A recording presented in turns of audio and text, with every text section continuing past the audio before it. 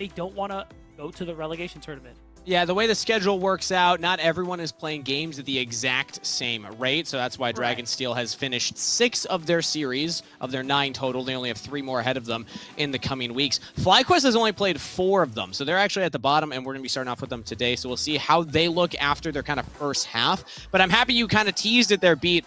The focus from this point forward is kind of going to be strength of schedule, because that should give us an idea of what that seeding can look like going forward. Yeah, I guess. It's not an exact science. Obviously, it's up to the players to prove who deserves to win in any given series. But at least it gives us kind of an idea of how we can expect the playoff scenarios to look out. So let's take a look at our matches today, because this is the last day of week 5. Starting off, we got 2 money matches, and I'm so happy I made it back in time to cover at least a couple of these, because they've been going on for the past 2 weeks, and they've been very fun to watch. That extra little incentive for the players to win. Yeah, that's right. Each team gets 2 chances, or rather 2 money matches to win some extra cash, and each win will get you $1,250. That's what our first 2 teams are playing for. And last one, no extra cash on mine. Blue Otter, one of those teams we saw at the bottom of the standing. I think they're plenty motivated to get this win because they want to keep their spot out of or in the top 8, I should say. 1,250 split 5 ways between the players, 250 apiece. Beat, what are you spending your 250 on if you win your money match? Oh, I thought you were gonna. I mean, am I a player or am I beat down in this situation? You're player beatdown. You've realized that you got hands enough to play the game and you commit to it. Wow. What are you doing? World. That's hard to imagine. But if I win the $250, just gonna out yourself like that? I mean, look, this is why I cast and I don't play. It's fine. I can fair and valid. Yeah, yep. I would spend it on food. I'd keep it 1,000. Okay, fair enough. All right, I like that. I would buy a lot of children's cards. But that's just my hobbies. Let's take a look at FlyQuest NZXT. They're first on the docket today, and they are a powerhouse roster. High expectations for them coming into the split. And I'm going to ask you, Beat, have they delivered on the expectations that we set on them to be the top dog, if not one of the top dogs?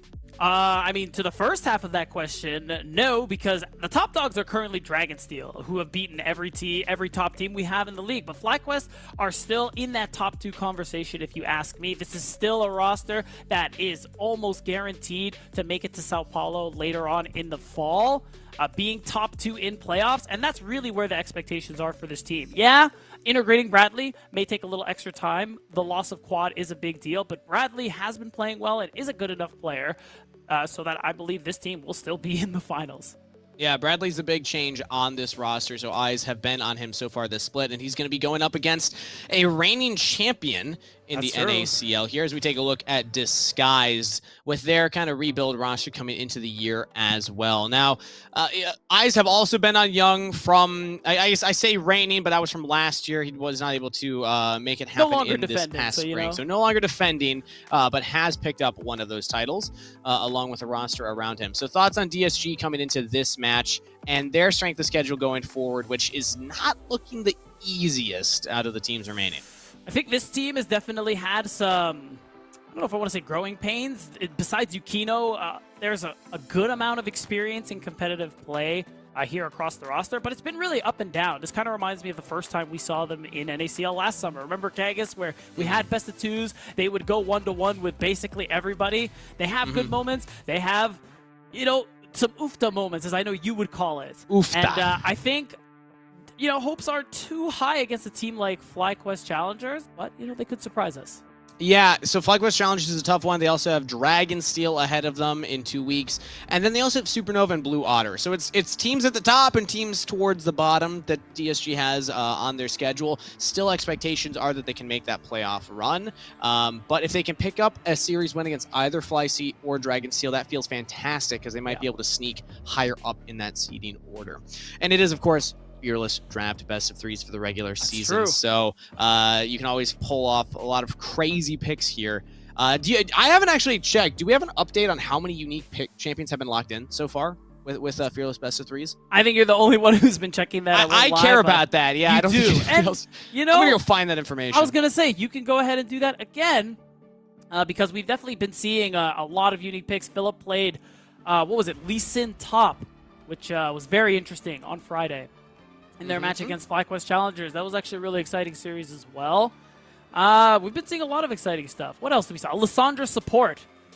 Have we gotten any more tank Twisted Fates? Like we got week 1, like the Warmog's Twisted Fates? No. That was crazy. I think it was Zabudu that pulled that one out. I don't think I've seen one since then. In fact, since you mentioned it, before you mentioned it, I had forgotten that he did that. But right, that was one of the funnier like picks and stats that I'd seen. Okay, I have all the champ stats up, but before I update everybody on that, let's catch up on what's been happening in Pig and Ban, because this is, of course, the last week that we are on this patch. We're going to be hopping over to 0.14 next week, and it's way priority from FlyQuest Challengers, so DSG will lock in Renekton blind pick with Sejuani. Yeah, I mean, that's a really strong topside pairing right off the bat here for DSG. And I mean, Tenacity is the player who even on last split with DSG when things weren't looking great, we still thought that he was often a pretty reliable player. And even in the matches this split, he still looked quite good, gives you prio, makes it easier for you to contest those grubs early on. And unless Surdy has some crazy counter matchup, it should be pretty good on the top side for DSG. And Kindred into that Sejuani as well. I like the Sejuani Renekton because of the passive stacking ability. It also gives you a good front line to draft the rest of the comp around. But FlyQuest Challengers have been opting for more of their damage profile for their first couple of picks with that Hui and Kindred, utilizing more range. And then Kazante as well just answered into that Renekton. So nothing spicy topside. It looks like they still are happy to have Surdy just play the front line. Yeah, and I mean, I do like the Kindred. You already have Hui who's likely going mid lane with Bradley. So the fact that you want that 80 jungle coming through, it's good into the Sedge. And if you can get prio in multiple lanes, you can have an easier time farming, invading, getting stacks, and just scaling up the way Kindred likes to.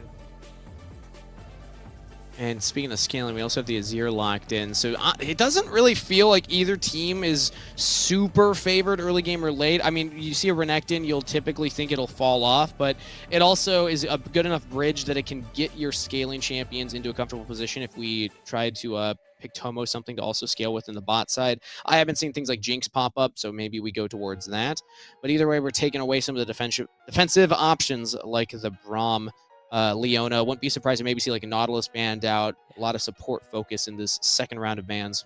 Yeah, for sure. I think you want to limit the amount of engage that DSG has. They already have a good bit with the Sejuani, and even Young too with that Emperor's Divide, which I think will actually play nicely into Shaden's ultimate in those big mid to late game team fights. So at that point, for FlyC, you probably just want to take that away, or maybe the hope is you leave it up and think that DSG will take something else, maybe pick an 80 carry first because they've already banned away the Kaisa, and maybe there's something that they want to get right away. Zeri banned away here, which means the Nautilus is still up if they want to go for that, but instead they're going to hover the 80 carry and they lock it in. So Ezreal is the pick for DSG. Yeah, and I wonder what we're going to see on the bottom end here. I mean, we could see something like Renata Varus. If they want a strong bot lane, Kalista could go through, although I'm not really big on her on this patch after the bunch of nerfs that she has received in the last little while. I think they're just having a little fun with that hover. I don't believe that. Yeah, that one would have been a little crazy, but we do see the Jinx like I had kind of hinted at before. Yeah. I've seen that, especially when things like the Ashe and, Kai'Sa's area are taken off the table. Now, what's the engaged champion? Because they don't really have engaged so far. They have scaling, they have range, they have a front line, but Kazante's not the best at just starting the fights up. I feel like Nautilus would be the ideal pick here. Non-committal engaged seems to be the name of the game. I wouldn't call it non-committal, but I think Nautilus is just the pick here. I think Rel... it's fine. But I think Nautilus is just too easy, especially when you're playing against more slippery champions like Azir and like the Ezreal. And it's just this perfect... you just have so much CC to play with. You're super tanky. So I like that pick there for FlyC. And you have a good way of making space, too, for your carries who want to play from that long range. Yeah, and you make a good point there from the long range from both sides also, because I say non-committal thinking of Nautilus's ultimate just being a point and click. Sure. But Ezreal Azir will probably be out of the range of that, so you're going to have to walk into range to get poked in order to hit that. Otherwise, you're going to be engaging onto something like the Renekton, the Sejuani, the Rel.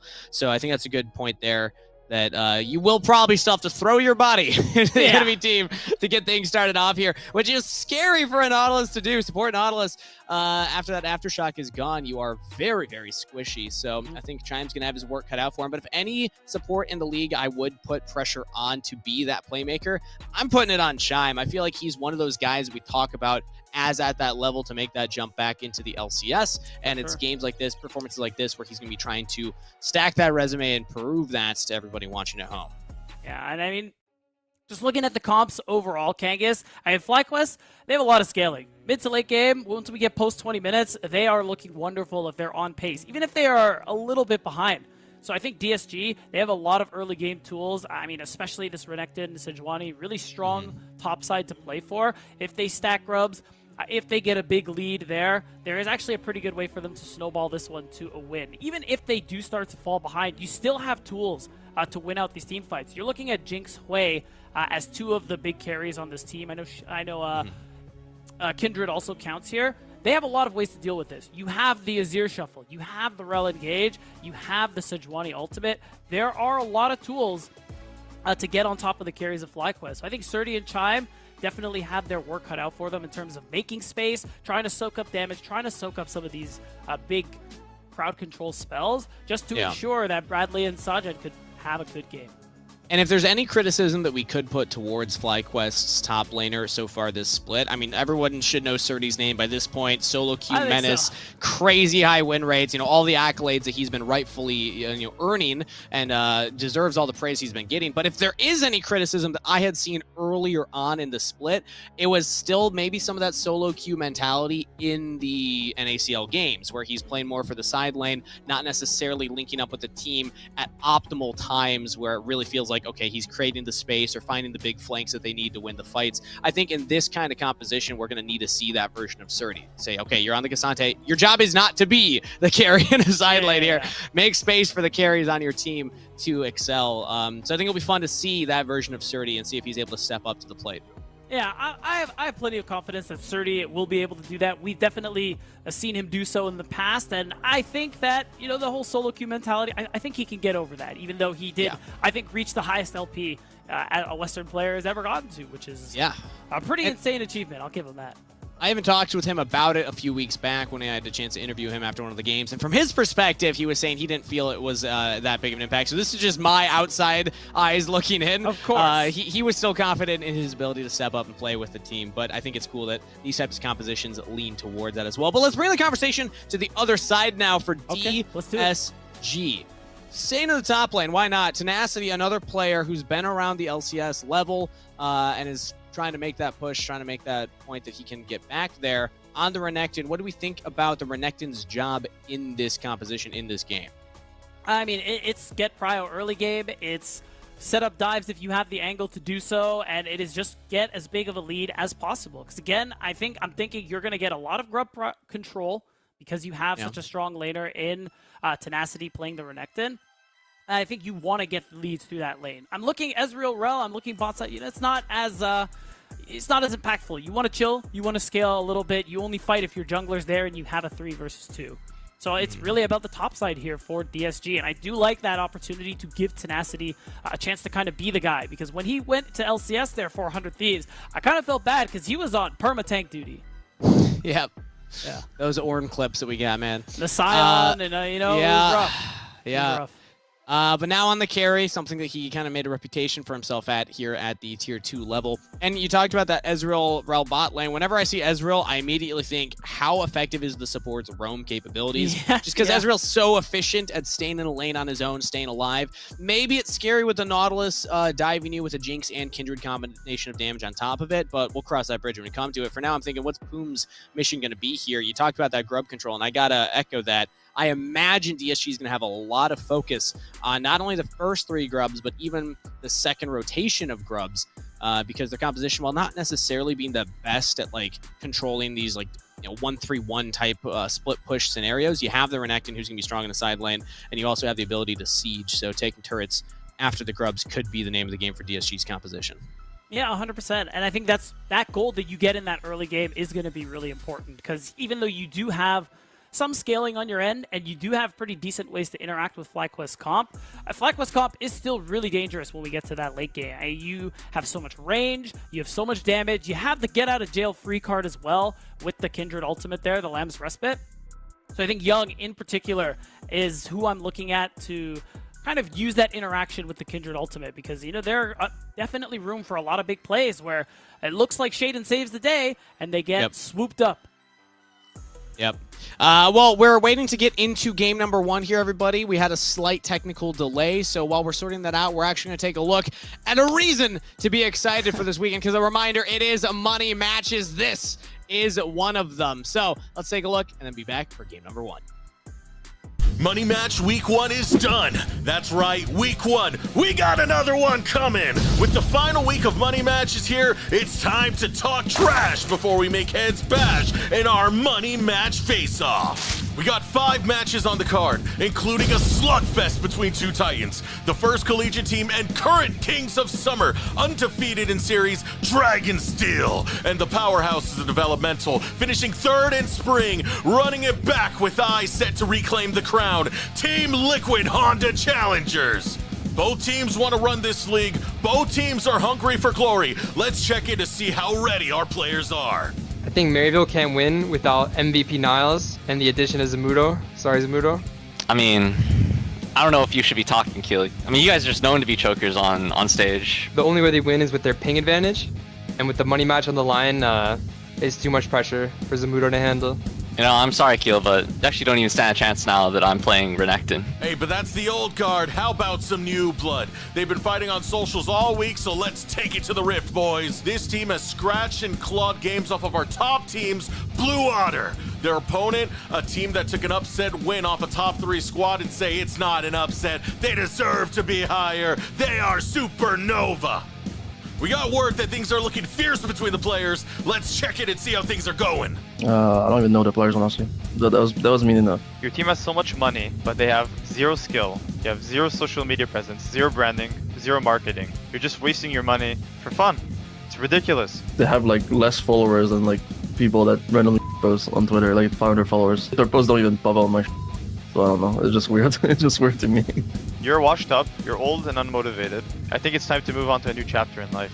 Kenvy as well. He was in the LCS. I'm here to prove why he belongs in the NACL. Big words, big matches, big money, no holds barred. Don't miss the final week of NACL Money Matches.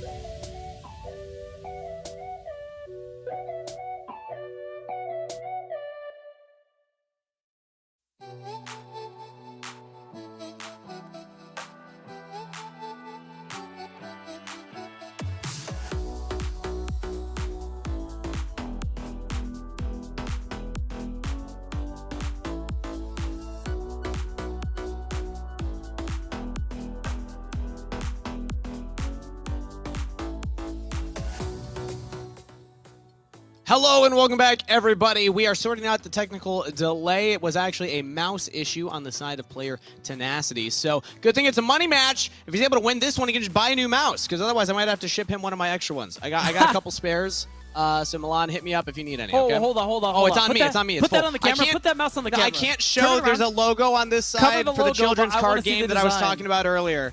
It's simple. It's just a wireless one. You know, You it's call nothing yourself fancy. a gamer? Like, what kind of mouse is this? Well, I don't Like, use don't look this at, don't look at mouse. Kangas. That's Hold why on. it's my Can we put extra the camera on mouse. me? I'm offering it as a Hold on, I gotta sympathy cover a for him. logo too. This is a real gaming mouse, guys. Okay, don't all look right. to If see. we're showing real game mouse, I might still have an extra one here. No, let me you lost go. your chance, bro. Let me go It's look over. through my supplies. All right, I got a Game Boy. I got a headset.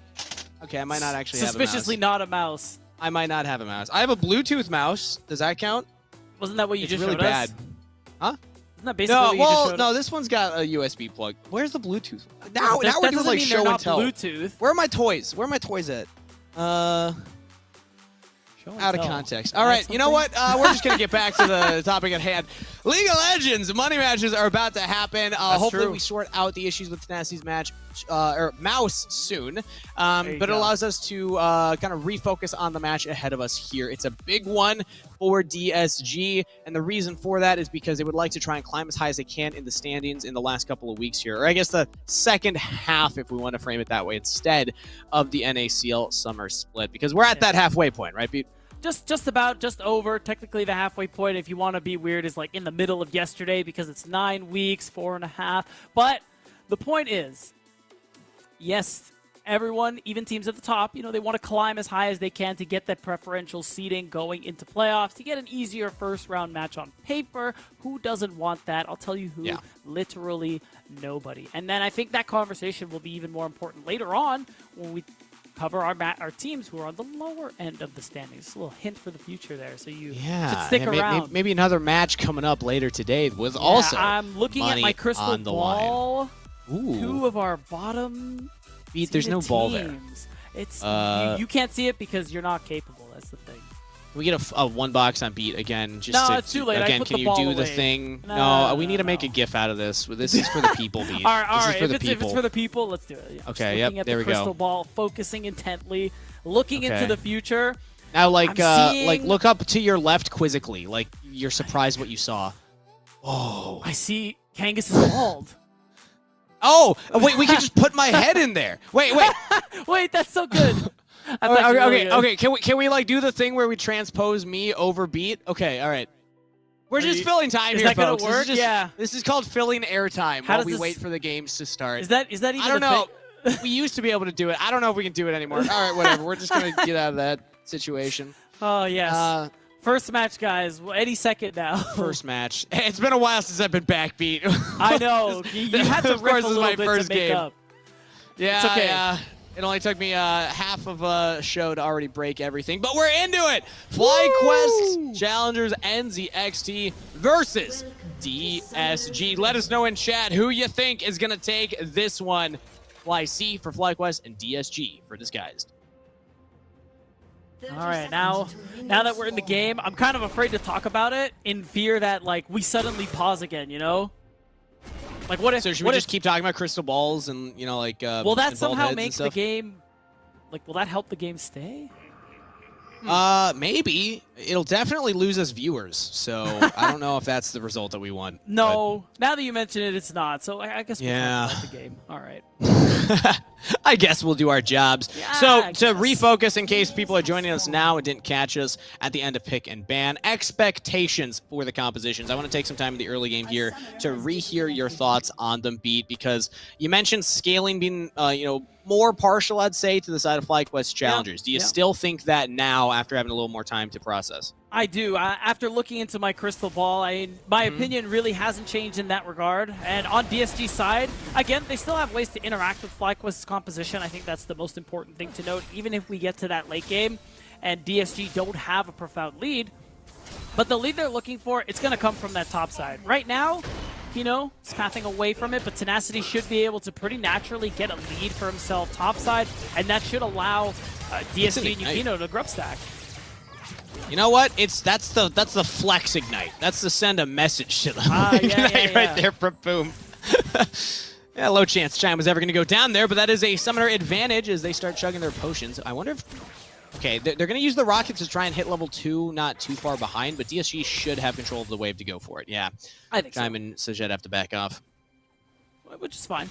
Could be them just trying to zone FlyQuest bot lane away from the wave because Yukino is pathing down. They could be setting up for potential dive coming up because, I mean, Jinx scales pretty nicely, but, you know, if you get dove often enough on repeat, you go 0-3, suddenly it's a little hard for you to actually play the game later on, so. But Shaden's also pathing down, so theoretically, that would, I'd say, be in favor of FlyQuest. A dive in a 3v3 scenario, not ideal, as Boom just barely missing out there. Chime still hasn't thrown out that Q. He's saving the cooldown, saving the mana, waiting for the right moment. Yeah, I mean, Tomo and Poom doing a pretty solid job just trying to zone Sajed and Chime so that they can stack this wave. But yeah, you did call it out. I mean, both junglers have that mirrored start. They're both going to be on this bottom side of the map. And you can even see Shaden. He will be pretty close to the tower once he's done his clear. So I think the dive angle may be a little hard, as you mentioned. And nothing may actually come out of this first clear other than, oh, hey! Okay, hook lands. Good chomper positioning from Sajed there. Tomo's taking a lot of damage right now. Poom hit by one turret. Shaden is nearby, but so is Yukino, and FlyQuest challengers will not push. Now, spotted on the ward. They know that Shaden is here, but they don't know that Yukino is here. Flash Q from Poom! They got onto Shaden, and that's first blood to Yukino. That's ambitious from Shaden, especially with his bot lane being as low as they were, and it's a nice punish from Poom. Easy first blood going through for the side of DSG, and it means that Shaden at least will be, you know, get his consolation prize of his first mark as he's pathing topside. Tenacity with the new mouse is just bodying Surdy in the 1v1 here. Well, we don't know if it's new. Gotta Could check be the that same thing. one. Could be the same one, although from what I'm seeing in chat that we're not going to share, I doubt it's the same mouse. I was going to say, I really thought you were going to say it, and I was like, nope, bro. Nope, not going to do it. We're just going to tease it. So now we have Shaden on the top side of the map here. Tenacity will drop a ward at the perfect time to spot out the enemy Kindred, but still walks up to try and get some of the minions. Surdy with this knockback, if this lands, Tenacity could be in trouble. It lands, and now Tenacity will have the flash to survive, but he won't even use it. Just a mistake from Tenacity right there, not respecting that Surdy can walk up and just do that. Yeah, I guess he's just wanted to... I guess he figured he may just die either way. You know, if Yukino invests the flash to it, ends up not necessarily being worth it. Either way, yeah, he has to blow the teleport. Doesn't get, you know, the first back that you'd hope to get in a matchup where you are favored in that 1v1. And it does mean that Poom didn't end up finding much for that roam he went on the top side, interestingly enough, too. You know what I think it is? He probably has flash bounds to a mouse button, and now he's got a new mouse. It's different buttons, different positioning, true. you know. Yeah, you know, I got your back, Tenacity, don't worry. You're great. And yeah, we did, just to confirm, we did get confirmation. He does have a new mouse. So what Kangas is saying could very well be correct. Unlikely. It seemed like he just thought that he could walk up and hit the wave, clear some more minions, and then get back, but he is punished for that decision as now another 1v1. This one, maybe he is going to be better for.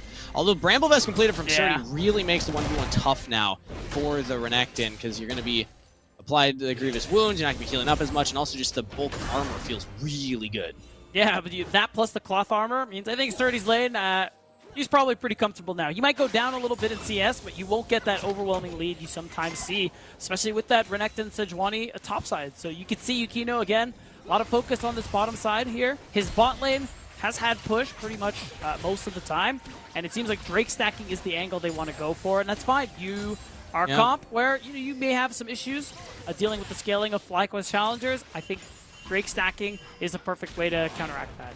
It is surprising, though, considering the fact that they have the Renekton top lane, and we had kind of predicted more of a focus on the Grubs than the Dragons. Now, that isn't to say that they're trading them. They still can go and make the play for the Grubs, because Shaden was on reset here as they pick up the drag, and if Tenacity wants to invest some of his time topside, he can shove this wave and go check if Grubs have been taken or not. But right now, it's actually Poom making a play bot side here with Yukino. They're on to Chime. No flash available. And Chime's going to go down. Can they give the kill to Tomo? There it is. Kill credit to Ezreal. Well done. And it's a good early game from Yukino. 2 effective ganks so far. He's gotten a kill to both him and Tomo. Shaden will go for an answer with the invade, but I think is still a big gain here for DSG in the early game. Just trying to limit Sajad's ability to farm, get a lead for Tomo, who's up in CS and kills. It's just been a good start to the game. Yeah, I think it is efficient for Shaden to go for the red buff and then the grubs, as opposed to just straight to the grubs, but it does mean Yukino can now look to contest. Ultimate available. They also have top lane priority for Tenacity, I believe. Actually, no, now that I can see it, the wave is pushing into Tenacity, so that might be enough to dissuade a contest. Yukino's not even looking for it. There was a window where I thought maybe they could, but FlyQuest challengers will at least try and equalize around the map, but you are right. Yukino's been active bot side, and it's gotten the gold lead in favor of DSG, even if it's only a slight one. And I think FlyQuest, in the end, if they were the ones to end up securing the 6 grubs and get that grub again, I think later on, they'll have a pretty decent time sieging turrets, so they could actually get a lot of value over that as well. So I'm interested to see if DSG are going to go for a contest on that next set of grub spawns in a couple of minutes. I think they're going to go for a contest at this bottom scuttle crab here. Shaden would like the stack, but is not near it, so won't be a contest, will just be a denial. Boom's hovering around just to make sure that Yukino has this space, but yeah, FlyQuest would like to get a couple more of those grubs on the next respawn. It will be close to the dragon spawning, as the dragon was taken first there by DSG. And now Poom is on the map. This is what I was talking about when you see Ezreal lanes. It's less about the Ezreal, it's more about what the support can do because the Ezreal is so safe. And plus they gave Tomo a kill. He's got a pretty good advantage now in this lane, so they feel really comfortable about just leaving him to go do things elsewhere on the map. Another thing I want to call attention to as well, the thing that's been kind of hard for Shaden to really participate in much so far in this early game is because all his laners are being pushed in right now. And I think that's a great thing in this situation, especially against the Kindred who wants to invade, who wants to go into that neutral or enemy territory to try and fight for those Hunter's marks. That's why Shaden's currently sitting at, I think, 1, which kind of feels bad at the moment. Yeah. And in terms of objectives, he's only really able to fight for things that Yukino doesn't really want to go for. And that's going to be a problem when DSG are getting closer to a Dragon Soul.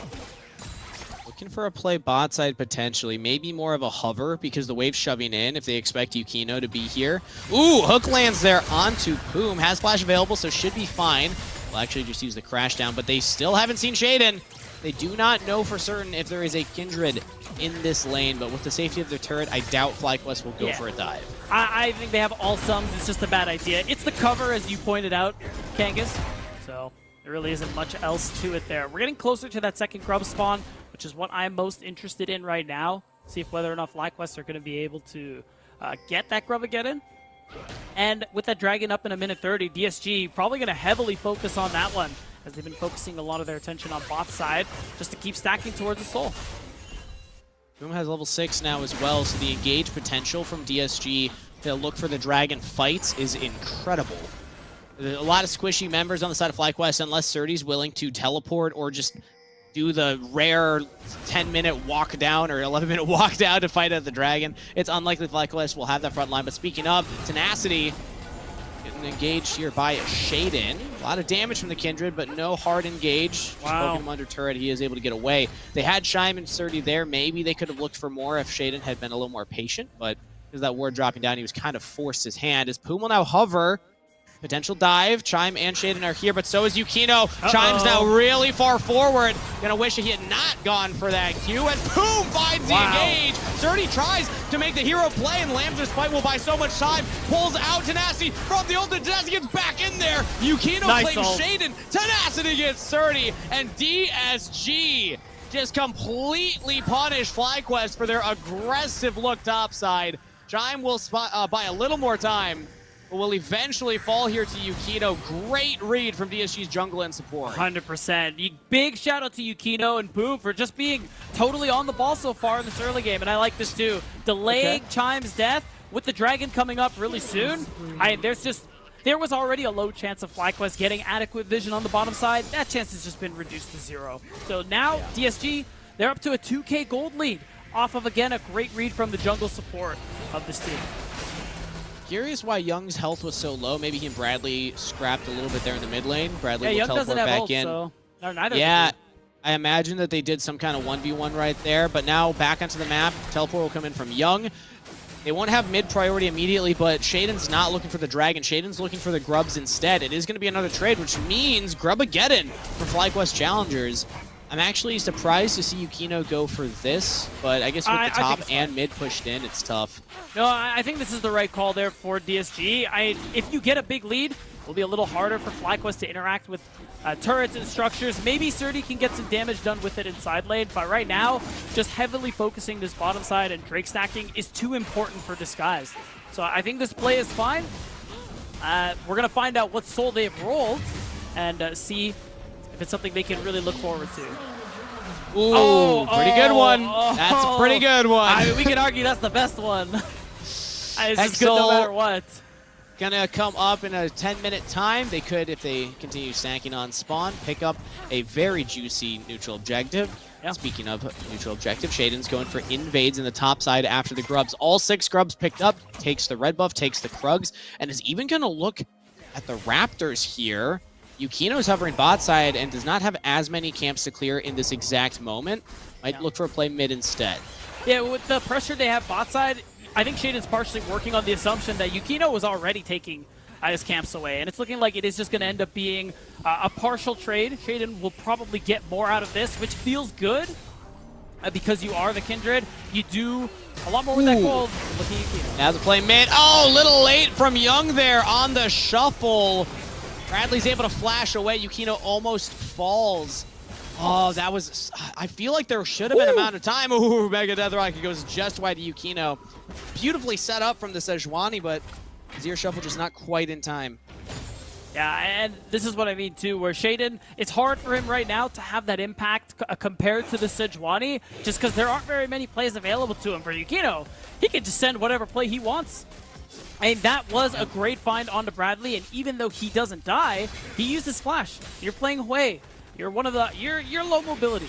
So another play like that now or in a fight when the next dragon comes up will certainly mean you're dead. It's a good point. The Hui likes to play with the range, but if you're able to get that flank with the Renekton or just engage him with Sejuani Rel, gonna be in a lot of trouble with that summoner spell. And also, okay, actually we'll get back to this point because Shaden getting hunted a little bit here. Nope, never mind. Fog of War was actually just to show that DSG are on to this Rift Herald. Shaden will now spot that out as lane swaps have come through. Dajet and Chime are both mid. Chime's going to walk up, and DSG don't feel comfortable enough to commit to the Herald. Just Chime's presence there, his visibility on the wards alone is enough to push them off. I think part of it too was that Bradley was in fog, so I don't think DSG were fully aware where the Hui actually was. But now... now that she showed on the wave, they're comfortable starting this one again because, you know, if they're tracking TPs, Bradley can't suddenly join. Yeah. It's mid laners farming against each other in the bot lane now. And with the vision control for DSG, they were patient. And they go for the Herald the second time around, committing this time.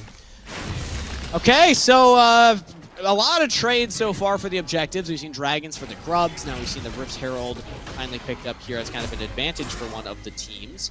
It's going to come down to can FlyQuest Challengers actually use those Grubs to hit turrets, because they feel great to see on the scoreboard, but unless you're actually hitting the structures, they don't really do much. No, not particularly. I mean, the local golden experience is, you know, nice. It's something. It isn't going to make up the difference. The nice thing is that you can see Shaden's been farming pretty comfortably so far. He has a good CS lead, even though the kills Yukino has kind of bridges that gold gap overall. It is still good for Shaden to get as much gold as possible because he's going to be a big source of damage for the team. For him and Sajid, you're looking at the 2-item mark, and I think he's fine. I think he's fine. And nice thing about that dredge line, you can use it to get to safety. Sajid gets sidestep, had cleanse and flash available, so actually didn't have to use either one as Yukino now engaged. Poom's looking for more. Chime could be in trouble. The Tumbo just can't get the damage on him as Shaden has enough to claim Yukino. Nobody falls from FlyQuest Challengers. A big scrap in the mid lane leads to 1 kill advantage for FlyQuest.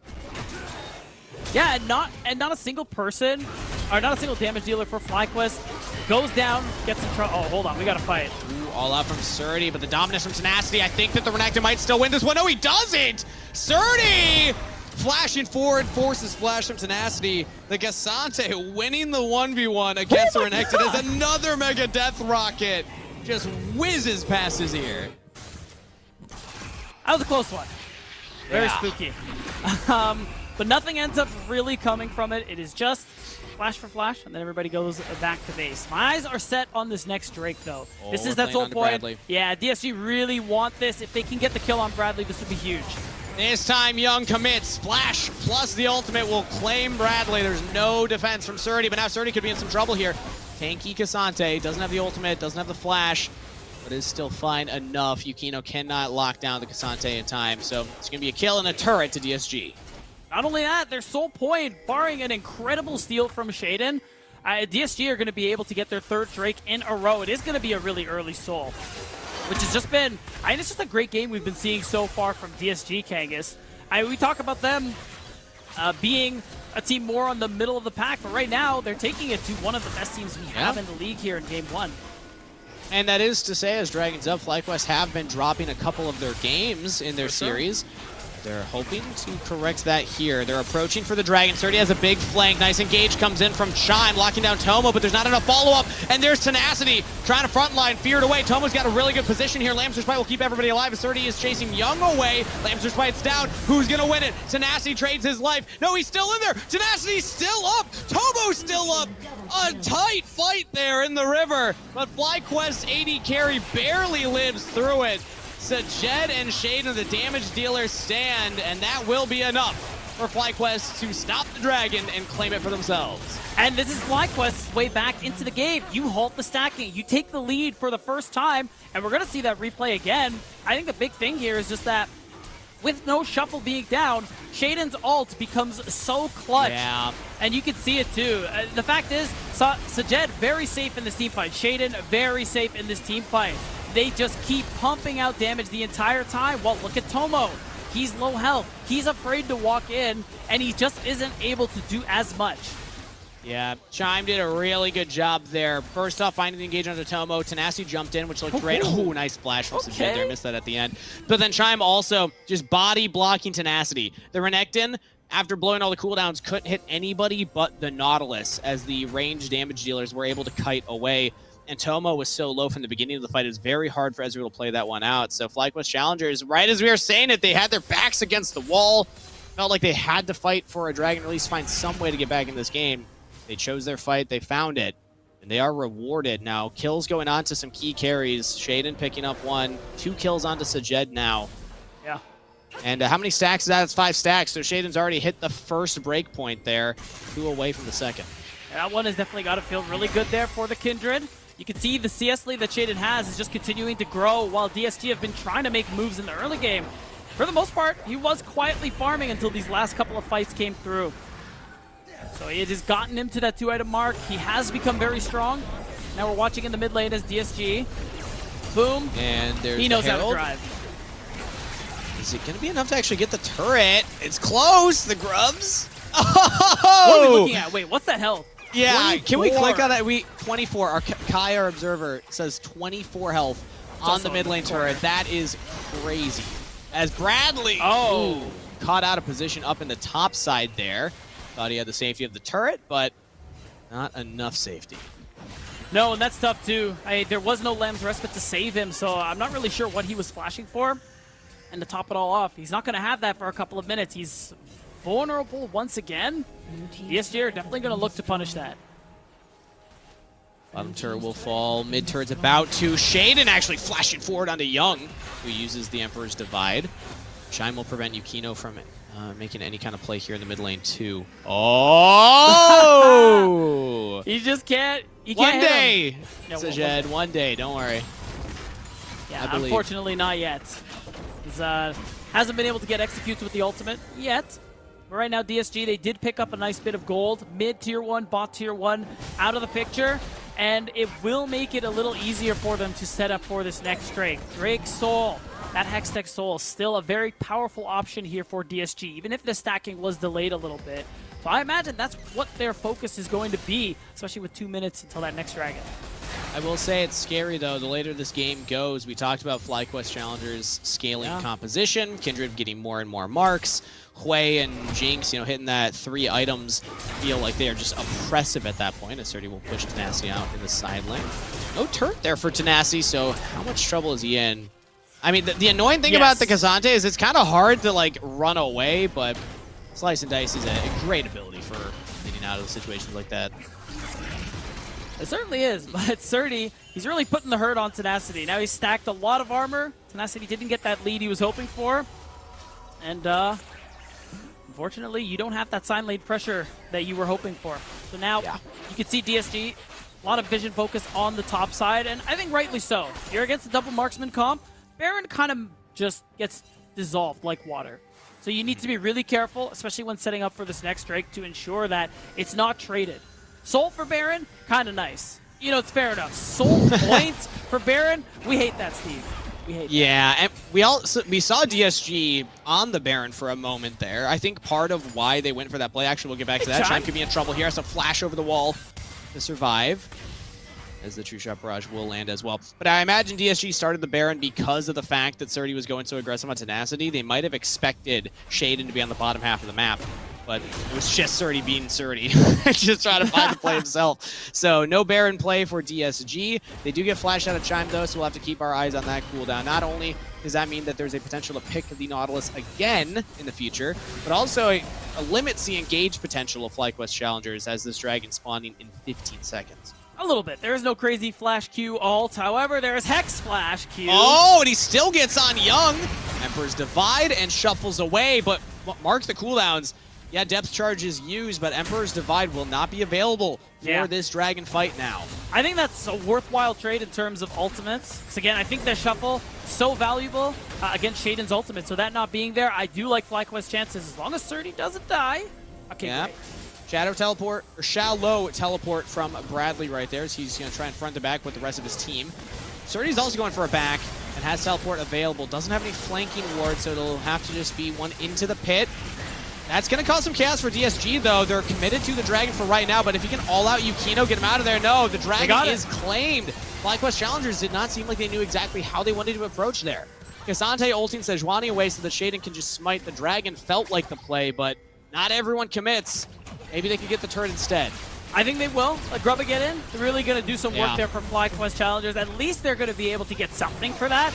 But I props to DSG for getting the Drake and getting out. Yukino being able to secure that, I think, is a very big deal. And now, there is that timer on the top left of your screen. Oh. That Soul. Oh, wow, they're just going to send it. I mean, yeah, look at where Young is. Showed on the bottom side. They expected resets coming from other members of DSG. With the vision down. Okay, they'll take the teleport. That's good enough. You don't need to fight at the Baron. You'll just take the Summoner Spell advantage, but you got to get out afterwards. Now, Surdy in an awkward position here. Rest of the team as well. Yeah, they didn't need to stick around. Surdy was out of there. Now Bradley's going to pay the price because of the flash used earlier. Yukino might just be traded. Flashes to safety himself. Shaden can't get the last tick of damage, but he jumps forward. Flashes. One more auto. That's the double kill. Young shuffle is not enough to turn the play as Shaden's going for the triple onto Tenacity. Slices over the wall, but Kindred can follow. Tenacity maybe can get some burst damage here, but it's not going to be enough. Surely, Shaden picking up another one, going unstoppable, and FlyQuest come out on top. Wow, so DSG, they make a risky move in hopes that they could turn that into a Baron for themselves. But instead, it backfires. FlyQuest back in control of the game, and with this Baron in tow, Kangas, I'm starting to think we're reaching the point of no return here. FlyQuest in a very powerful position. The only thing that's going for DSG is that they have that Dragon Soul point, so in that 3 minutes time, if they can get Dragon Soul, big buff for them. But being down 4,000 gold and the very beginning of a Baron power play here for FlyQuest means that they could well be 8,000 behind by the time that Dragon spawns, depending on how well FlyQuest can play the map. So let's see it. Let's look at their assignments. How do they want to reset? They all back, 3 mid, 2 top. So it looks like they're going to try and get that top outer turret, the last one remaining, while also kind of currying this midway forward. Yeah, that's the big thing that I'm looking for. You just want to get that easy standing gold, which is just going to increase FlyQuest's gold lead that much further. They're going to be able to take a good amount of resources too. I mean, look at the itemization here, especially from the carry. Shaden, he's got that Lord Doms. He is very powerful. Bradley and Sajed are really close to their third items. And with that in mind, the Baron buff in their hands, they just have more gold to get. Ooh, good cleanse there from Sajed. Away from Yukino's engage, but that is Summoner Spell down now.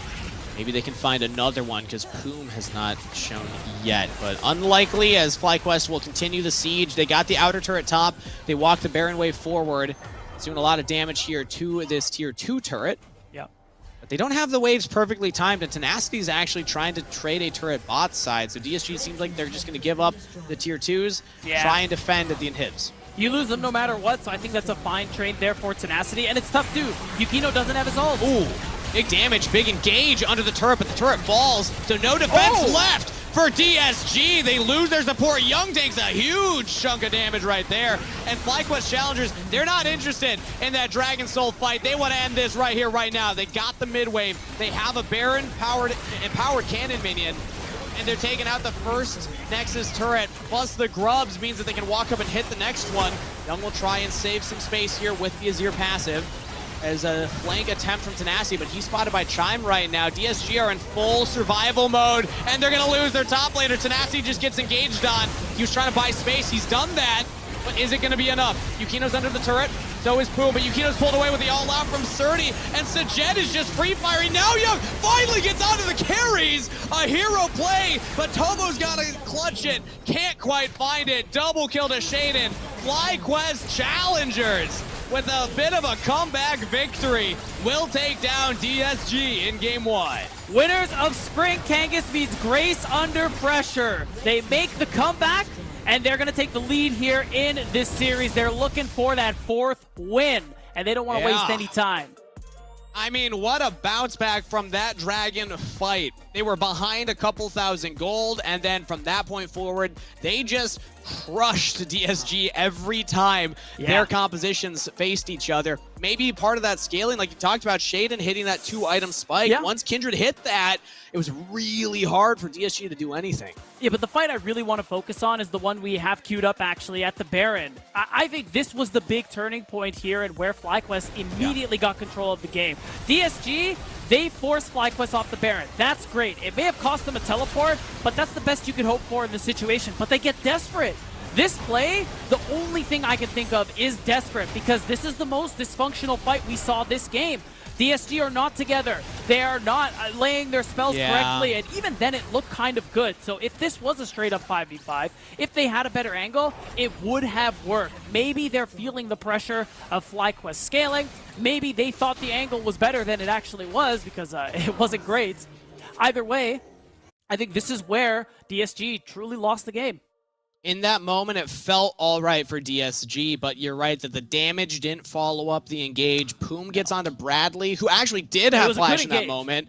And Bradley wasn't able to get flash to safety because Poom just kept locking him down with an assist of Yukino, but they didn't have enough damage to kill him fast enough, and we see how the rest of that played out. But that brings us to a name we've mentioned pretty much every play we've talked about so far, and is also our player of the game. Shaden, man, what a performance. Got a little shut out from stacks early in the game, but it's okay. Kept his head on straight, was able to hit big stacks later on, and just focused on that farm and just heavily out-farming his jungle opponent. Yeah, I think Shaden, on top of playing the team fights well later on into the game, made the most of having, what farming junglers hate the most, Steve. 3 lanes pushing onto your side of the map. So he was still able to trade objectives. He was still able to trade sides of the map and still come out ahead. And that's what led to that moment where even though Yukino had more kills, he evened out that gold lead and got to that point where Kindred is really strong. And his ultimates, again, were super effective in a lot of these late game fights. Look at that, kills plus assists at 15.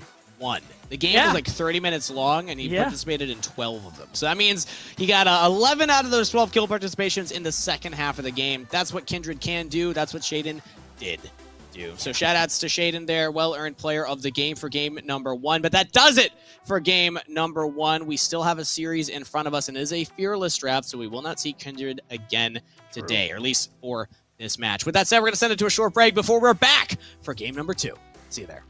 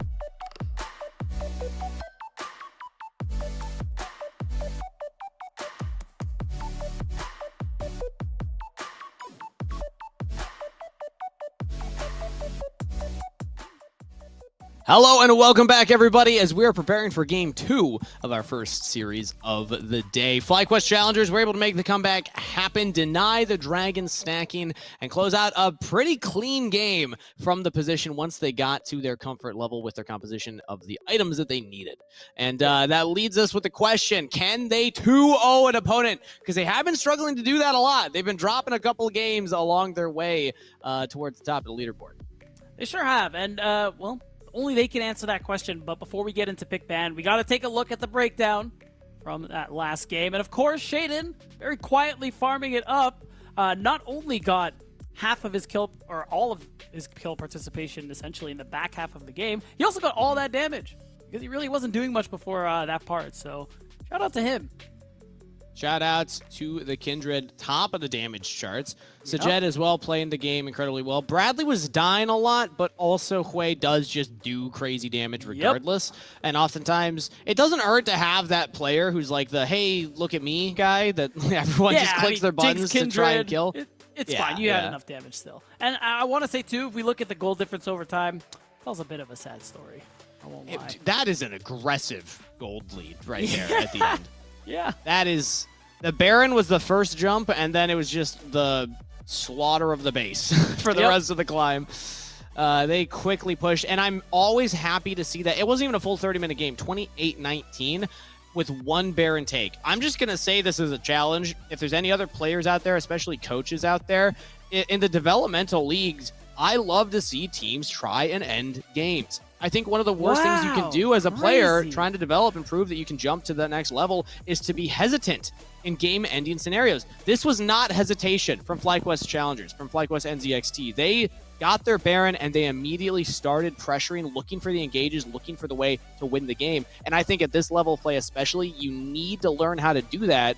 And it's really, really cool when we see the teams actually take those steps to make it happen. 100%. I will say, your comp is just impossible to lose after that Baron fight, but everything else you said was correct, Steve. And we definitely have teams in this league who we know should be looking to win the game faster. TL, what?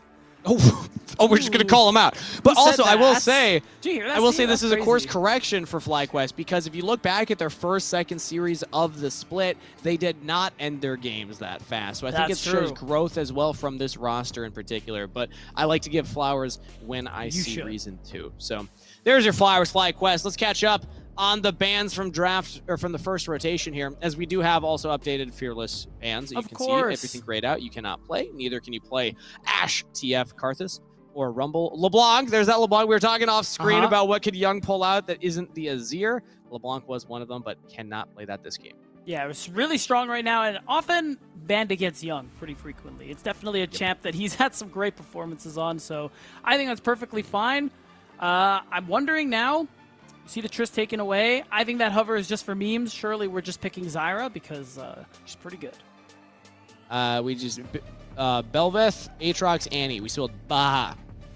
I'm trying to figure out if there's like a code I don't know what here. that means. Off. Oh, okay. Okay, Corki. Yeah, Corki makes sense. It is, I mean, with Tristana taken away, with the LeBlanc taken away, it seems like Corki rises in popularity, but it makes me think Bradley might have a counter to this. It almost feels like a bait that Young has taken.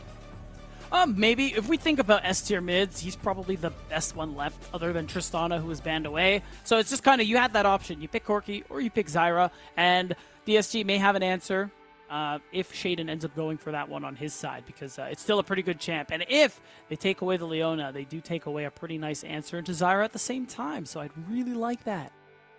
Solid here.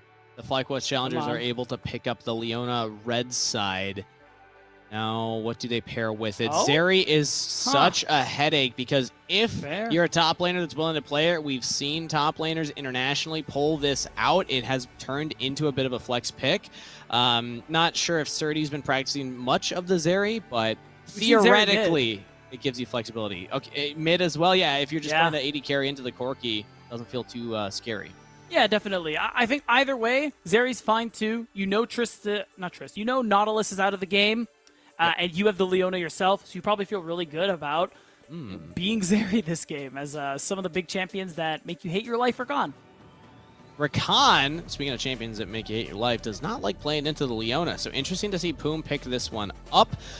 Still good engage, but can be scary. You're a squishy engaged champion with a lot of mobility, but if Leona locks you down, you're probably just going to die. So pressure's going to be on Poom. But there's that Zyra that you're talking about. So DSG kind of drafting into what FlyQuest are already showing here, even if they're still getting high priority, high meta picks. Yeah, and okay, I think the Syndra is definitely an interesting one, but it is a way that you can kind of play into the range of DSG. Because before I saw that, my immediate thought is that you have a range problem. Not even the Rakan who can come at you from a long range, just the fact that you're outranged by Corki, you're outranged by Zyra. So at least this way, you can kind of use that scatter of the weak to keep the Rakan off you. With it, you can get a good amount of range to actually start off fights, pressure the Zyra or the Corki. So it's not the answer we often see, but I like it. Do you happen to know, Beat, can you pick up Zyra plants? Yeah, you can. Syndra?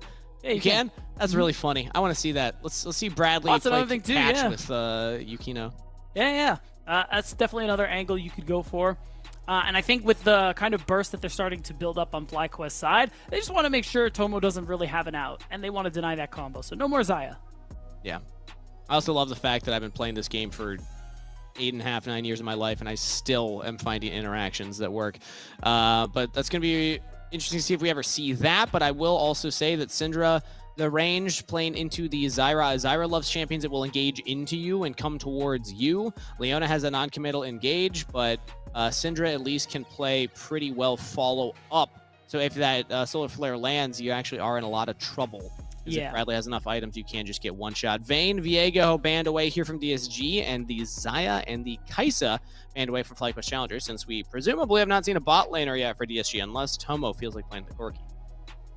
Yeah, and of course, the Zeri. It could still be mid, top, who knows where. Marksmen are just kind of the name of the game these last couple patches. So we'll see.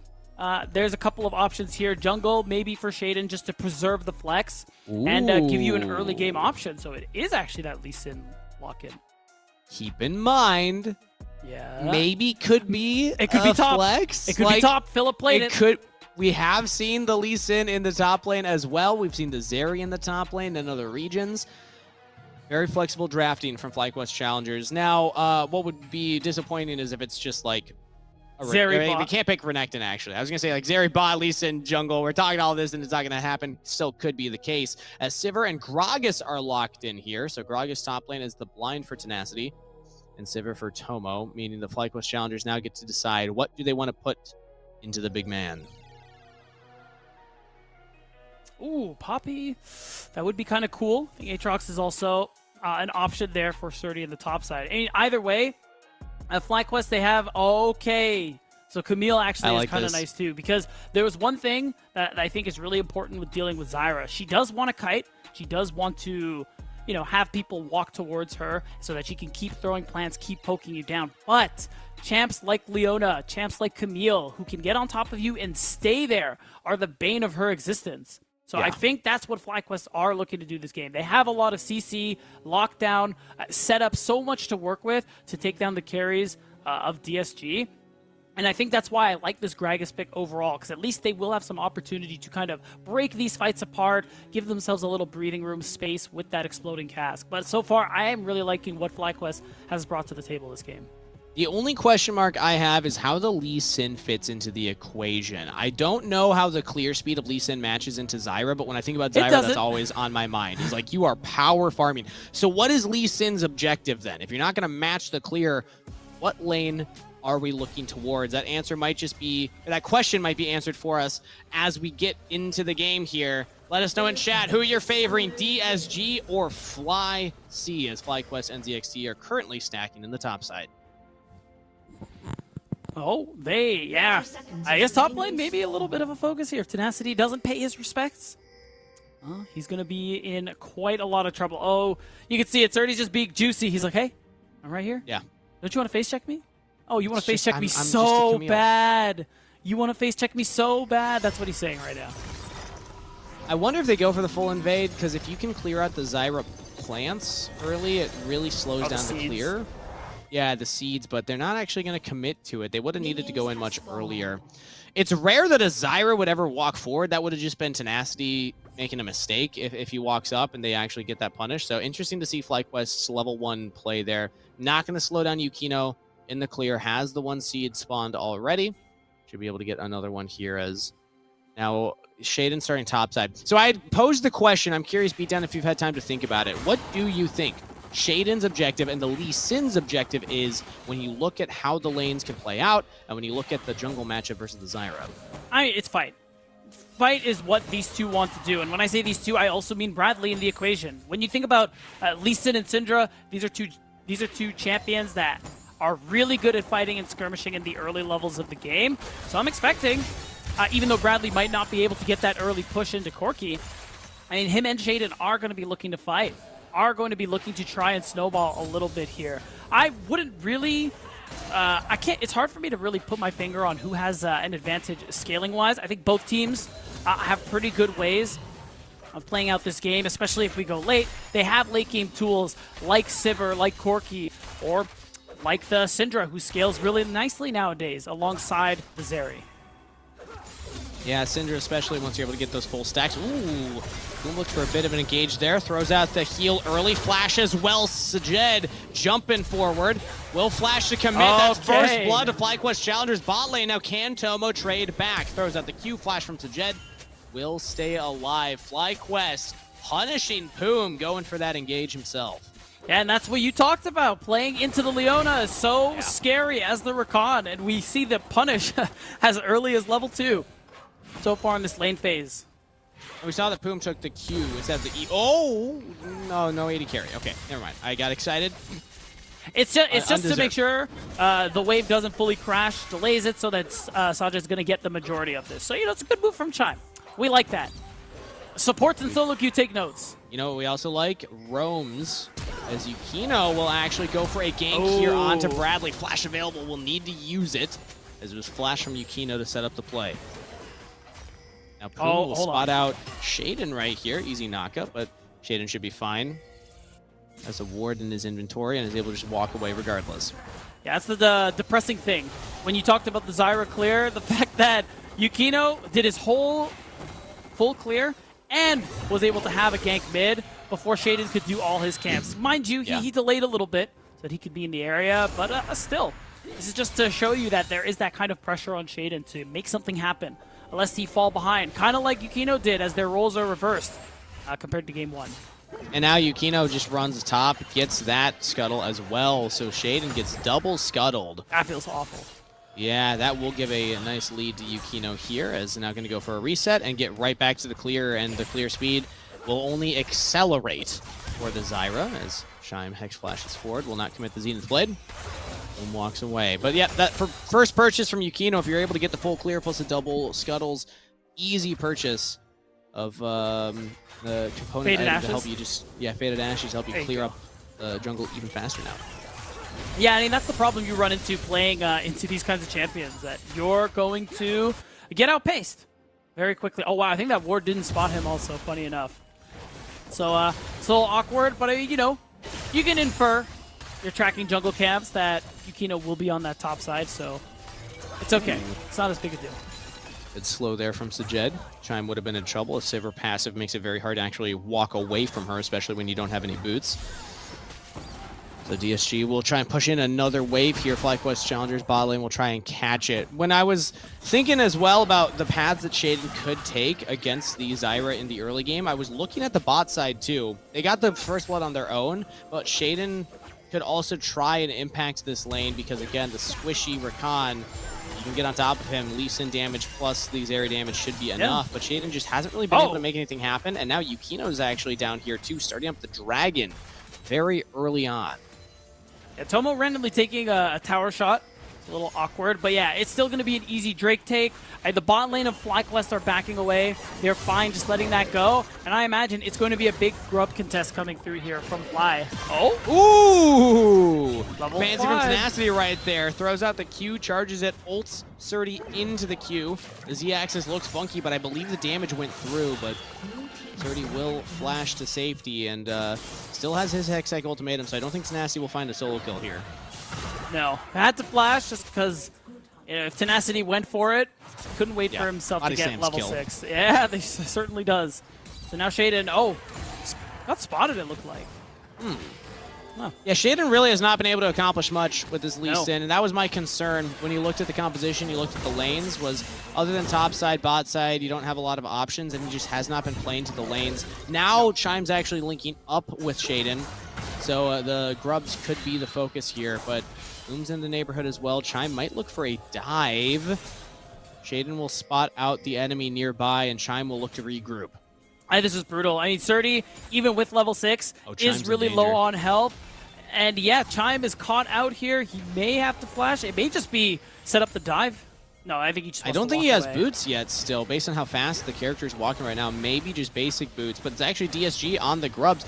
So FlyQuest Challengers, they were looking to maybe make a dive, maybe play for the grubs. They won't get either one.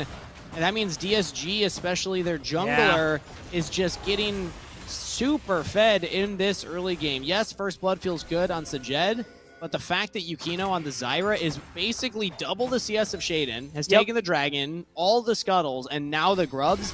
Rough look here for the Lee Sin. Yeah. Shaden will have to find new ways to get into this game. No, this is actually really hard now, too, because that farming speed from Yukino on the Zyra, he was level 6 before Shaden even got there. So just the difference in ults and the fact that Surdy, who's been having a pretty good laning phase, wasn't able to have the impact because his health was too low, it just makes it too hard. Nice setup from Bradley right there. Oh, not enough lockdown Yeah. from Chime, though. Surprised that Young was able to get that W off in time. Bradley had the unleashed power, might have had enough damage to execute Young, but Young does survive. Yeah, I think he was really looking... I think he really needed to land that extra Q before pressing R to ensure that he gets the kill. So it is just nicely played from Young to be able to avoid that.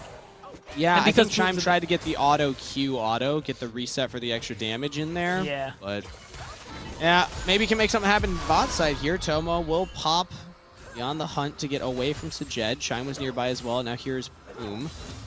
But no Sivir ultimate to play with. No spell shield either. So maybe there is an angle.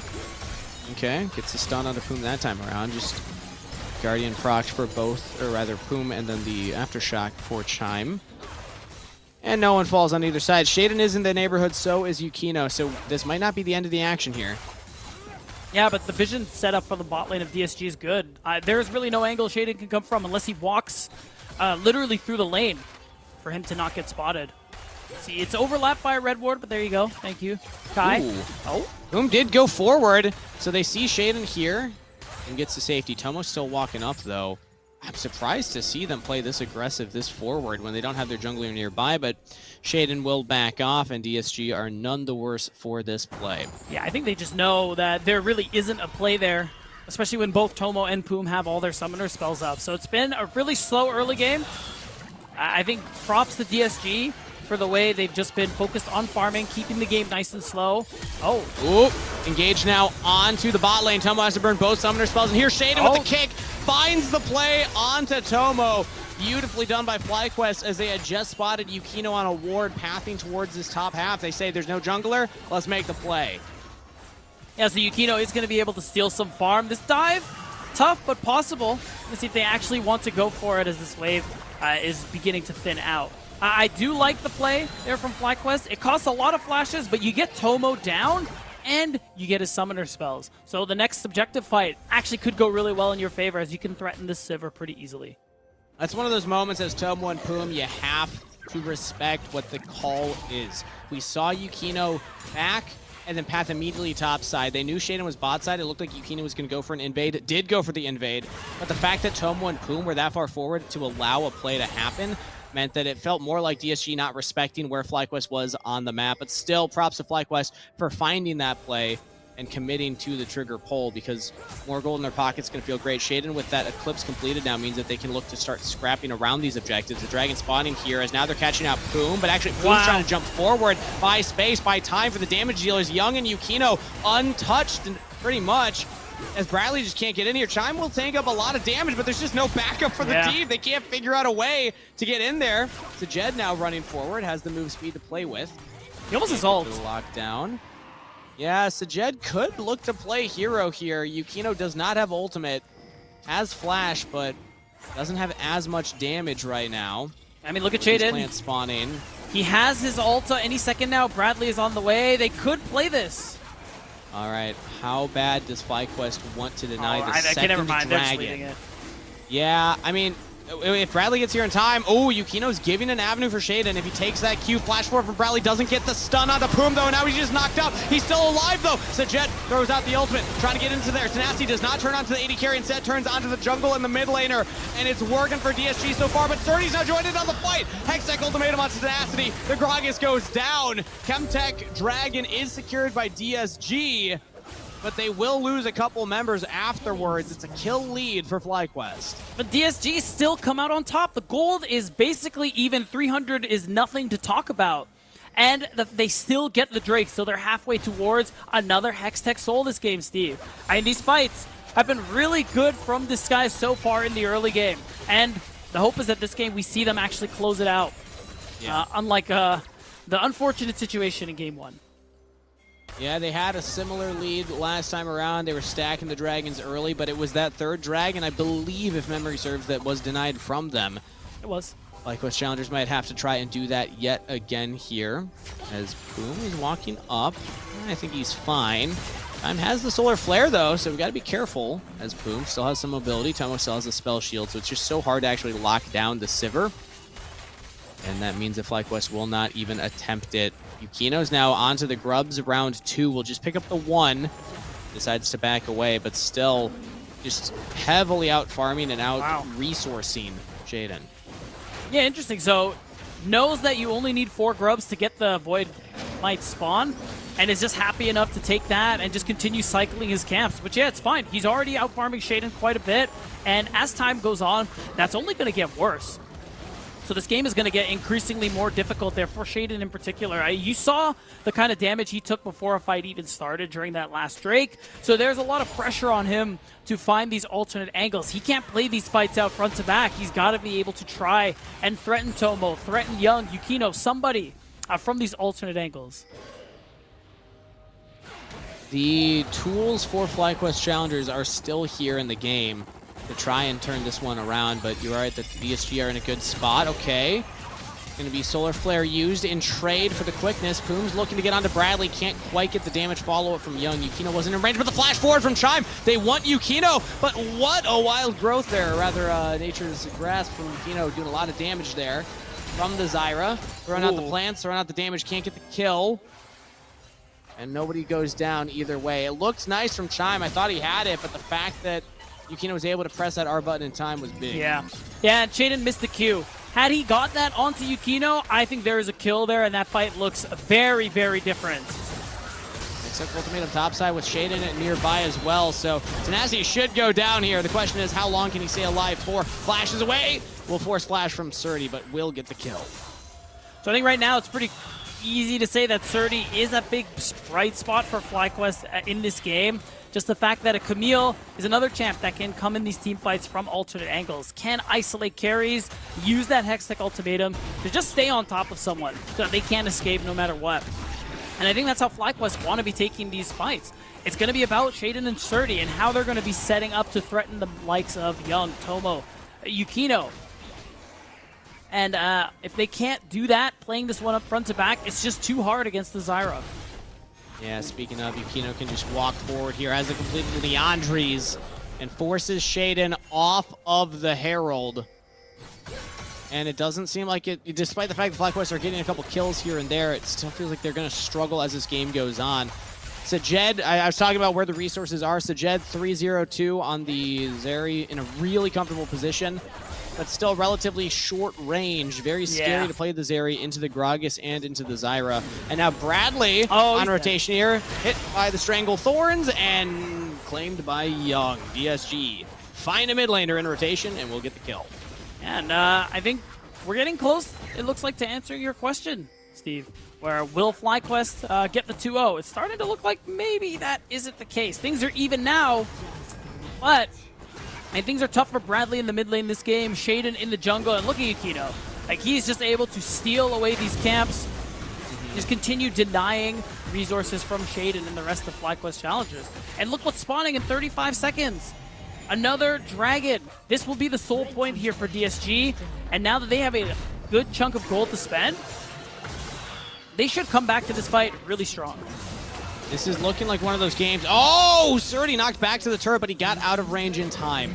That was almost beautiful from Tenacity. If he had kept him in turret range the entire time, Surdy surely dies there.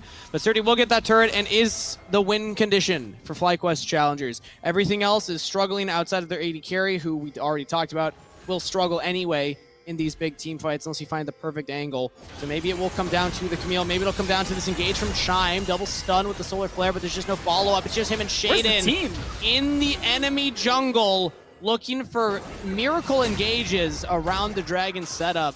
I guess maybe their thought was that we caught them out of position, but yeah, that was an ambitious play, and DSG will get their Dragon Soul point. Yeah, they will. And Shaden's nowhere to be found. He's not going to be able to get that miracle steal. And DSG so far, again, just continuing what's been a pretty good early game from them so far. And they have a clear win condition. 5 minutes from now, that Hextech Soul will give them pretty much what they need to put this baby to bed and take us to that game 3. They're doing a great job of controlling the pace of the game. They're setting up when they need to set up. When FlyQuest challengers are getting these kills, getting these picks, they're not really getting much more after the fact. But when DSG are ready for the objective, they commit for it, and it's just so hard to walk into the Zyra. This is what the Zyra compositions want to do. Be at the objective first, make the opponent walk into you. And it really does still feel like Surdy's going to have to be that guy if FlyQuest wants to deny the game from DSG. 100%. He is going to be monstrous in the side lane, getting really close to that 2-item mark. You can already see how favorable the trades are for him versus Tenacity. So there is that split push threat on the other side of the map where it is going to take multiple people, kind of like what we're seeing here, to take care of him. And that is a small bright spot because when DSG puts that overcommitment to try and deal with Surdy, it does give FlyQuest a little breathing room on other parts of the map to take resources, vision, maybe a turret, if the situation is right, and that could be another way FlyQuest use Surdy to get back in the game. Yeah, they're letting the pressure from him pull Yukino over as Shaden can take away some of the top camps. Will help him get back into the game, but at this point, especially once the Rylai's is completed on Yukino, the Zyra is at pretty much full power. Yeah. And still has more camps to clear out. So consolation prize, but a lot of vision as well means that at least FlyQuest are playing with a good amount of information. It's just there's not much they can do with that information currently in the game. It's going to be 3.5 minutes for the next Dragon. Baron's very ambitious to start up this early into the game, so it really does seem like just make pressure for Surdy. Maybe if the Camille can get more turrets or damage done in a side lane, that is going to be their avenue into it, as Surdy has been doing a good job of that. I think credit where it's due. The Camille is working so far, as they might even look to make a play onto Tenacity. I like this. I don't think it's about the play. It's just clearing vision to make it so that Surdy's going to have an easier time pressuring this bot tier 1 turret, pushing up further in the lane, just because there's really nothing else to play for elsewhere. But as I say it, Yukino, taking perfect advantage of that opportunity, is going to drop the Herald. Yeah, despite the fact that Surdy can take turrets in the side lane, the reality is the DSG are the ones taking turrets here. They have 4 grubs, they have the Herald, and that will be their 3rd turret of the game. All outers have now been claimed, as Surdy will at least answer 1 back. They've yet to really damage this mid turret at all, though. That's going to be the big mark for can FlyQuest give more pressure, because without that mid turret taken, it's harder to create that pressure in a side lane. And it's going to be hard for them to take that turret, because range is still that issue that you're dealing with here. Again, we talked about it in draft. Bradley, there's a lot of pressure on him, and Chime having the long range CC to be able to actually set up that play. And unless they get an overwhelming advantage, I think that mid tier 1 is going to stay where it is.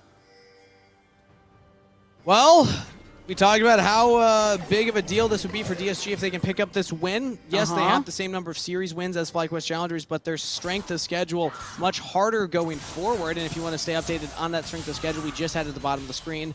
Make sure to follow NACL on all of our socials. Also, go check out our new YouTube channel, this split. But I'd say for a report card for DSG, pretty happy with how they're playing this one. It might just be an A for this game. Other than that one oopsie from Tomo and Poom bot side when Yukino showed top, they've played the game very patient, very calm, and they've just allowed the Zyra to become a problem. Speaking of problems, Chime is looking to be one in the top side here, but it's just him and Shaden yet again. The Lee Sin is not going to be enough damage backup here to really be a threat. They need to get Sajed in there, but again, the range is going to be tough. Stranglethorn used, Chime will flash away. Now the teleport flank from Tenacity. This is going to cause chaos for FlyQuest challengers.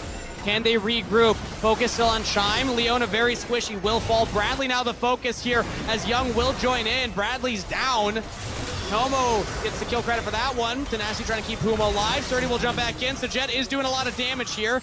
It was an okay fight for a Zeri, but you see how hard it is for the Zeri to fight in this composition, and a 2-for-1 trade in favor of DSG. As soon as Chime goes down, it's a lot harder for the damage dealers of FlyQuest to get in there, just because they are dealing with so much. 2 marksmen, Zyra. There's just so much damage coming at your face, and that someone needs to be able to take it for you. And that's the thing with these next couple of fights, where we need FlyQuest to play multiple angles. Playing that front to back, again, really just isn't going to work for them. We've seen it time and time again here in this game. They want that comeback. We're going to have to see something different. Teleporting in. They think that they have tempo advantage right now at the Dragon. There's no ultimate on Sajed, though. Oh, Bradley's in trouble goodbye. already, and he just gets caught out of position. Tenacity with a beautiful pick right there, right as the Dragon started up, and I think FlyQuest are in desperation mode. All 4 are still on the Dragon. I imagine the call might just be, guys, we gotta do something here. This is their Dragon Soul. We can't just give it to them. But it's so hard to fight into this. Poom being a menace here on the flank. Chime taking up as much damage as he possibly can, but Sajed again without the ultimate just can't do enough. Jumps over the wall. Shaden's in there with Surdy, and Shaden will fall. Surdy can't get anything done. Poom's still alive. Everybody's still alive on DSG. Rampage for Young, and a Dragon Soul for the team. DSG have played this game beautifully. And here they've done what they weren't able to do in game 1. They've secured the Dragon Soul. They haven't given up their lead. They've grown it to almost 4,000.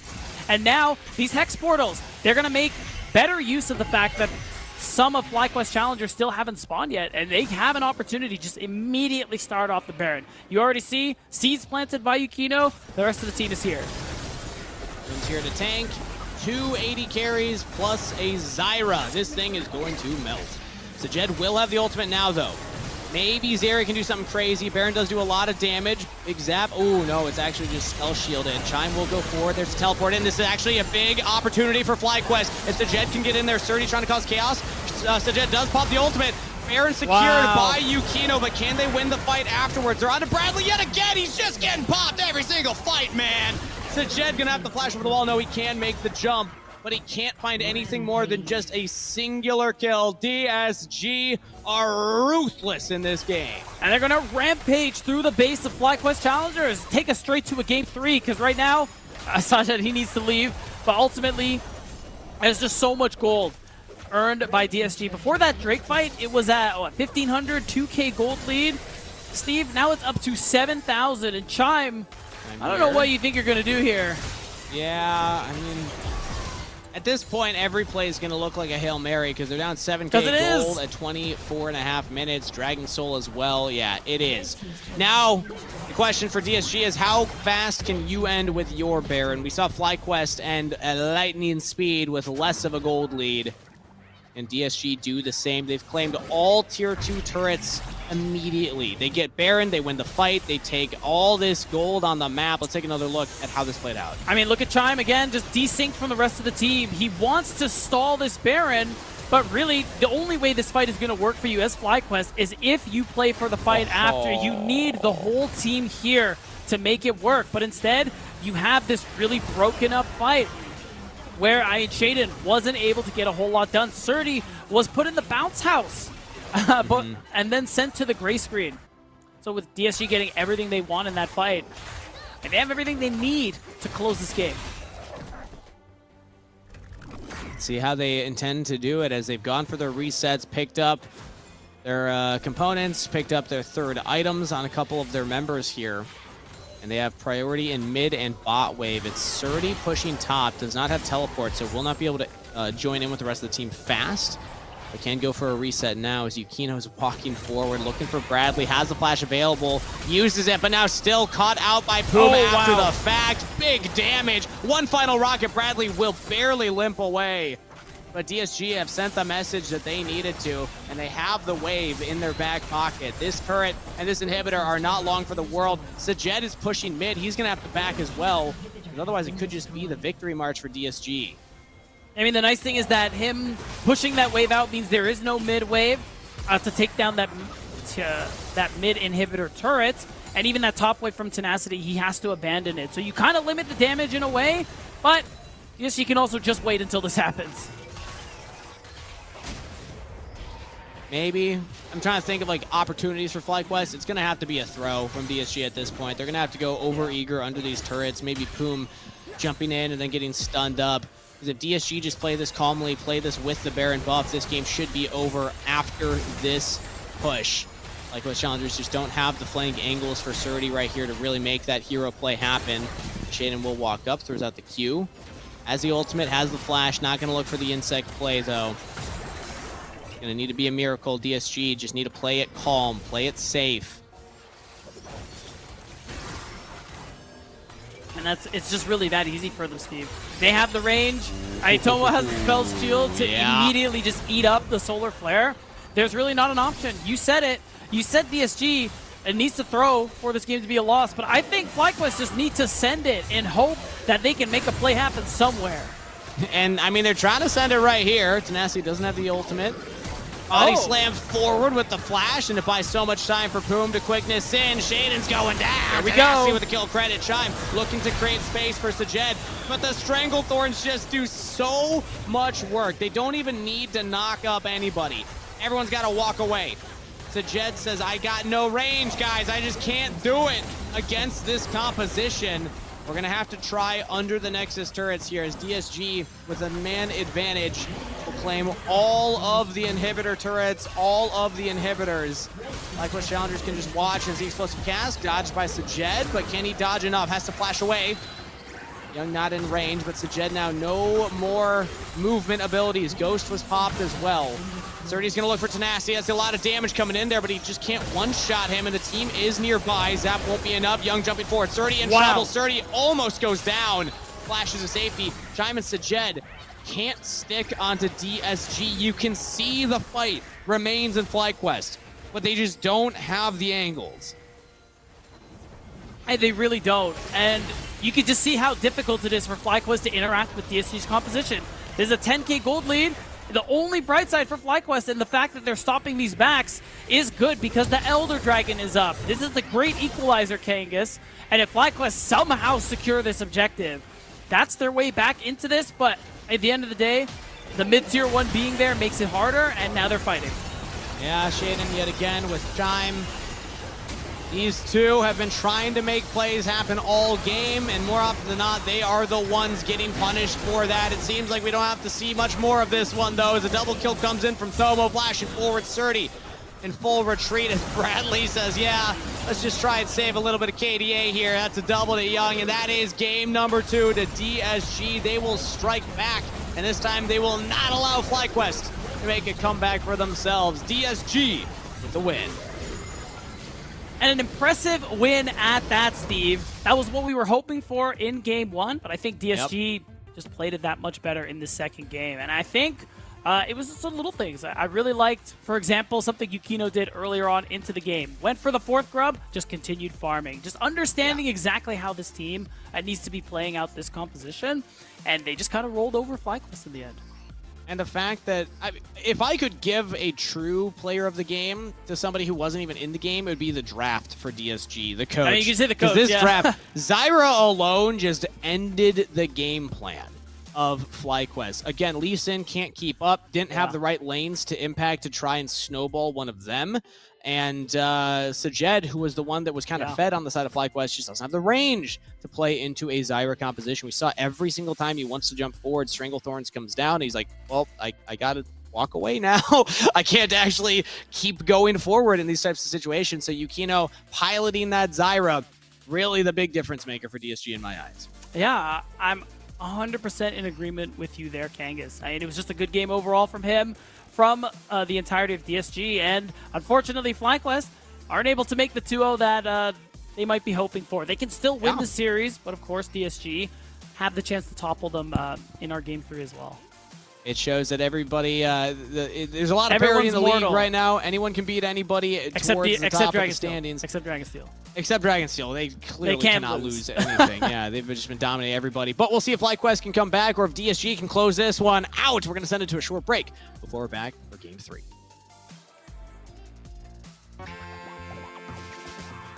I'm going to go ahead and let you pick the first category that we're going to be choosing. I'm gonna do Google Translate 200. They need inner balance so they don't bury their heart in others, but they also need outer balance. Kindred.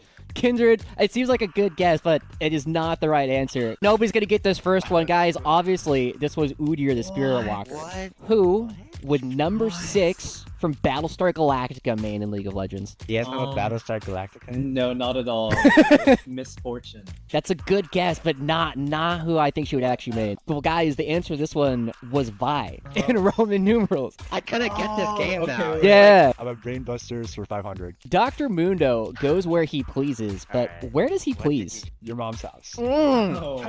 Good answer, good answer. So if he goes where he pleases where he goes. I accidentally went a little bit early, but Shochi, you still got it correctly. Quacker's gonna get half points, but Shochi, you're gonna get full points for that one. They travel the world in search of different animals, especially big-eyed kayaks. It's Rise. Rise, it's not Rise. It's Rengar. So at some point, they translated Kazakhs to kayak. What champion is this emoji? I mean, I was thinking who has like 4 different guns. Jinx. Yeah, let's go! It's Jinx! Quacker, that's another 500 points, up to 750. Quacker, what sea? Bilgewater Sea. It's not Bilgewater Sea, but you're getting in the head. It's actually an eye. Oh my And god. And Oh my. Does anyone know what this symbol is? It's the Fleur de Lis. Okay. I don't know. Jarvan. It is not Jarvan. So it's Lis and Ra. Wow. Be careful not to fall again. I'm gonna go Riven. Riven, Like it's Riven. it's not Riven, but I see where you get that. I see where you get that. Nasus, the Curate of the Sands. You're actually really close there. We're not meant to be a team, but I think it's time we form like some sort of alliance. What does Africa want in League? Niles. The player Niles. I'm gonna give you 1 point for that one, Shochi, because it is funny. Okay. Africa wants Morgana. All right, Shochi, who would Mordekaiser main in League? I don't know why the R is cut off, but it just goes to show this is the worst League game show ever. Thinking between Viego or Pantheon. I'll tell you, both of those are wrong. It is, in fact, Hui. Oh my god, Mordekaiser's numero uno. Numero uno and Priscilla Hui. Quacker, if Fiddlesticks and Gangplanks, who would? Maokai? It is! It's Maokai! Who would Mozart main? Okay, I'll just say Sona. It is not Sona. That seems a little obvious. Think of the word Wolfgang? Warwick. That's it! it's Warwick! Because he's part of the Wolf Gang! Let's go! Philip, you're on the board. Who would a Wiimote main in League of Legends? Wii Sports. Tennis. Trundle. It is not Trundle. The answer, guys, is Rumble. Shochi, what champion is this? Scorpion's the one where he's like, get over here. So get over here and give me a kiss. That's like Blitzcrank. I'm gonna give you 100 points, but that is not the correct answer because scorpions are part of the arachnid class. No. Okay. Oh no, can I have them? Yeah, You know, we'll give this one to Philip. Simple questions, 500. Philip, you? Give me. No. The answer to this one is nah. Me. Okay, Google Translate 500. To carry out the orders of the powerful industrial empire that has enslaved them. Rally cry. Is Aurelian Soul, the Star Forger. Oh. He was enslaved by Targon. Quacker, what champion is this? I'll go Gwen. I think Gwen's a doll, but it's not Gwen, kid. Is it Aurelian Soul? No. It's not we just did Aurelian Soul. It's Camille, because Kamael is the archangel of strength, courage, and passion, and her legs are swords. I don't like these emojis. It's Kennen, because it's Ken, and there are none aches and best. Who would Leon from a Resident Evil main? Hey, Leon sounds like Leona, but that's way too obvious. That seems pretty obvious, yeah. Who would main RE? Ash is the Flash. Which Scarlet Witch? Who's Green Lantern? Thresh. That's it! That's so easy! Alright, Shochi, what's more than a bajillion? A zillion. There you go! He's locking in! I need you all to DM me first the number of points you'd like to wager. Everybody's all in. When the question was controller champion, what was your answer? But like controller is like fighting games kind of. So I was thinking of Super Smash Bros. Melee.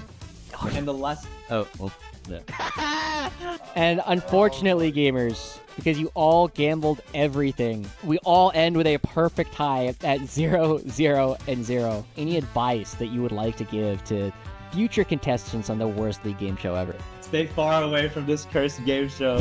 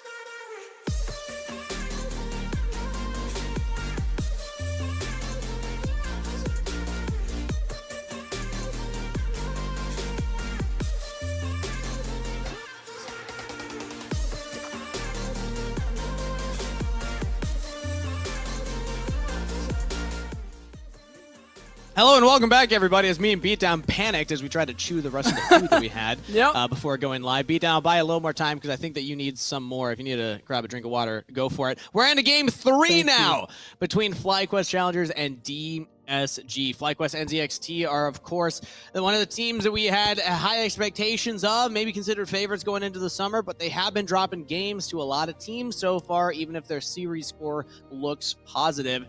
This is another in a line here. DSG are looking to prevent the sweep and make a comeback reverse sweep themselves in this best of 3.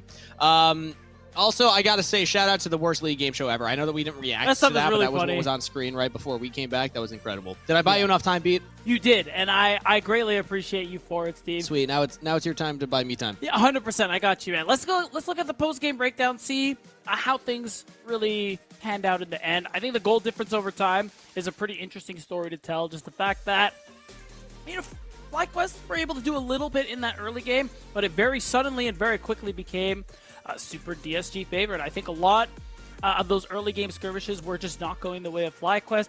You can see it in the damage done by Shaden. Lee Sin, a very difficult champion to pilot into DSG's composition. And it's reflected here in all the stats, in the gameplay and everything. So I think he definitely had his work cut out for him. All the champs that we see here, of course, aren't available going into this next game. So now Shaden has a chance to try again. Maybe show us. Yeah, game we one, have 2 games worth of champions, which means a total of 20 bans already on the board going into game number 3. Fearless Draft is so fun, everybody. Freaking love it. And also 5 more bans from each team, if that's what you're saying. So a total of 30, 3-0 bans you're doing great, to this buddy. next game. Or 26 before the first 3 of each. Okay, it gets confusing if we really break it down. Yeah. Yeah, you kind of ruined it. What really matters is that we are not going to see those champions again, along with the champions of Game 1. Right now, FlyQuest looking to keep their pretty high win percentage up, trying to stay towards the top of the leaderboards, and DSG just looking to continue punching upward. They did beat TLC a few weeks back, which was already an impressive series on their end as well. They're looking to get the 2-piece combo by beating the other LCS affiliate team we have. And I'll say, I think, again, a big part of why FlyQuest struggled so much was the fact that playing into that Zyra, having that off the table, will be a headache relief for FlyQuest NZXT. Because that seems to be the bane of their existence last time around. There's other AP junglers that you still could pick up. Things like Brand come to mind. Karthus. Karthus. But Karthus so far has been getting banned in a lot of these first rotations, and Brand isn't quite as zone control oppressive as the Zyra. More about the team fight damage than the space controlled and power early game clear. So we'll see if either team actually opts towards that Brand. Either way, I think that FlyQuest will be happier with how things are going to be looking for their ban phase at this time around. Now, do they ban the Karthus themselves? Because I don't see it as a Shaden champion, and I don't see it as a FlyQuest comfort pick either. Pretty sure he's played it, and I'm certain that he's capable of it. So I do like that it's the Ornn ban instead. We haven't seen any of it today yet, but of course Senna Ornn is still a really powerful 1-2 combo. when you're thinking about marksman and support duos that are unavailable, I think it's very wise of FlyQuest to just remove that one right out the gate. Also, means that we won't get any more Tenacity or in highlight reels. Yeah, you know, he wouldn't have been playing it anyway, but you're right. I'm disappointed in it, personally. Yeah. Lucian is the ban, so Karthus is up. And you're right, the FlyQuest has played it, but I still just don't see it as necessarily their play style, so they're not going to grab it. They grab the LeBlanc instead for Bradley blind pick. Wow, so they left it up this time in hopes to take that one away from Young. Bradley, of course, has played it before so far in Summer and has had good performances on his own side. So we'll see what the response is. Young could be looking at the Orianna. I mean, we've what seen the meta Galio. are we in right now? Wow. I mean, this one? What do you mean? I mean, I've seen so much like marksman in the mid lane. I guess when you ban out this many marksmen, Yeah, and that's what I was already gonna been say. picked, maybe that it has some explanation Mage's as stalks, well. if But you will. Mages are coming back in here for game number 3, along with a Wukong. Wow. Very strong ball delivery system for the Orianna. Yeah, 100%. So there is a big wombo combo right there with the Shockwave and the Cyclone. And this was a pretty popular champ for Yukino when we saw him last year as well. He definitely loved to lean towards it. So you already have a big combo going through here.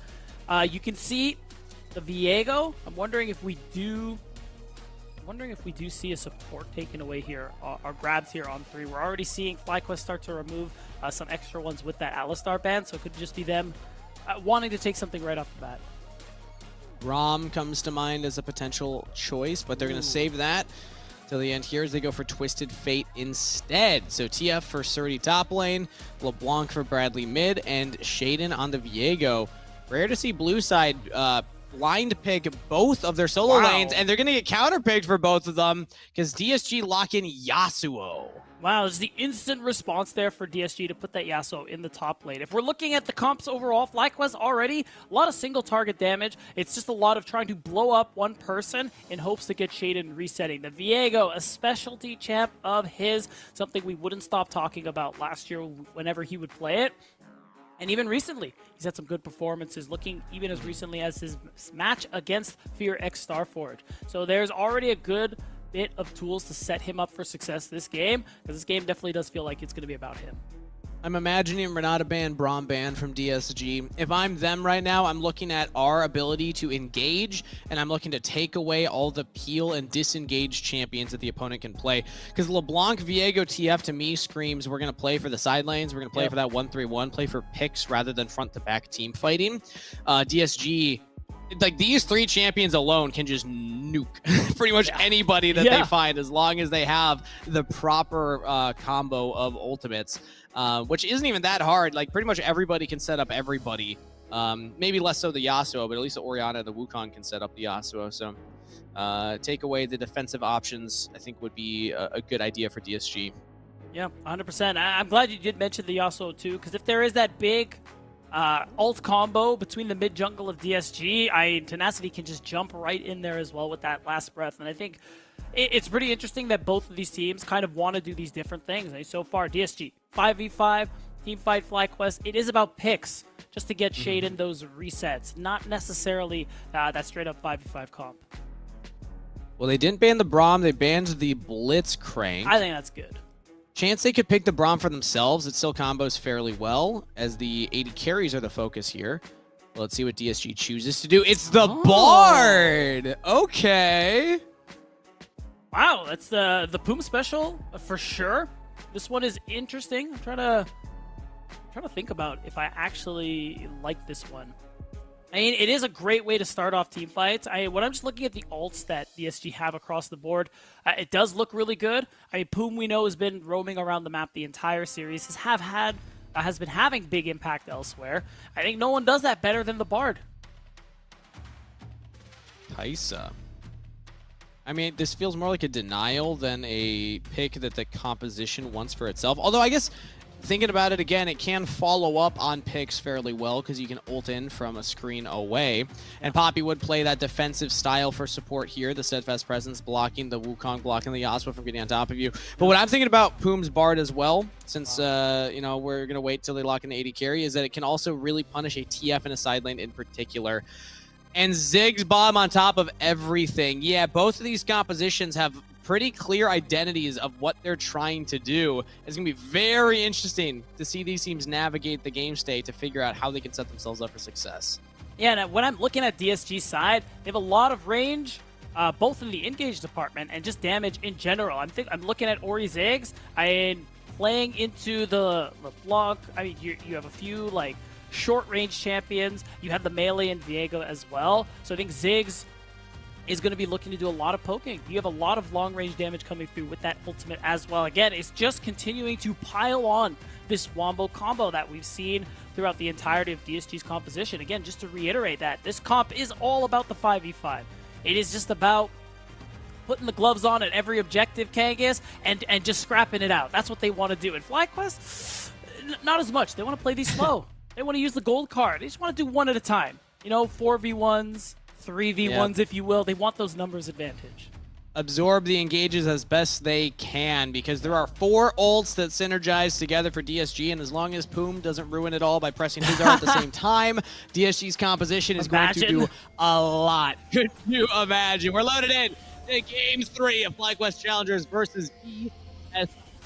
Let us know who you are by spamming in chat FlyC for FlyQuest NZXT or DSG for Disguise. Right now we got a 5 stack in the top lane for FlyC. And it's something they've been doing a decent bit. And of course, Tenacity continues to just be disciplined. Pay his respects, not push up too far. Because he's clearly recognizing that this is an option here for FlyQuest. Yeah, so far we haven't seen a lot of action in these level 1s throughout any of the games, despite the fact that we have had stacks each time. And right now, Chad is actually pretty close between these two teams. So far, it has felt like FlyQuest has been edging out on DSG for overall votes, but right now it's DSG fans that are feeling satisfied after how that last game went. And I think they have every right to. It was a good game from DSG.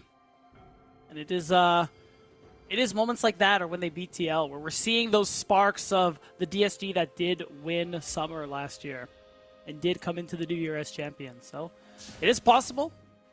ESG definitely have a comp. Oh, wait, Chime? Yeah, Chime's going for level 1 here, Beat. And Young just did not notice it for quite a while. Takes an electrocute proc from Bradley. He stepped back, making me think that he saw that Chime was there, but then he stuttered again and just takes a huge chunk of damage. I think it's just a good level 1 coming through from Chime. Just to be able to get that extra pressure for Bradley in the mid lane is going to make it easier for him to trade, find advantages, and that just opens up the chance for Shaden to get super aggressive there, Steve. Can invade if he wants to, can look for plays, look for ganks, and if Bradley gets the push, he can join him. Did Tenacity start E? Yeah, he did. Interesting. Never seen that one before. Gonna wish he had that Q right here. Asserty's just gonna keep chasing him down. Gold card now, throws out the red card for the damage instead, but Tenacity is struggling at these early levels here, and is gonna have to try and catch the wave under turret. Is that a tech I'm just not aware of, starting E on Yasuo topside? Because I imagine you'd rather have the Q for level 1 so you can farm up against the oppressive range advantage that TF will have. I'm not 100% sure. I've seen both, but I think E, I mean, you're gonna get pushed in and out-traded no matter what in the first 3 levels, so I don't really think it matters that much, to be honest. But here's the invade that I was talking about from Shaden, using that mid prio and top prio to just threaten Yukino, who's got a leap now. Yeah, gonna try and just take away a couple of the little grugs. Yukino gets to safety. Tenacity will now look for Shaden. Doesn't land the knockup, but Shaden might have to flash over the wall. Does do so. As Surdy could be in trouble now. Throws out the gold card. Tenacity and Yukino are opting to take the fight for now, but Surdy's doing a lot of damage back to Tenacity. And is basically playing as if he has Shaden in his back pocket, despite the fact that he doesn't. Sajed almost dies under turret, has to flash away as Tomo flashed forward. Didn't see how that started, but almost a kill. And that's the range that you're playing with. Oh my god, Tomo, yeah. He is just chefing up Sajed on the bottom lane as the Ziggs. You can even see Sajed took the teleport as well to match Tomo. And honestly, chances are, especially with with Chime, looking to impact the rest of the map, you're going to be alone a good bit. So being able to TP, get your health back, and come back to lane immediately, I think will be really helpful in the lane. See if he's able to take advantage of this, or this back, though, because the problem is you get the 1 TP, but you you're still going to keep getting poked out regardless. That's the power of the Ziggs. Kai'Sa very short range. Poppy's not going to give you a lot of, respite in this lane. You picked the Poppy to prevent the engage of other places of the map, not the 2v2. So the Ziggs really does feel like it's a thorn in the side from the draft phase for FlyQuest challengers. Yeah. As Yukino's dropping some vision down in the jungle of Shaden. Gonna maybe spot that Viego on the rotation. Definitely spotting Chime after he leaves base. He's heading towards the mid lane and is spotted. And right now you can see the vision placed on this bottom side of the map by the side of DSG. They actually have a good amount of bot side control. I mean, with how bot lane is going as well, it's got to be a pretty easy situation for them to try and set up for some of these early Drake takes. Yes, Bradley has the push in mid. I mean, level 5 LeBlanc, Doran's Ring. I'm not too worried necessarily about the impact he's going to have if I'm a DSG fan. But Chime, he's still hovering around in the area, wants to pave the way for his team to get here first. Clears that award. Worth it. That's every support's dream right there. Yeah. Hey, I controlled vision. I'm getting another one, guys. My vision Let's score's go. going up. The number gets bigger as Jed could be in trouble here. Oh, he's giving an angle for Poom to land the Q, but Poom misses. Jed has the sidestep.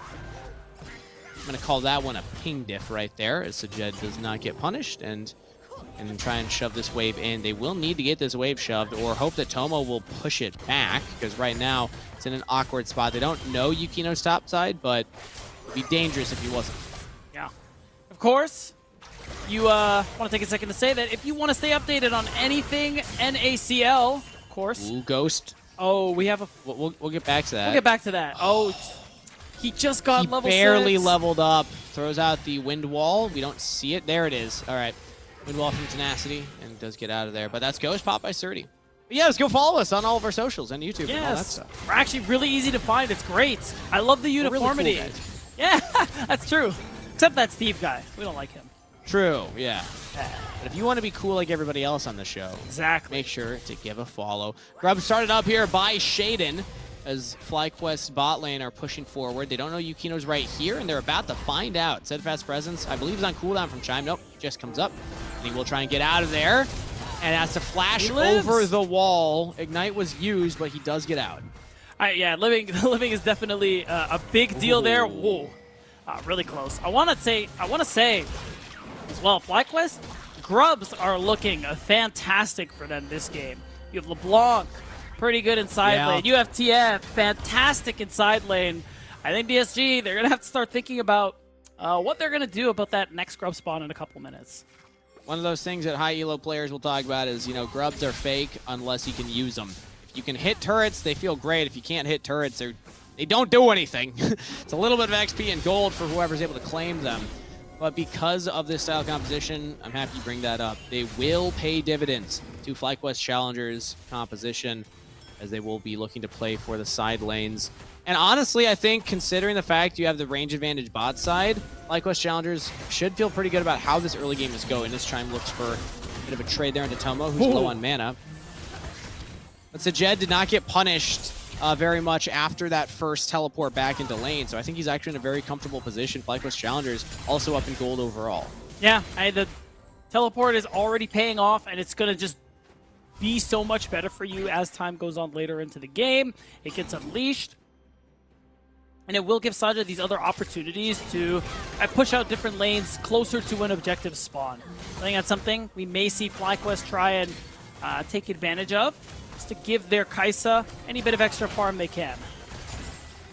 No, I am actually a little surprised to see close to a 1,000 gold lead for FlyQuest Challengers. I guess it really is the Grubs.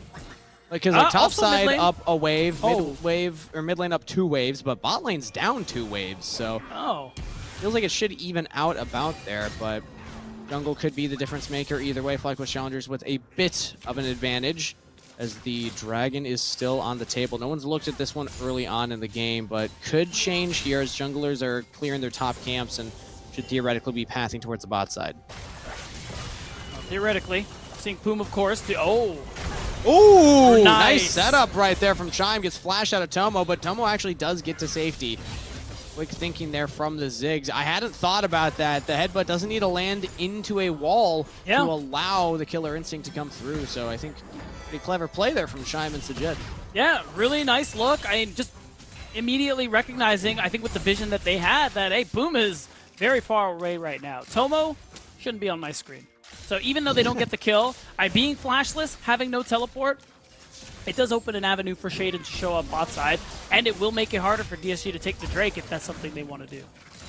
Bradley missing the chains right there. Could have had a slightly better trade onto Young, but overall is just trying to clear out some of the health bar of the Orianna to threaten for this dragon that is still on the rift. Shaden's down here, Chime as well, but here comes Yukino. Wow. Butted away, steadfast presence there, so no follow-up from Yukino, but Boom's over the wall. They're gonna look for Chime. Oh, it Cyclo missed. not quite there. Flash for the Q, the slow, first blood by Yukino.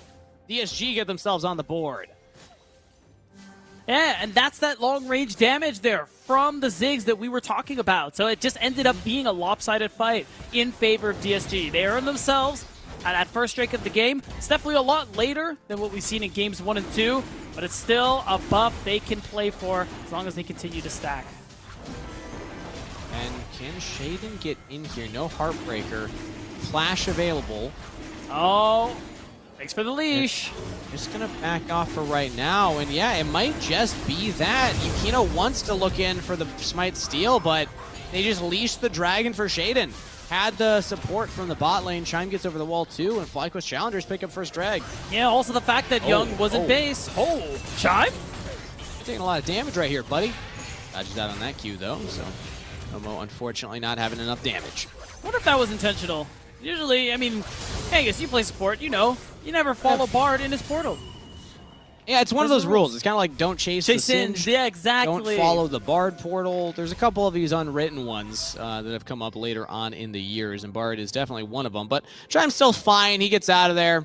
But a reminder, not only is standing on the line for this match, but money. $1,250 for the winner. And that comes down to this game right here. It's a close one beat. A kill to DSG, a dragon to FlyQuest challengers. Toast, if you're watching, you better be sending your energy to your players right now, because I'm sure they'd be happy with that little bonus. They sure would. I think FlyQuest is going to be really happy with that second grub spawn like we talked about. Even getting the one grub is already big enough. Oh. Nassi's in there, doesn't get the knock-up. Gonna have to rely on somebody else on the team to set him up for that. Cyclone's almost off cooldown for Yukino, but he's taking a lot of damage. Can he get there in time? Oh, no! Oh, no! The anti-synergy comes through! They just like me, for real. DSG fall like flies. They lose 2 members, and they'll lose their jungler. FlyQuest challengers with a double kill to Surdy. They'll get those grubs. Kangas, I'm going to put all that responsibility on you for calling it out in Champ Select, and uh-oh. Okay, ambitious on the Young right there. Bradley was not quite ready for the follow-up, but doesn't matter. Doesn't matter. He got the grub still, and yeah, I mean, that happens sometimes when you're playing the Bard, and it's awkward every time, man. It never feels good. No, I mean, it shouldn't. So that's definitely a tough one. FlyQuest, they shoot up their gold lead to 2,000, and more importantly, we're already seeing the grub again and go to work. Look at Surdy just whittle away at this turret. He had already been doing a good job in the 1v1 here, up 2 waves of CS, and now he's just going to be a menace as he starts taking down those turret plates. Still has a minute, 20 seconds to work on them, as Poom could be in trouble here. Sajed does have the ultimate, but Yukino and Young are waiting in the wings. Yukino never used the ultimate, now he's going to go in! Gets onto Chime! Steadfast presence not in time, because that was an invisible monkey running at you.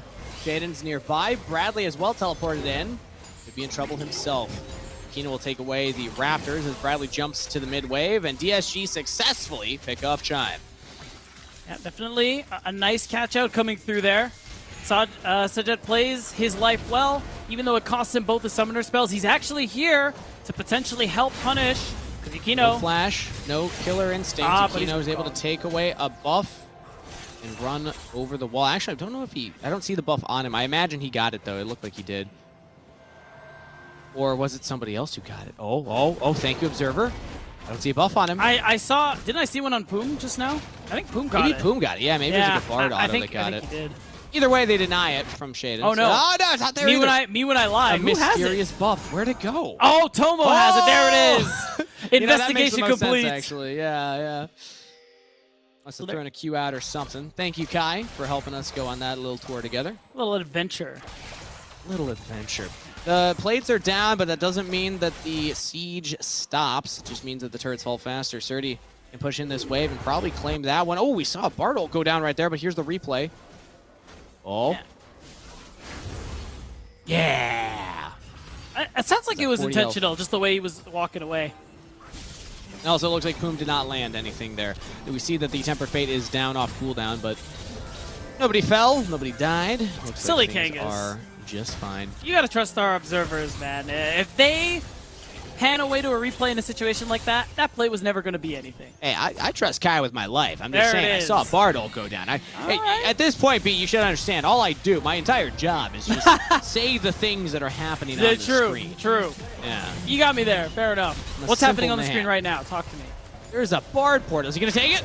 He didn't take it. Oh. But Bard's gone. Yep. And there we go. The setup yet again. Poom completes the back, and Tomo punished for it. And it's just good vision setup. They had the vision. They knew exactly. They knew that Tomo didn't back. They knew that Poom did. It was just too free of a kill. And the setup is great too. Even though they delay their back, they have gold to spend.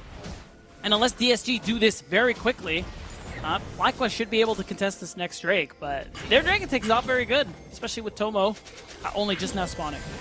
And it's always tough to know when the resets are actually happening, if they're happening, but DSG have started it. Aggroed the dragon, Tomo teleports in. DSG are going to force FlyQuest to walk into them, and that is a scary prospect for FlyQuest. Their composition's not happy in a front to back, especially if they have to approach the enemy, and that means that DSG do get the dragon. Yeah, FlyQuest instead looking to focus their efforts topside, set up more deep vision. Surdy has an opportunity to take down the bot tier, or the top tier one, excuse me. They're actually in trouble here. I mean, again, this is not where FlyQuest are strong. They want to find picks, and if they're the ones getting picked, it's in trouble. Whoa! Big Ziggs damage. Poom's still alive. Bradley can't quite get the assassination. Yukino jumping in onto Bradley, onto the back line as Sajed will fall. Poom's still alive. Shaden in trouble as he's caught away from the rest of the team, but actually maybe he's the one causing trouble for DSG as Sanassi's trying to buy space, but Surdy has the damage. Actually, Chime that gets the kill. Yukino's over the wall yet again. Wow. Will trade his life for one, but will go down. Shaden and Surdy fighting that one out. Yeah, Shaden played that one out pretty nicely, to be honest. Again, this is his signature champion in that Viego. Now, wasting Poom's time, preventing him from backing is going to allow another wave to crash in, but it's still a nice angle taken there from DSG. It just doesn't work out for them at the very end of it. For now, Shaden picks up more kills. He's able to take away some more camps, and FlyQuest, they still retain their gold lead. Yeah, gold lead still exists. I think part of that was that Young was actually pushing the bot wave. I believe took that turret off of the play, but had teleport and just never TP'd in to try and help out. Whether that was a Young call or a team call, it helped equalize that play for FlyQuest challengers. See if they can hold on to that gold lead, because the dragon stacking has stopped. So the grubs plus that gold lead is really all that they're working with right now. I'm curious where they stack up for the solo lanes here. Beatdown, do you have control over the gold? Can I set you up to talk about that? Because I'd love to see where Surdy ranks compared to everybody else as he just completed his second item. I'm so glad you brought it up, because in classic Twisted Fate fashion, as long as you are farming well, you're going to have a pretty insane gold lead. And this is only the beginning. As Surdy takes turrets inside, continues to farm things up, this gap is only going to widen.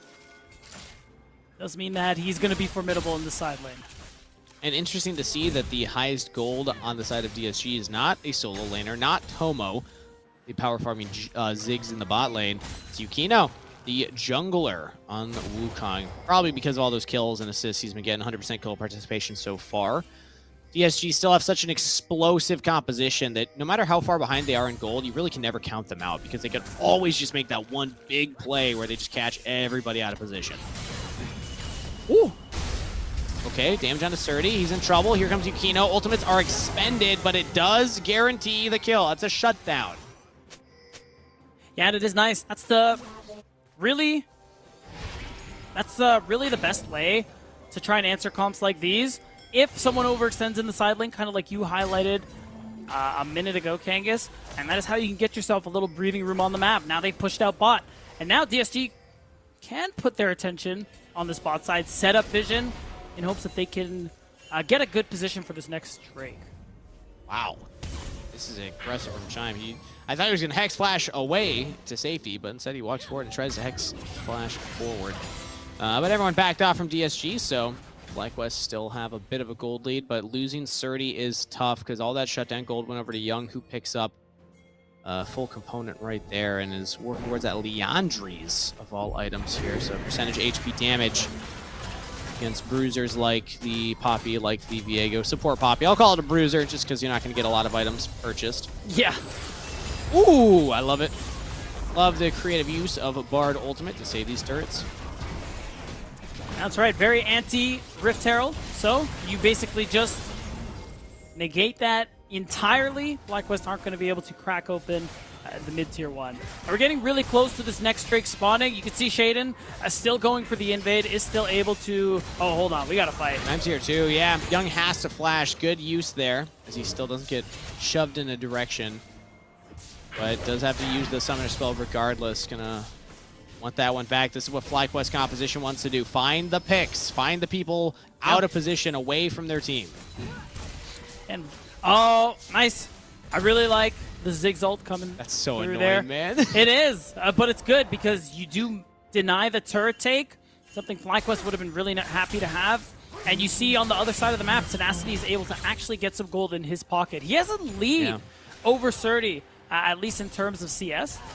So it is him still doing a pretty decent job keeping up. Remember, guys, DSG's comp, it is all about the 5v5. So if they have the setup first at an objective, especially kind of like they do now, I think FlyQuest will have a really difficult time actually walking into them. So I imagine this dragon, it's just gone, unless Chime gets the Keeper's verdict to end them all. I mean, that is an angle. If they can push away Yukino, get Shaden that space to jump in there, but the Ziggs bombs are just making it so hard for Shaden to walk forward. He will walk through the damage.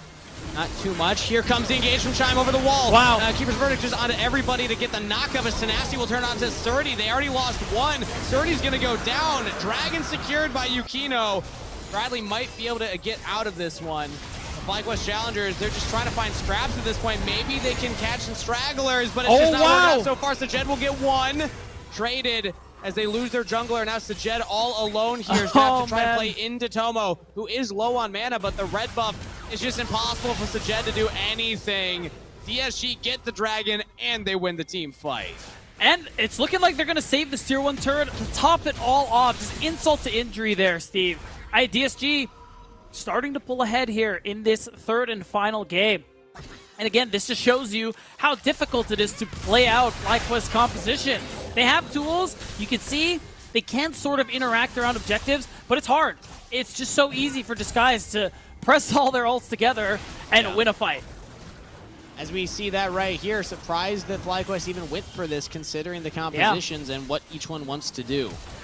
Yeah, you have the information with the Destiny coming through, but the problem just ends up being that, A, not everybody's actually in there together, and you lose Chime basically instantaneously once that fight started. And that was the smallest bit of space creation and engage in your repertoire. That was Chime going for an engage as if he had the Ziggs on his team. Yeah. Bradley tried to flash to get the damage in, but then immediately gets cycloned in the face by the Wukong, and everything falls apart. DSG, like you said, they just press their R buttons. They have the better team composition for team fights, and they are rewarded for it. Now we're on the Baron, and it's still tough for FlyQuest because they will have to walk in. One reset for Shaden means that they could still win fights, but getting that reset has been a challenge so far. Bradley does not have enough damage, enough of a punch to just like almost one-shot and allow that Viego to get the big resets. Oh, the world's smallest portal. I love it. It happens all over the map, by the way. Yeah. Really close call there on the Tempered Fate, but I like that Boom is just continuously looking for these. Even though DSG 5v5 really well, I think that's that perfect source of pick potential for them too. So I hope to continue seeing Boom just keep fishing for those. Just because it's a pretty easy way to win fights. I also do love this new build I think it works so well with Bard because you're just trying to be annoying. You also get the extra little bit of movement speed. Yep. The Warmogs just keeps you healthy, keeps you safe. You like having the good tank item. stats here, but can you keep the team alive as FlyQuest are actually going forward here? Just hard forcing play on Young, the Shockwave onto 3, and the Ziggs damage onto everybody. Shaden tried to get out of the back line, but could not get that reset. Dodges the bomb. Still alive. FlyQuest playing on the edge right now, but they do live. They're able to escape, and they're losing the bot turret for this, but they get one pick. Maybe that can get them some tempo in the game. It's tough, though. Even though all these backs end up coming through, this is, again, how hard Fly's comp is to play, because right now, that was a 5 versus 4, and DSG barely lost that one. So in response, look at what Tenacity's doing. He gets a tier 2, and ultimately, he should be able to walk away from this one. I don't think they can actually kill him. So that is still a net gain for Disguised. No Destiny for Surdy, so he can't get behind Tenacity on the Yasuo. Tenacity, I think, played that great. He had the teleport, but decided, no, I don't need to go in for the play on top side. I can instead just play for myself, get that turret. And DSG still feel like they actually walked away on top despite losing one member right there. They certainly did, Kangas. And now? So now, a minute till Dragon. Let's see how FlyQuest can set up, because with this type of composition, I don't know if you have the same read as me, Beat, but they want to look for a pick before the objective spawns. Yeah. So that there's that, death timer that they can play around. Yep, I get numbers advantage. It's just the name of the game here, and it's a game that DSG are playing, it looks like, as Bradley is in trouble. Okay, he's actually played this pretty well so far, but I don't think there's much more to play. Has to snap back into the top alcove. He's going to buy as much time as possible, but Young with the red buff will just keep slowing him. Poom jumping in. Ziggs bomb not going to land. Ooh, the clone is... No, that was the clone, right? Yeah, that was the clone. Okay, whatever. It doesn't matter. Tower still gets the kill. It was creative. It was cute from Bradley.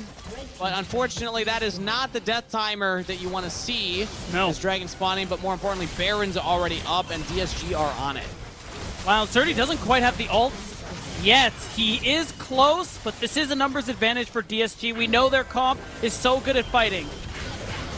Okay, so Jed landing some W's, misses that one. Nasty so trouble. Shaden gets the kill, gets the resets. Oh my god! That's too far away Are you from kidding me? Get the ultimate. Everett Fate will stall out the Baron. Can Yukino get back in? He's pushed away by Chime. So Jed's in there. He's gonna go down. Yukino's back into the pit, but he's dead. Surdy gets the kill, and FlyQuest just outplay the fight at the Baron. Beautifully done from all members included. All members involved. FlyQuest, NZXT pick up the Baron buff. Hey, are you kidding me? That's a hands check if I ever saw one, Steve. I'm glad we're looking at this one again. Look at Shaden. Look at Chime. We said this comp was about the pick so Shaden can reset. And because Chime isolated someone, Shaden immediately got in there and Chime got the beautiful Keeper's Verdict. This fight, Steve, if you asked me for the perfect fight, I would have described this. I can't believe that they kept Yukino out for that long, that he has to flash in, but Shaden wasn't on the Baron anymore. I think Yukino was like, Shaden's on the Baron, I gotta go for the hero play, and Shaden's not there. He's like, wait a minute, that's a 3,000 health Baron. I can't do anything about that. FlyQuest get the objective, and now back onto the map, they get the second Dragon, denying the stacking from DSG, and they're right back in this game. It looked really rough for them up to that point, but the Chime Poppy ultimate can be a huge difference maker in these fights. I think we really need to talk about, too, how massive a gold swing this is. I mean, look at the graph, Steve. Remember, this was an advantage for DSG for quite a while, and around just after the 25-minute mark, when that Baron play happened, it's suddenly a huge rise for FlyQuest, who look like they're back in the driver's seat. Heartbreaker used, sidestep from Shaden on the Tempered Fate, but here's Tenacity actually. They got him? Should be able to get this knockup. Shaden, he sidestepped it again! Flash forward from Tenacity. There you go. Summoner spell needed, but does finally get the kill. Yeah, so that is some gold back in your pocket. It is one less Baron buff, but on a comp like this where your side laners are still really powerful, I think it's honestly not a big deal. FlyQuest still in a great spot with the 6 grubs, with the Baron buff to start threatening the top tier 2 to keep these waves pushed in and make it a little harder for DSG to walk into their side of the map. PSG will answer the push top side as they also shove out the bottom lane. So we got a little bit of a pendulum swing here from wave priority. Midwave will catch right in the middle here, but Surdy might actually find a pick. Big damage onto Yukino. That's a half health here. Twisted Fate's just such an annoying champion to deal with, as he's able to just keep running away, playing with his range advantage. Yukino's like, all right, well, never mind. I think play might be over. Yeah, especially because mid, Saja just pushed in a wave as well. It's something someone is going to have to answer. And you're seeing the immediate teleport so they can take advantage of that. They want this tier 2 turret, Kangas. They want it right now. Yeah, I mean, utilize the Baron buff to the maximum capacity. The Baron-empowered cannon minion's not going to be enough, though, with the wave clear of a Ziggs. Nasty helping out a little bit, too. That might be the next wave, but DSG seem to be happy having Ziggs up in this lane. It's very hard to siege turrets against this champion. It is. The wave clear is very powerful there for the side of DSG, but still pretty successful Baron play, if you ask me, for the side of FlyQuest Challengers, and they're in a really good spot to actually make the comeback in this game. And it's worth noting, a big lead is there in the mid lane for Bradley. Honestly, we can just look at the gold again. Bradley, Surdy, pretty much this whole game have been at the top of the charts, and I think it's really starting to show right here, Steve. Because Surdy's getting close to item number 4. He actually has the Seeker's Arm Guard, so he has access to the Stasis. Bradley is getting close to item number 4. And when you think about how LeBlanc wants to interact with these mostly squishy champions, he is a very dangerous man. True, but I also gotta say another champion very dangerous on the DSG side is actually Tenacity right now, the 3rd highest gold earner in the game with 3 items completed. We saw how much damage he was able to do to Shaden, who's picked up a Wit's End, so he's more focused on the AP damage. Tenacity can shred in these fights, and there are great tools to set him up. Wukong ultimate, Orianna ultimate. If either of those hit on the multiple members, Tenacity has the items now to just one-shot them through those ults. True. You can see it now, too. With that hover from Poom, Tenacity, again, continuing to try and split to win on the bottom side of the map. And it's really nice, too, getting that bottom wave pushed in as far as it is. It will give DSG that little bit of breathing room surrounding the Drake. Because right now, both teams, 2 Drakes apiece. It's not going to be the soul for anyone yet. But and for DSG, who are kind of struggling right now, being able to get that 3rd Drake can be really crucial for buying them time. As long as they don't get aced. Yeah, what I want to see from DSG is to just keep doing what you have been trying to do and don't let the last Baron fight get in your head. I think the clear solution here is just have somebody mark Chime. Poom's the obvious choice for me. If you can Tempered Fate the Poppy while they're channeling the ultimate, then you basically trade ult for ult, and then you can just utilize your ultimate advantage in team fights to just 5v5 outplay your opponent. But it's easier said than done. It's still difficult to land that depending on the distance that you're at, but I'm going to put the pressure on Poom to try and make that happen regardless. Maybe even Tomo with the Satchel Charge. That can also be another tool. Sure. I mean, I will say, too, even with this gold lead, DSG, they still have that really easy-to-execute comp. And in a lot of situations, I do usually favor comps like that. The fact is, if Young and Yukino get a great combo off, I think they'll just win the fight, Steve. Yeah. Even at this point. It's not the hardest thing to pull off either. No. They just have to be willing to pull the trigger. So far, at least the last couple of plays, it feels like it's been DSG starting the objective and not peeling off of it. They've let FlyQuest poke them down with the AP Kaisa. They've let Bradley get into these awkward positions. If they're the ones to start the fight instead and say, we're going now, I think that it's better for DSG, but they're scared. They will give up the Dragon. That is the 3rd to FlyQuest Challengers. And instead, they are positioning around this Baron, but they don't even have the ability to just like walk in necessarily and tank this. They don't have a pure tank on their team, so it's very scary to do this. They're on the Baron now, but this AP Kaisa is just destroying them. Yeah, the build, so appropriate this game, just whittling people down. Nasty out of position right there, but maybe Shaden punish? No, Yukino throws up the Cyclone. Still gets stunned up by Surdy right here. Tempered Fate will buy time as Chime misses the ultimate, but it doesn't matter. They already got their man. Yukino's down, Shaden's still alive. This Baron should belong to FlyQuest. Oh my god. Does it ever, Steve? FlyQuest Challengers just continue to increase this gold lead, and at this point, their comp is no longer, you actually can't interact. I take back what I said earlier. Even if DSG find the fight, and it is good for them, how do you walk into TF with rapid fire cannon, with AP Kaisa, who's hitting you from many screens away. We're at the point where objective bounties are up. And FlyQuest, I don't think they're going to let DSG get any of them. Yeah, it's also a slippery comp to get on top of because Bradley's going to be the one probably on the front lines in situations like that, like we saw. You can't just hard commit onto a LeBlanc. I mean, she's just going to jump away and dodge you. FlyQuest have played their composition very well for the last couple of minutes. There were a couple early plays, the earlier Dragons, where it felt like they were overeager. They didn't need to play those team fights as aggressively as they did, but I think that they've taken their deep breath, they've recollected, and FlyQuest NZXT are now the team to beat in this series. Their money match, looking like they're going to have some bonuses in their future. Oh, this could be a big play, though. Tempered Fate catch on the Sajed, gets flash out of the Kaisa. Now Surdy could be in some trouble. Goes into the stasis. Chime and Shaden here trying to keep their top laner alive, but they cannot. Shut down for Tomo. So it is a nice catch out. FlyQuest are forced to use a lot of resources, but still not that much gained for the side of Disguise. And again, that big combo, they used every single one of their ultimates, and once those are on cooldown, there isn't really much they can do. Even what we're seeing here from Yukino, hey bro, this is not allowed. You need to leave right now. So basically when DSG's ults are on cooldown, they're relegated to their base. And with the Baron buff still here for a minute and a half, that's a lot of time for FlyQuest to do some serious damage. Either taking away resources in DSG's jungle, or maybe even threatening the tier 3 turrets. Man, I just love the fact that Surdy has an Infinity Edge. That's so funny to me. Just full crit Twisted Fate. Oh!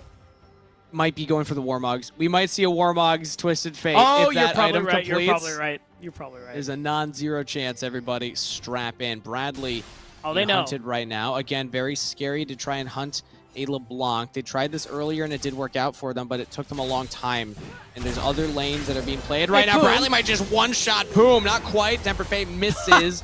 Bradley gives the old thumbs up and says, I'm doing just fine right now, thank you. Yeah, he's spamming it. Insult to injury. That's 3 people trying to overload this side lane. And that's just time wasted where the rest of the team on FlyQuest are just able to push out mid. You can see Surdy is pushing out bot. They still maintain control over pretty much the entire map. But unfortunately, when you're this far behind, a play like that is all DSG can go for. But, you know, maybe not on LeBlanc. I know it was your only option, but it's just so hard. It's nigh impossible to catch anybody in side lane other than the Twisted Fate if you can get there before the Destiny goes off. Even something like a Viego, very slippery to try and lock down. And DSG, despite the fact that their composition has a very strong Wombo combo, I don't think we've seen it once. We haven't seen that big Cyclone into the Shockwave, into the Last Whisper, or Last Breath from all 3 of their like big team fight champions. But here's one pick! That works too! Just a satchel into the Yasuo ultimate to pick off Bradley. That was a lot of damage. And it's nice too because DSG, they retain most of their ultimates. So they still have a big Wombo combo to play with, and it couldn't have been done at a better time. Now they're in a better position to take this dragon and get their soul point as well. It's looking like we're going to have a 7-dragon game before someone gets a soul, Steve. It does look like that, although I wouldn't also put it against them to just end the game. Rapid fire, Chime gets hit by the Tempered Fate, will go down. Tenacity gets the ultimate onto Sajed. Buys time for Yukino to get in there. Cyclone lands, a lot of damage. Sajed's down. Traded, a Shaden will get a kill. Got the resets. Viego is scary in these situations, but with Young teleporting back in with the Shockwave, looking promising. Surdy just ults topside. They're giving the dragon. Maybe Shaden can do something crazy, but they're also just happy to take this top turret as a trade. Yeah, 100% this is the play. Tenacity is just going to solo it while the rest of the team backs. So FlyQuest, their only real option was just push out these waves and try and see if they can get some gold back. And speaking of, at DSG, they do get an objective bounty, so that extra bit of gold on top of their soul point definitely feels nice for them. And I have a feeling it's going to come down to that next Drake fight, Steve, because we've been seeing a lot of gives. We've been seeing a lot of, you know, we can't take this Drake, so we'll let it go. That's not an option anymore. Nope. Both teams want that soul. Not the most impactful soul of all of the options, but still feels great. I think the bigger thing, though, is going to be Baron in a minute. I won't be surprised if we actually don't even see that 7th Dragon, because whoever gets this Baron, if they can win the ensuing fight as well or get a couple of picks, that could just be the end of the game. We're into the late game. Death timers are long. If you can stagger them, it's basically a death sentence for your opponent.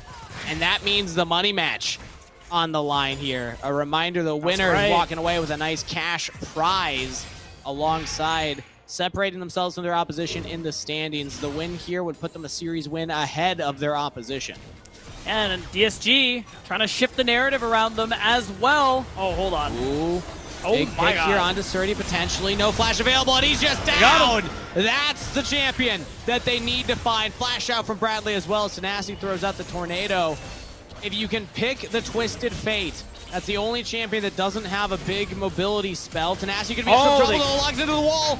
Does he have wind wall up? Flashes to safety. Heartbreaker 4 from Shaden. Can't quite get him. He's down. Oh no, he got the reset. Shaden's still alive. Shaden's still in there. Into the Guardian Angel, but finally falls. Bradley trying to make some magic happen here as Jed jumps forward.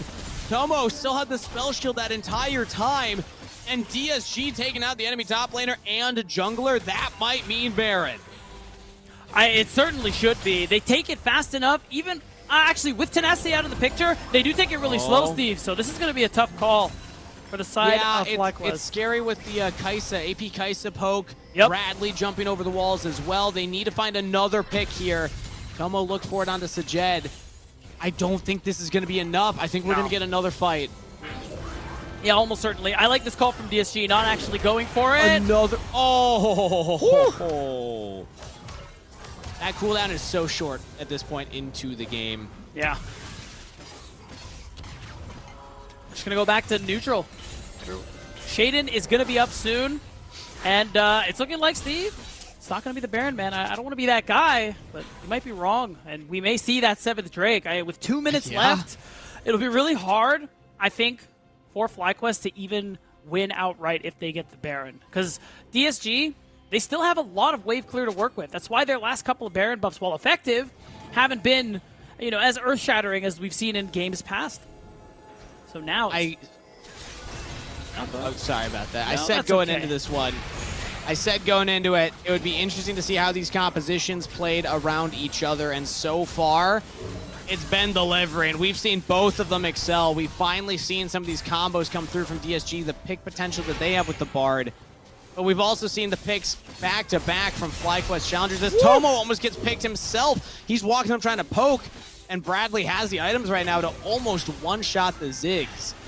Yeah, and plus, you can see Sajid, he's tossing out the W's. Tomo has to walk really far before actually going back with Brad, and he doesn't have TP, so you see Bradley immediately coming through. There is a window, and it's looking like FlyQuest, at the very least, want to try and take away some vision, but there is an angle where maybe they want to try and start the Baron, or at least fake that they're starting the Baron so that they can draw DSG in.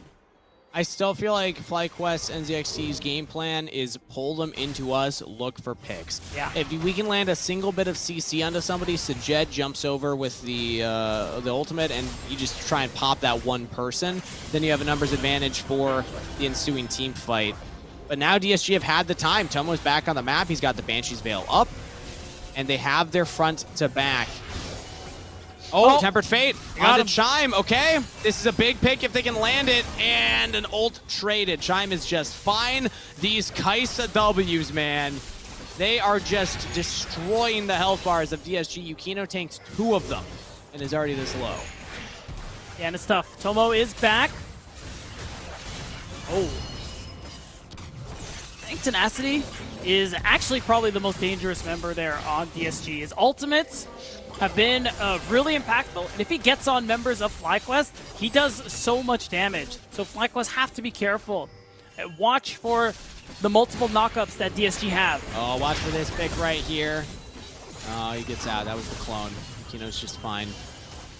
Mid-wave control to FlyQuest. They're going to give the Dragon Soul and move over to the Baron. It's, again, scary to walk into DSG's composition when they are set up, but Poom can buy time. He's got the Tempered Fate, and he can just delay this Baron take for quite a while. Young even goes for a back and will teleport in. Yukino's on a flank right now. Surdy's trying to match it, trying to watch it at least. Hits Tenacity. FlyQuest pushed off of the Baron. Yukino still on a flank. Tempered Fate. There we go. There's the combo that they were looking for. Not enough to one-shot anybody, but enough to cause chaos. Chime will go down. Looking for Bradley as well, whom will take the portal. Bradley running alone from the rest of the team. I don't know how much he's going to be able to get done, but I know that this Baron is the target for DSG. They will claim it. This is what their composition wants to do. Yukino, the hero, finding the flank. And what a flank that it was. DSG, they've gotten it all, Steve, all of a sudden. They're Ocean Soul, they got the Drake, and they have the team fighting composition. They have everything they need to close this series out. And again, like I was saying earlier, shift that narrative about them being a middle-of-the-table team. Again, it's not punching above their weight. They want to say this is our weight class, as if they beat, because if they beat FlyQuest, that's both LCS affiliate teams. Teams we had at the top of the standings falling to them. Especially considering DSG's arguably disappointing spring split. I still think that they had a great surge come playoffs, but True. some people in the community were like, oh yeah, I mean, Young's coming back. It feels like they even have a couple upgrades, despite the fact that a lot of their players got promoted to the LCS after their fantastic summer performance. Yeah. But they just weren't able to really bring it all together in spring. DSG are playing this composition beautifully, and I think overall the team has just been growing together here in the summer split. Happy to see it working out for them, because FlyQuest is not an easy team to take down. Yes, they've dropped a couple of games even in their series wins, but they are still very, very strong in every single role. And the fact that DSG's synergy is able to play through that speaks to the work that these guys have been putting in. They're sieging the inhibitor turrets now. Tempered Fate lands. Chime will throw out the steadfast presence. They're trying to get onto Sajet. They can't quite get him, but they got Chime, and that should be enough. Surdy should fall as well. 2 kills over to DSG, a double to Young. And with the Baron empowered minions, they have a wave here in the mid lane. FlyQuest challengers have their back against the wall. They're trying to hit the wave. Can they get it? Stunned up is Shaden. They still have a cannon minion here for DSG. Tomo. What? Woo, that's a lot of damage. Bradley thinks maybe he can get something there. Tomo's gonna have to stay alive, stay behind everybody else, but they have another wave coming in. So that means that this is the final push. This is the surge that DSG needed. Shaden trying to get out of the backline, trying to get that reset. Goes into Guardian Angel. Yukino into stasis. Young still alive. Bradley can't do anything but watch as Sajet jumps to the backline, gets onto Young. Bradley will play him, but the Nexus is exposed. DSG take the series. And a 46-minute banger, no less. But DSG, they did it. They toppled 2 of our LCS-affiliated orgs. And again, they really proved that they belong on the top side of the ladder here in NACL Summer. Yep. And they are one step closer to some pretty good seeding going into playoffs, guys. That was an incredible back and forth 46-minute banger. Look at the damage numbers, man. That's AP Kaisa. That was all just W's, sniping people on these objectives while Ziggs was trading poke with Q. Yeah. And at the end of the day, the Kaisa, despite being able to push people off of objectives, a couple of combos. It didn't matter how much gold they were able to get a lead. We only saw like about a 1,500 gold lead for the side of FlyQuest anyways. We said that the composition from DSG was always scary. They just needed to find that one big play. You see that big gold surge where they got the Baron, I believe. That was the part that they needed. That was all they needed to close it out. Yeah, I mean, DSG's comp, at the end of the day, it was a lot easier to play. And FlyQuest had this really high bar of execution that, you know, there were moments where they showed us why players like that can definitely play comps like these, but it just is less consistent than these insane wombo combo front to back team fight ultimates, which I'll always tend to favor, especially, you know, in developmental leagues. True. FlyQuest composition was, I think, harder to pull off overall. 100%. Have to play the map a little bit cleaner than that, but DSG doesn't mean that their composition was not impressive how they played that one out. We'll be sending it to a short break before we are back with one of the victorious members of DSG to talk about maybe what they're going to spend their winnings on, as well as how that series looked from their perspective. So stick around. We'll be right back after this.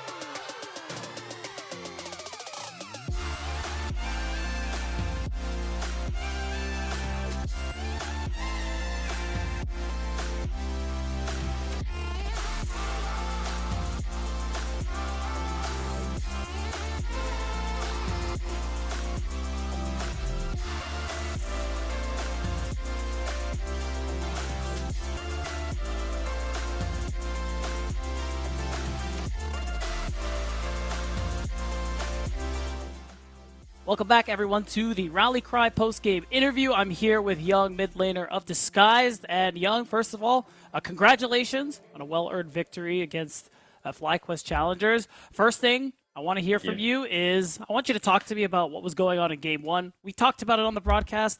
What was the thought process around that Baron fight that kind of, lost you guys the game? I mean, I think in comms I was saying, like, I'm far, like, you guys can fight if you see it, but I think that they looked for, like, a quick angle on Hui, but it didn't work out. Like, I think it's fine if they go in fast if we kill Hui, but it didn't work out, so we just ended up losing the game off that. Fair enough. I mean, going into the rest of the series, what were the vibes like? I think that was a really impactful fight. So were you guys affected in any way, or were you just, it's like, oh, whatever, it happens, go next? I think our team has done pretty good at, like, getting better mental and just being stable. So I don't think, like, losing really affected us. I think we were pretty good on just having a good mental throughout the series. And, like, even though stuff went bad, sometimes we would just always think about what was next. So it was really good to, like, see that from our team. Is that a thing you guys have been working on throughout the summer? Just being able to handle loss better? Yeah, I think so. I think our team is pretty prone to tilting, but I think we've turned that around a lot, I think. Okay. You think, like, you guys have just fully made it? You guys have the monk mental, or do you guys have a little further to go? What's your take on that? I mean, as long as we keep winning, it won't be an issue. But I think regardless if we lose, like, everyone's had a really good mindset so far, just improving and just getting in shape for playoffs and not letting losses affect us or bad plays and stuff.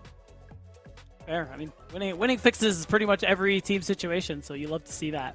The one thing I want to know now, too, is you guys beat TL a few weeks back. You guys beat FlyQuest now.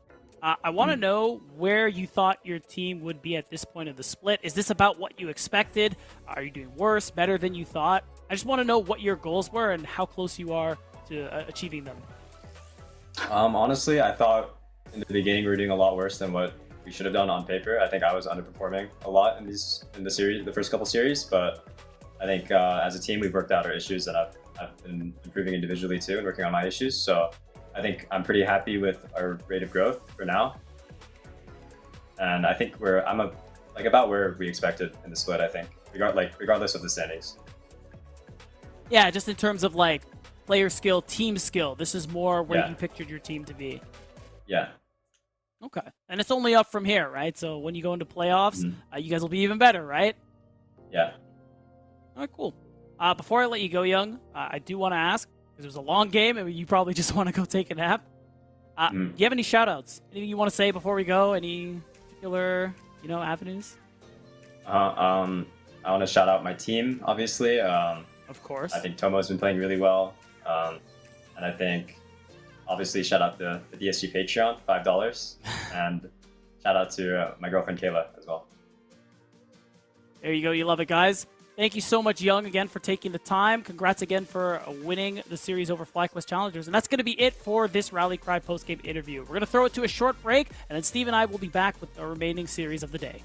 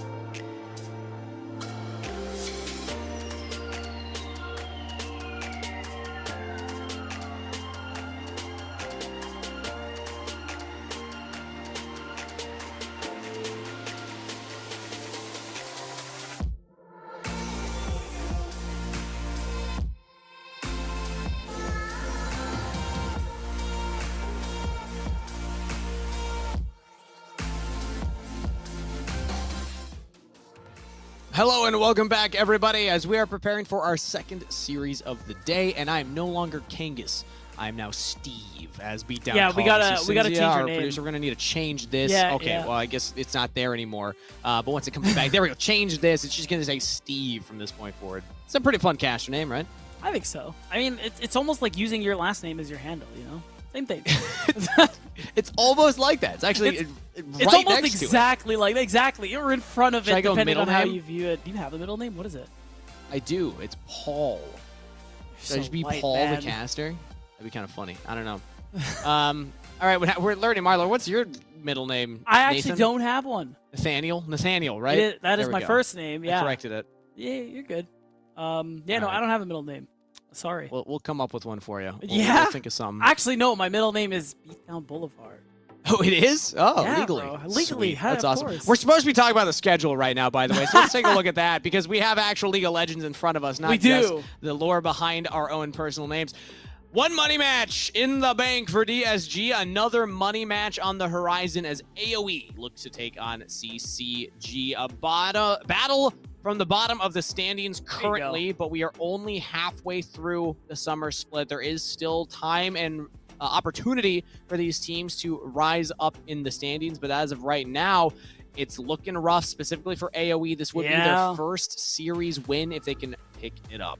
And they played 5 matches. They're 0-5 right now. They are the sole possession of 10th place. It's actually AoE and CCG at the bottom too. So Yeah, these two you wanna know teams. some fun though? Yeah, what? AoE has a higher win rate. They In have terms of four individual game wins. games.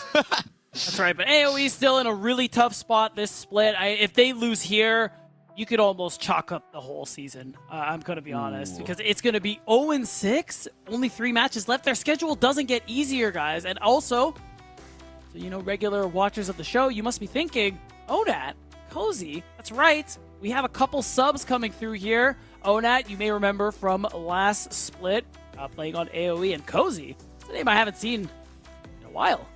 Formerly known as True. Cozy Shroud. My Has goat been- because he plays a Kali top.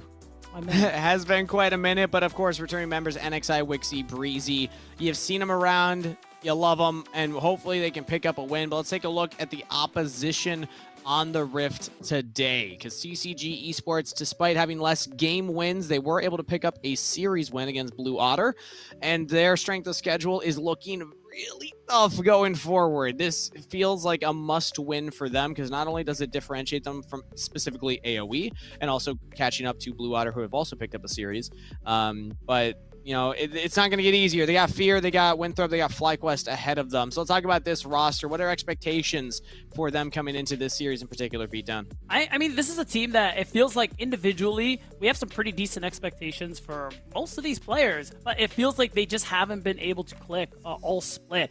They've had a lot of rough matches. They've had some close games. They've picked up a win here or there, but for the most part, it really feels like we haven't seen the potential of what we expected from CCG Esports so far. This is a team, of course, that won their way through the promotion tournament to get here, did have a bit of a roster shakeup as these things go, and it just hasn't been panning out yet. Yeah, players like Shochi, Manui, Trevor are coming back from playing with each other in past iterations of rosters, but then Chad and Crimson hopping in. A lot of eyes have been on Crimson, as you know, the lineage of this family, as you know, well known in the community now, Viper and Sniper. But Crimson not finding as much success necessarily on CCG Esports early on. But like I said, we're halfway through the summer split. There is still time for them to pick up more wins. It's just, for sure, looking at the strength of schedule, it's going to get harder for them, meaning that not only the money on the line here for this money match, but the fact that this is really big for them in the standings to make that push for playoffs, try and be in the best form that they can. So I think more pressure on CCG, although AoE, when you haven't picked up a single series win, obviously there's going to be some pressure as well. I was going to say, I'm just going to go ahead and outright disagree. I think 0-5 is a little more pressure to get a single win. This might be a hot take, guys, but having less match wins may impact your standings. Like, chat, what do you think? Is Steve right? Or, like, what? Come on. Oh, I love that we're just committed to Steve here. It still says Kangas, but maybe we'll change that at some You know point. I regularly call you Steve, right? Like, this isn't a new thing. On broadcast? We never cast together, though. We do sometimes. We do sometimes. Yeah, you just don't remember things. That's the problem. That's really I what do it have a comes down to. notoriously bad memory. Yes. So before we dive too deep into But that you forgot one that. and air out, At least I remembered where we're at right now, B. Let's catch everybody Where are up we? on pick and bans for game number 1. A lot of AP jungles banned out. AP damage in general on AoE's side with Ziggs, Karthus, and Lilia off the table. Rumble, fun fact. So I looked up these stats. I totally, again, speaking of memory, I forgot that I was going to do this during game 1 of the day. So look how many unique champions we've had so far this summer split. Actually, before I say it, chat, guess right now. Everybody in chat, maybe we can get a They poll. should know. Actually, yeah, let's get a poll. You gave it away. No.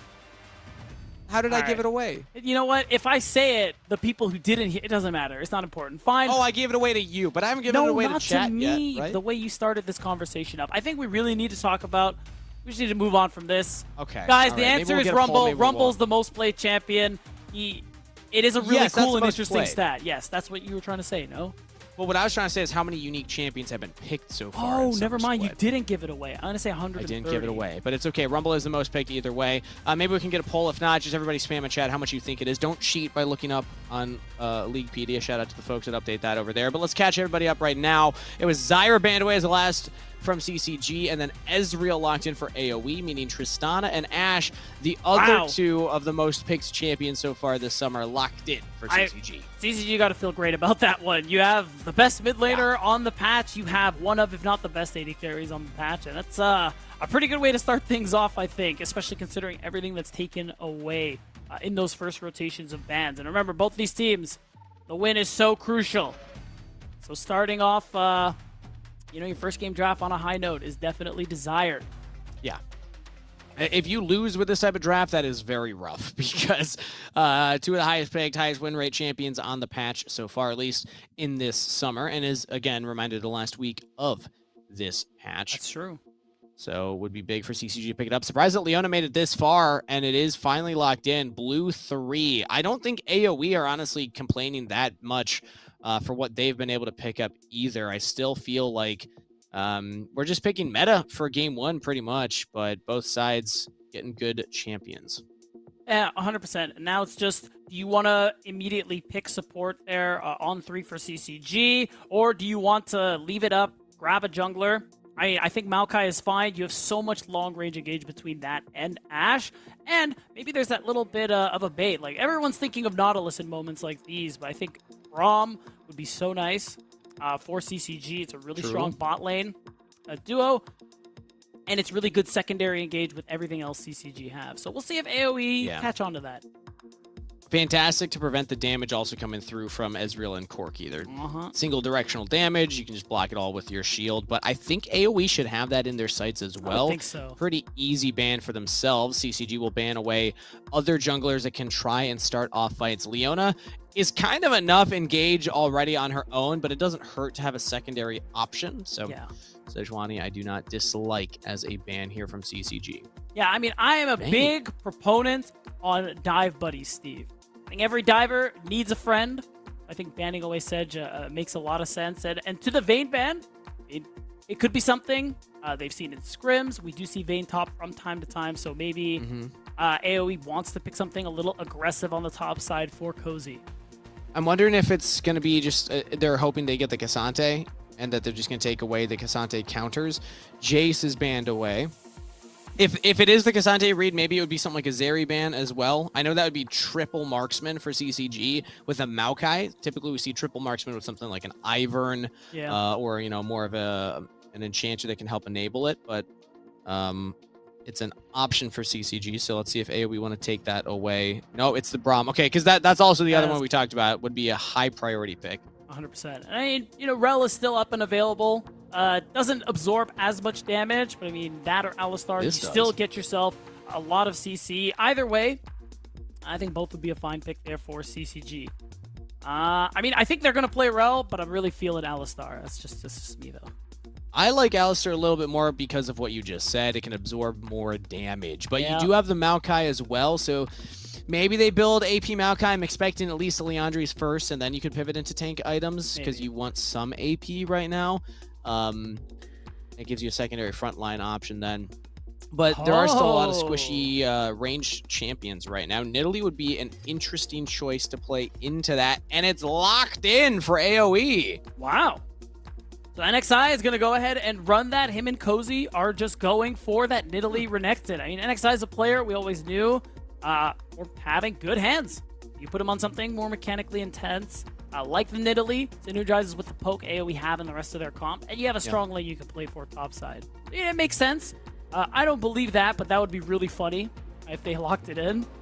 Yeah, a lot of poke, like you had highlighted, with Corki, Ezreal, and now the Nidalee as well. Yeah. And it is Cassante as the counter pick. Red 5 Cassante, not the most popular, not the most common, but I guess they're just hoping that the Tristana and the Ashe will be enough to carry them through this, because yet again, they don't have a lot of magic damage, as Leona can just stack full armor. Ninja Tabbies is going to be a very effective purchase for all members of AoE, but there isn't a dedicated tank outside of Leona that will just continue stacking. So also with, Kraken Slayers, LDRs are still all right for damage.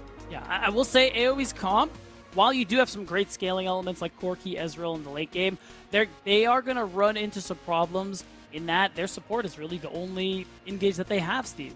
It's just Leona. It's the bulk of their crowd control. And if that initial engage doesn't work out, you have so much on the side of CCG to make space for these carries that I think, in terms of front to back, a 5v5 at even gold, I'm liking what CCG has a little bit more. I'm at front to back with the AoE. Orbit, but the poke is still there for AoE. Can they land it onto the members they need to at the times that they need to? But here we go. We're loading into game number 1 for our second series of the day. Spam in chat, AoE or CCG, to let us know who you're rooting for and who you believe in. No early invades from either side, just a fan start from both teams, as Breezy will actually opt to drop a ward and back for the sweeper to start things off.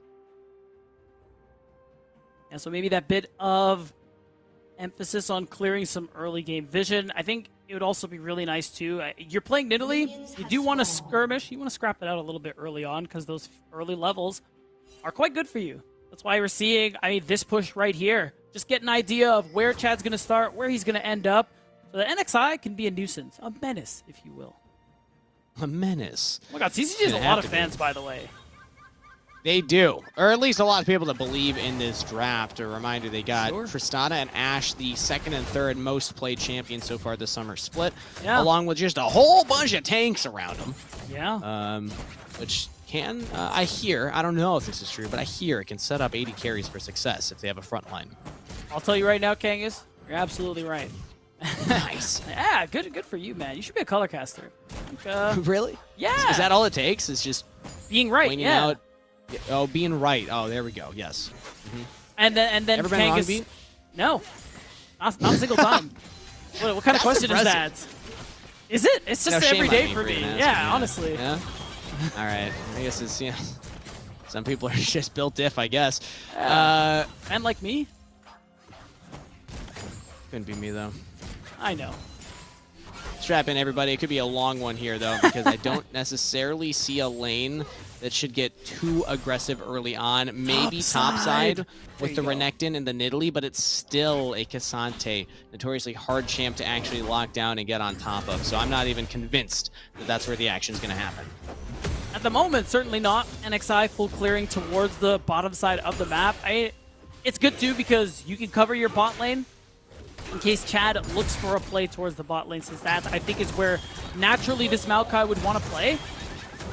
And then you also have that opportunity after your first back, you can just run straight topside and work it up, just work out a fight with your Renekton.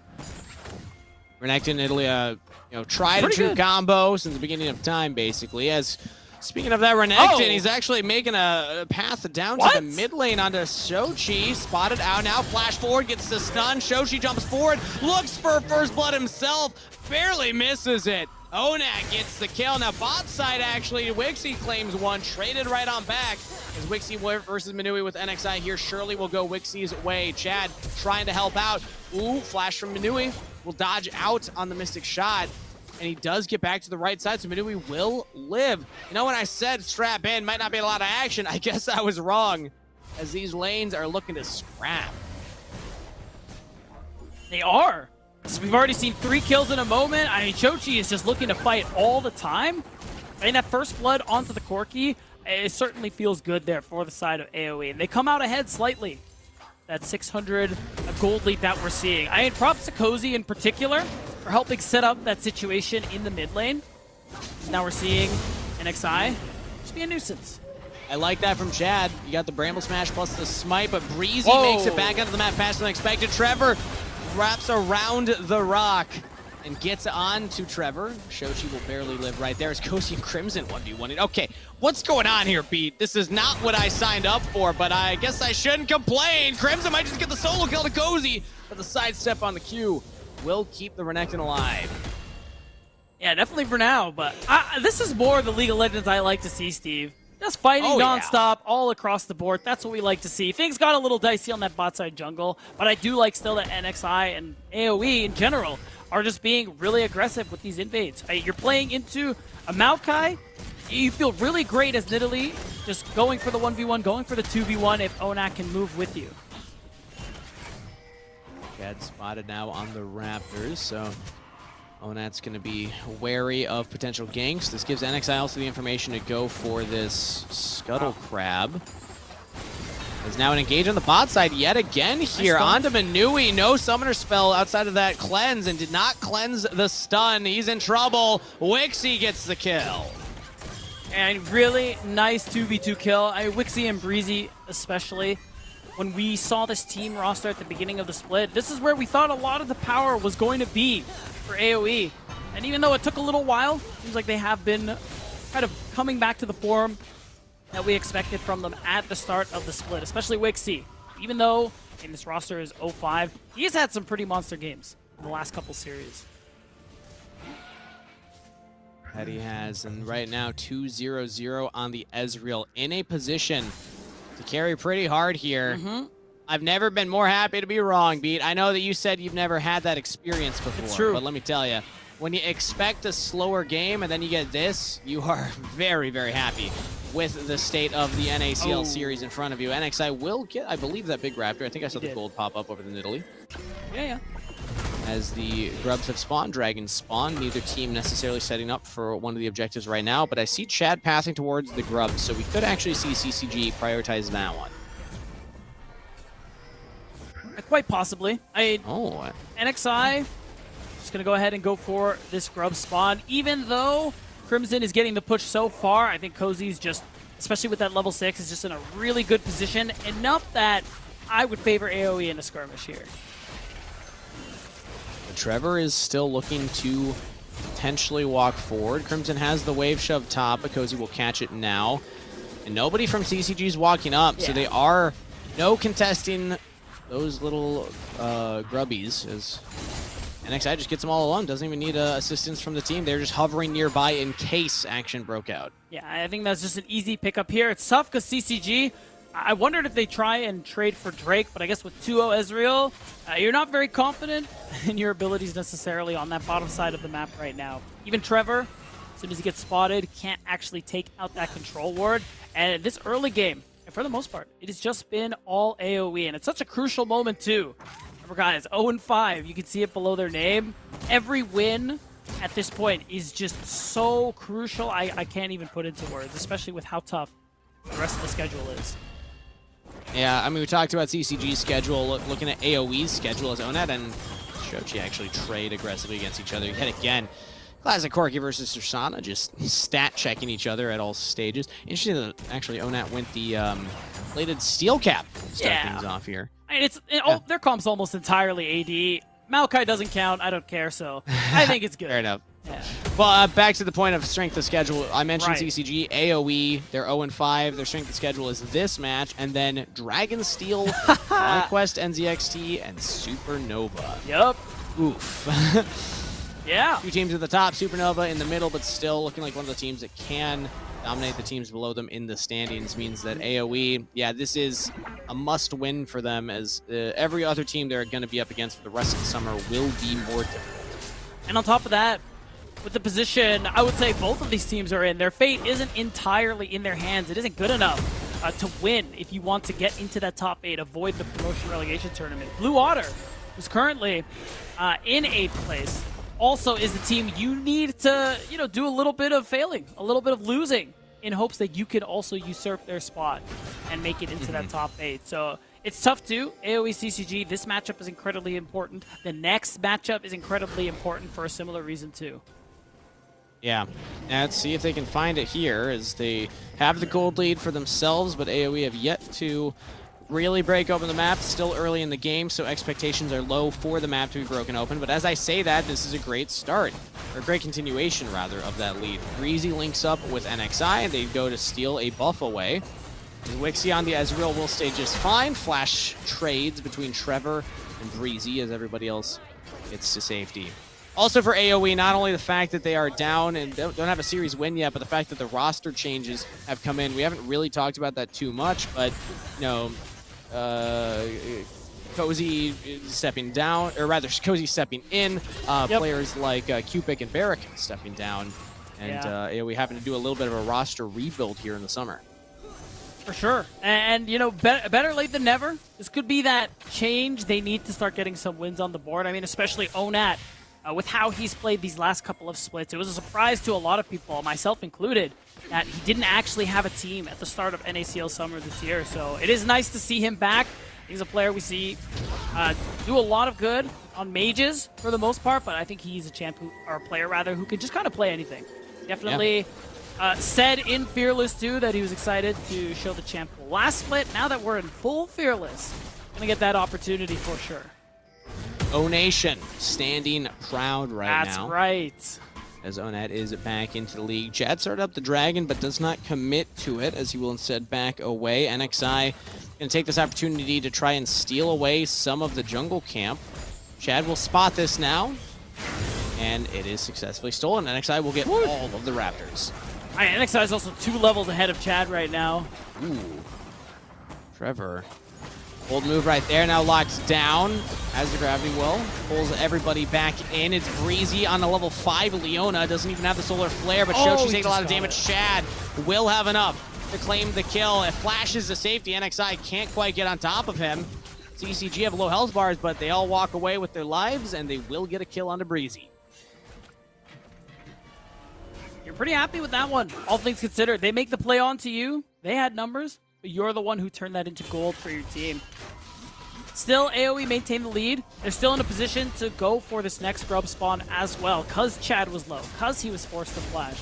It means that Grubageddon easily picked up here for the side of AoE. Cozy should have a pretty decent time being able to make full use of that inside, potentially. I think AoE's comp in general, though, they're going to struggle a little bit with the sieging. So, you know, it doesn't feel as good as it did maybe for FlyQuest in the last game we were covering. Grubs are going to feel really good. 6 grubs for AoE, despite the fact that they don't have, the split push style. Yeah. Still means you can just shred turrets, especially with the Herald. I mean, you just spawn an army once that thing lands. That's true. So I feel like AoE are going to be happy with how the game state is going. You know, no surprise. But CCG are still putting up a fight, as we saw with that last kill onto Breezy. And it is Leandri's now completed for Chad. Expectation is typically from this point to pivot towards more of a tank build. Yeah. Got the 1 AP item, but we'll see what he actually decides to do, as the Dragon is at half health and will go down. AoE, despite having a very bombastic start to the game, things have settled down a little bit here as we've gotten into the mid-game. Yeah, but maybe now early mid-game. Hints of we're still in lane phase and things like that, but I will say it's worth noting too that I think from this point on, I think we're going to see AoE's gold lead actually matter a little bit more than before. I'm particularly talking about, NXI's got his first item, but look at Wixie. He's finished the Trinity Force. That extra 2 kills the CS lead he's gotten is really starting to pay off. And because, you know, Herald is going to come independent of... Oh, hold on a second. Okay, engage onto Wixie underneath the turret. Forces the jump back. Manui takes a huge chunk of damage right there. Despite Trevor almost finding a clutch engage under the turret, it wasn't quite in range. And Shochi and Onat still trading 1v1 against each other. Ultimate used, Buster shot out. Shochi will not get the kill. No, it's getting tough too. Shochi, he has his first item. Still, you can see the steel caps really doing work there for Onat. But overall, my expectation still this game, I think AoE are actually going to have a pretty easy time fighting around these next couple objectives. Rift Herald, And for the most part, they're really strong right now. As long as they rotate their bottom lane, I really like their chances for that fight, Steve. The next dragon coming up, again, as long as Wixie continues to have this lead that he has, that should be another thing that AoE should get with not too much difficulty. I mean, they're going to get the bottom turret here. That's what the Grubs has netted them. Wixie just takes the entire turret, almost all the plates. Got 4 out of 5 right there. CCG are on the Herald here, but it's because AoE committed to the objective itself. Herald could be a turret, but a turret is a turret. At the end of the day, I'm happy with AoE's trade. They get more gold immediately in their pocket.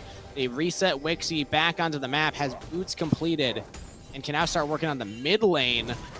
CCG feels like they're falling a little bit behind in tempo. Yeah, I mean, this Herald still is a big opportunity for them to earn some gold. That's why you're seeing Breezy move up to this top side. I think it's fair to guess that wherever this Trist is, you probably want to try and drop the Herald near her. But CCG not looking to actually drop that one right away. You can hold the Herald for quite a while.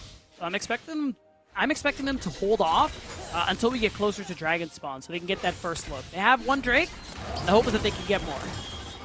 Stacking objectives could be big for CCG as Solar Flare goes down, but Shochi buffers it with a rocket jump and gets out of there. But it's not going to save the turret because unfortunately your health is too low. Can look to back and teleport potentially.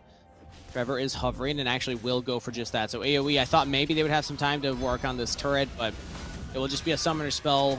And that means less global map plays available for CCG. It won't be up by the time the dragon spawns.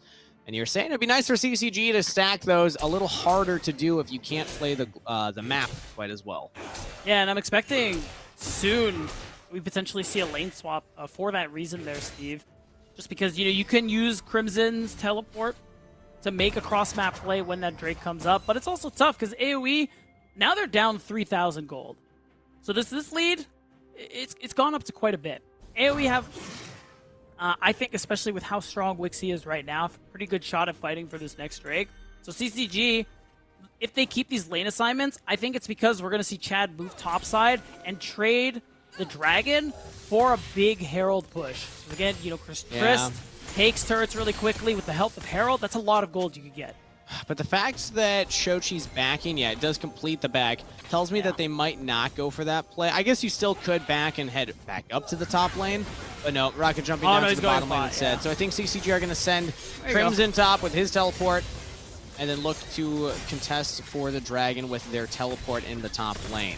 Now, will AoE give that to them, or will they use their grubs to try and dive Crimson? They have multiple members up here. CCG are hovering, but Chad's actually kind of in no man's land right now. Oh, wow. Solar Flare went wide as the Blast Cone was there, so Breezy cannot lock down Chad. Yeah, right now it's just about vision topside. AoE is a little more focused on, but you got to imagine Drake is on the agenda for them. I mean, Onat is pretty easily getting waves in top. You're very mobile as the Corki. He still has Flash. I would expect them to go for this Drake, but instead, it looks like gold is more the objective for them. They want to steal camps. The way Onat is trading, they maybe do want to get that dive you mentioned. Crimson's about half health. Has teleported himself, so he could look to back and still TP up there. And Dragon hasn't even spawned yet, so AoE, I talked about tempo earlier. It feels like they are playing the map very efficiently. They're not really losing much for these looks, as the Herald has been dropped mid now. And they actually take the full turret. I would be surprised with NXI on the flank right here, but Trevor's actually looking to hunt him. Crimson as well. NXI can get to safety in time, but now he's very far pushed away from that Dragon. He's going to have to look for an aggressive approach if they want to stop the stacking. Meanwhile, Onat's actually topside with no TP, so I could see a world where AoE just give this Dragon, again, focused on the gold in their pocket as the bigger objective right now. Yeah, so it ended up being the reverse of what I was kind of guessing at earlier, where AoE, they're okay letting CCG get these first few Drakes, so they're just going to trade it for gold, as you said, and just increase that gold lead that much further. I mean, Corki getting solo time with waves in a side lane and a turret, I mean, that's something you're happy about every day of the week. So now, Onat's in a position where he's becoming very strong. Wixie has already hit that second item. Once it evolves into that Muramana, Wixie will be a problem. I imagine this third Drake is where AoE fight. I mean, this is a very accelerated Ezreal, and also Ezreal into the comp. there's not a lot of engage that's going to be able to reliably hit Ezreal. I mean, honestly, kind of an arrow from Fog of War might be the easiest thing. Trevor running at you is pretty, obvious, I'd say. Yeah. Chad jumping at you, fairly obvious. I know the Twisted Advance can follow your Arcane Shift, so that is something you need to be aware of. But if Wixie plays at range, he can just be a thorn in the side of all of CCG and very, very difficult for them to lock down. Couple that with the lead that he has means that he's going to be hurting while he does it. Yeah, and I mean, speaking of leads too, you can see the farm and experience lead that NXI has in the jungle as well.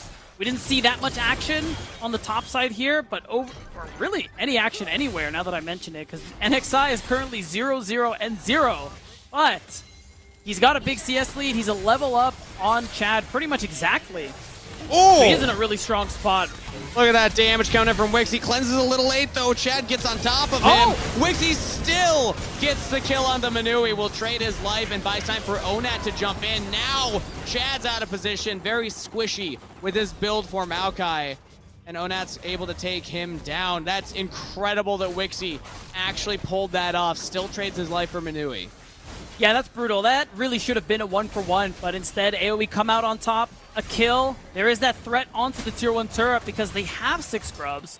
At least CCG will get them off for the moment here. But look, AoE still in a great spot this game. We're still a couple minutes from this next Drake. You can see top lane Cozy has just continued keeping this top wave in, pulling Shochi across the map here.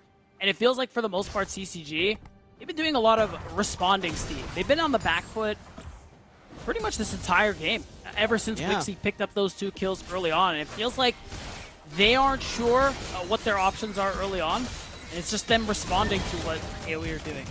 Yeah, even one of their better plays earlier when they killed Breezy in the mid lane was because Breezy engaged onto them, you know? It hasn't been a lot of proactive play coming out from their side. Now, they do have 2 scaling marksmen. I mean, Ashe scaling, not necessarily synonymous, but they do have 2 marksmen. That will, theoretically, as the game goes on, as they pick up more items, become bigger and bigger threats. So I don't think that they're, in a doomed position, but 4,000 gold behind at 20 minutes into the game does not feel very good, especially when you're the team that's expected to continue to stack the dragons. It's going to be harder to fight for those dragons if the gold continues this pace. And I think we have done a really good job at taking so much in exchange for those 2 Drakes that CCG have. So even though CCG are kind of getting what they want, the cost, I think we're at a point where it's just become too great, because now, like I said earlier, AoE, they can fight this next Drake, and they should be able to win that fight, honestly, really easily, especially if Wixie gets his cleanse back up soon. And oh my goodness.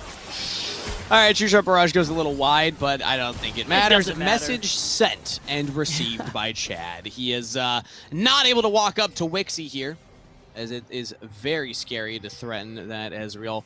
Maybe Manui could have fished for an arrow there, who knows, but it just would have been Chad for the follow-up. Does not have enough damage to actually kill Wixie. No. He's building towards some lifesteal for his next item, making it even harder, because if you do land any damage or any poke, just lifesteal back up and feel just fine. Here we back on the map. Dragon in 50 seconds. It seems like this is their opportunity to stop that dragon stacking. And I just don't see a world where that doesn't happen. Because CCG, Manui and Shochi have both hit their second items, which definitely feels good. But unless Chad, Trevor, Crimson can really try and get on top of this Ezreal or this Corki and make space for Shochi and Manui to do damage, there's really just no angle where I can see them winning a fight. Because, like, don't misunderstand, Shochi and Manui are actually in a decent spot. They're a little behind their opponents, but 2 items is not nothing for marksmen. Yep. So if CCG can set them up, there's a world. If. I'm hearing a lot of that word right now, Beat. And that's not where you want to be as a team in general. You want the win. You want the now. You want the let's be in control, not the if we can find it. But hey, if sometimes works out, if you find Cozy in the side lane, take advantage of it. CCG can lock down the Croc. He's got no backup. They'll lose the dragon for it, but they will get a kill. They will, and I like the call to not even bother going for the Drake. Just overload into one side, get yourself a kill, and double marksman. Your ability to take Baron, it's pretty fast. And they also have tanks. to tank it up. NXI's over the wall. They do not know this now. They do. Oh, arrow plus two-shot barrage onto Manui. Just takes him out of the play immediately, and another onto Shochi. NXI just hit the 2 critical members with those spears. We said with the poke, if you hit the right members, you can just force CCG off of these objectives, and NXI just did that on his own. Yeah, it was too easy. You combine that with Wixie's ultimate there. Chunking Manui, I think that was also the difference maker. It's why they had to back off. That could have been a pretty nice turnaround for CCG if they were able to secure it, but they're forced to walk away. And it's tough because maybe they might be able to set up another situation like that in a few minutes. But Steve, given AoE Mountain Drakes, Leona, Renekton, I don't like it. Those individual Drakes, it's just going to make them so much tankier. And it will make Manui and Chochi's job so much harder. And Wixie just keeps getting more fed off screen. When they were pushed away from the Baron, he takes the tier 2 mid turret, so gets all that gold local to himself. 3, 1, and 0 is the KDA. He's probably got the Bloodthirster on back here, I imagine. And is just still staying on the map because there's really no reason to back. There's no dragons that we're setting up for immediately. He's just going to catch a couple more waves and then back when it's optimal time to then try and make another play. Even... Okay, probably not going topside. Onat wants to grab that wave. Yeah, AoE in a good spot. Breezy. Okay, he's good. I didn't need to be that far forward. Didn't have any backup behind him, but it's just dropping wards down to try and spot enemy rotations. And it's as you said, Wixie has finished that Bloodthirster, is going to have the shield, and of course the lifesteal that goes along with it. It's just going to make him that much more difficult for the members of CCG to kill. And even worse, Wixie's got his cleanse back, so even if you get hit by a stray Ash Arrow, Maokai, Twisted Advance, whatever the case may be, does have the cleanse to save him. Ooh. Crimson takes 2 turret shots and still wins the trade. It's about the state that we're in right now. Yeah. And Kasante, if you go even early, you're going to fall behind late. Feels pretty bad, but it is what it is. Well, it's still tough for the Renekton to really kill you on his own. But it's not necessarily Cozy's job. He's just there to stack up that Black Cleaver and allow Onat and Wixie to do the damage necessary. As Chad is around here, Cozy could be in trouble. Crimson can take for quite a while. But Chad's spotted out here by the control ward. Cozy will just clear out the wave and back off. And beat, we got 26-26 on the clock right now. One of the things I talked about last series that I want to talk about now this series is teams' ability to end games. That's something that I like to take a very close look at here at the developmental level for the NACL. And so far, it feels like AoE, their win condition is still around this Baron. They stopped CCG from going for it earlier, and right now they are controlling it themselves. They can set it up, get Breezy to tank it all. They do have a lot of damage on it as well, but right now it's actually CCG making a play instead. Wixie could be in trouble here. Crimson's trying to get in. Ash Arrow lands, but it's only onto the support. Now Chad finally gets out of Wixie himself, all out from Crimson. They're trying to get onto the edge roll, and they got him. That's the engage that CCG needed. Shochi under the turret will claim another one. Onat will fall. The carries are down, and Breezy's the only one to limp away. Triple kill to Shochi. CCG find their fight. And it's exactly what they needed, just in time too. They cut this lead in half, and they're about to do it again when they secure this Baron. Even without their jungler, there's just no world in which AoE steal this one. And in one fell swoop, AoE lost everything they worked for in this early game. Yeah, I'm not gonna lie, Beat.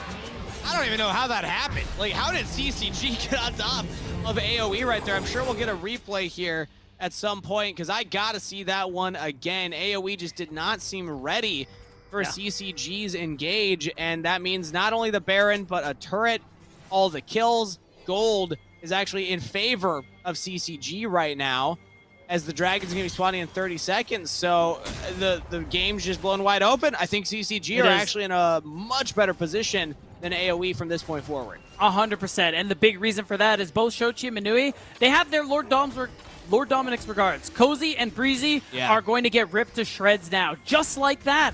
So now, CCG are in a really winning position. They've evened out this gold lead entirely. In fact, it's now swung into their direction. Remember, guys, 4K was the lead AoE have. So that is a 5,000 gold swing, and just in time for CCG's soul point to spawn.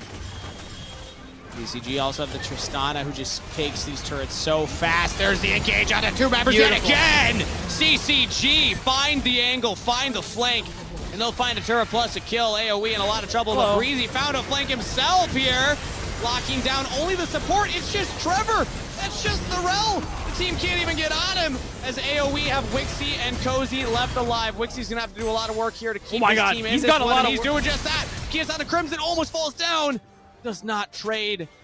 Does not get the kill. That was precarious from Wixie. Almost had it, almost went down, but CCG still walked out with more gold in their back pocket. So much more gold, Steve, and their soul point to boot. There is no response to be had here for the side of AoE. Maybe Wixie throws out the True Shot Barrage. Maybe he YOLO steals it, but it's looking like that is not the case here.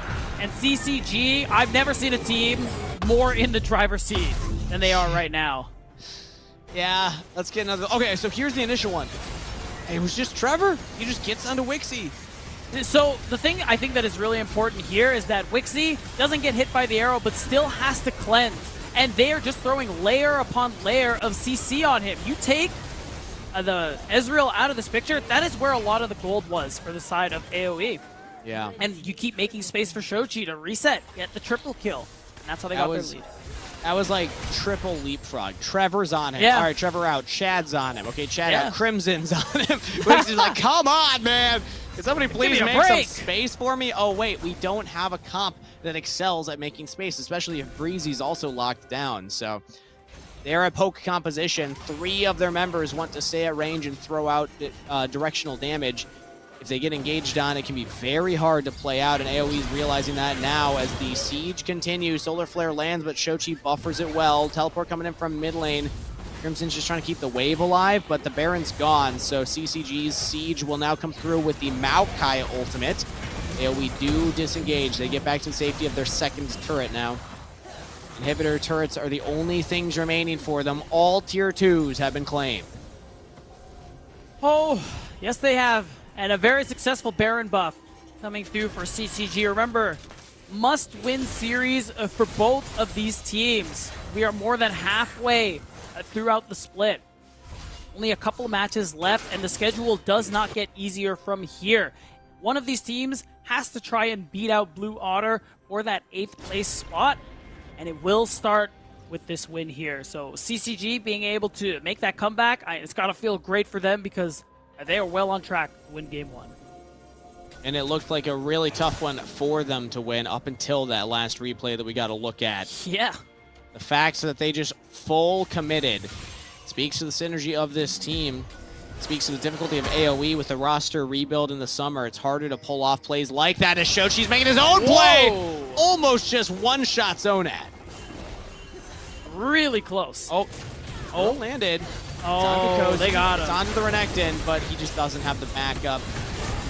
Yeah, left to the slaughter. Oh, actually, is he? Slice and dices away. Shochi now jumps in. Has the explosive catch. Oh, doesn't have the damage. Cozy's out of there. All right. AoE just said, sorry, Cozy. Best of luck. Cozy said, bet. He managed to make it out. Did lose the Sterix. So if something like that happens again very shortly, he'll surely fall then. But other than that, you can just see the engaged power there from CCG. We didn't see it most of the game, but now we understand how deadly it really is. Shochi in particular is also so powerful right now. He surely just does the most damage. He's finished his 4th item. It is the Infinity Edge. He also has the Flicker Blade. He's just going to be jumping on repeat, even if he doesn't get the E off. Yeah. I gotta say, great performances from individuals. I like to take moments like this where we have 40 seconds before the Baron's up to give credit to the players that have been putting in the effort this game. Trevor finding these insane engages and Shochi cleaning up these fights. These are the 2 guys that have impressed me the most so far on this CCG roster in this game number 1. Let's see if AoE can bring it back, because Wixie has the potential. He still has 4 items on the Ezreal. AoE are not out of this one yet, but it's looking rough as Wixie is engaged on. He gets over the wall, though. He's fine for right now with the front line that's taking it up. Breezy's surviving for quite a while, but the team's just not with him. Cozy throws out the Dominus, but is not in the fight. AoE just lose their Leona for nothing. And now CCG will continue the siege. They will push forward. They have a full wave here. The game could just be over. They don't have a big enough wave for that, and Wixie is still really strong. So I think they're just going to walk this out. They want to spend the gold they've earned, especially because their Mountain Soul is coming up really soon. That's why you're seeing AoE chase a little bit. They want to keep them on the map as long as possible so they can push out this wave and get that first touch on the Drake. Back yeah, CCG, it did take a lot of cooldowns to go for that. So Yeah. CCG didn't have the ability to hard force the end necessarily, especially with the Enchanted Crystal Arrow being down, but it's about to be back up. CCG can easily just go towards the Baron instead. Manui will tank up that True Shot Barrage. Don't think it'll matter. Baron secured as AoE will look to go for their second dragon of the game, deny the soul, but that's a consolation prize at best because that Baron could signal the end of the game. It sure can, especially with how strong CCG are now and how much bigger this gold lead just got. This Mountain Drake feels nice to have two of them. Maybe you'll last a little longer in these team fights, but yeah, I agree. CCG looking like they have everything to close this one out. Chochi not in any real trouble. It's Wixie. Ooh. Hit by the arrow. Arcane shifts over the wall as Butcher's Grass goes out. It does land. Oh no.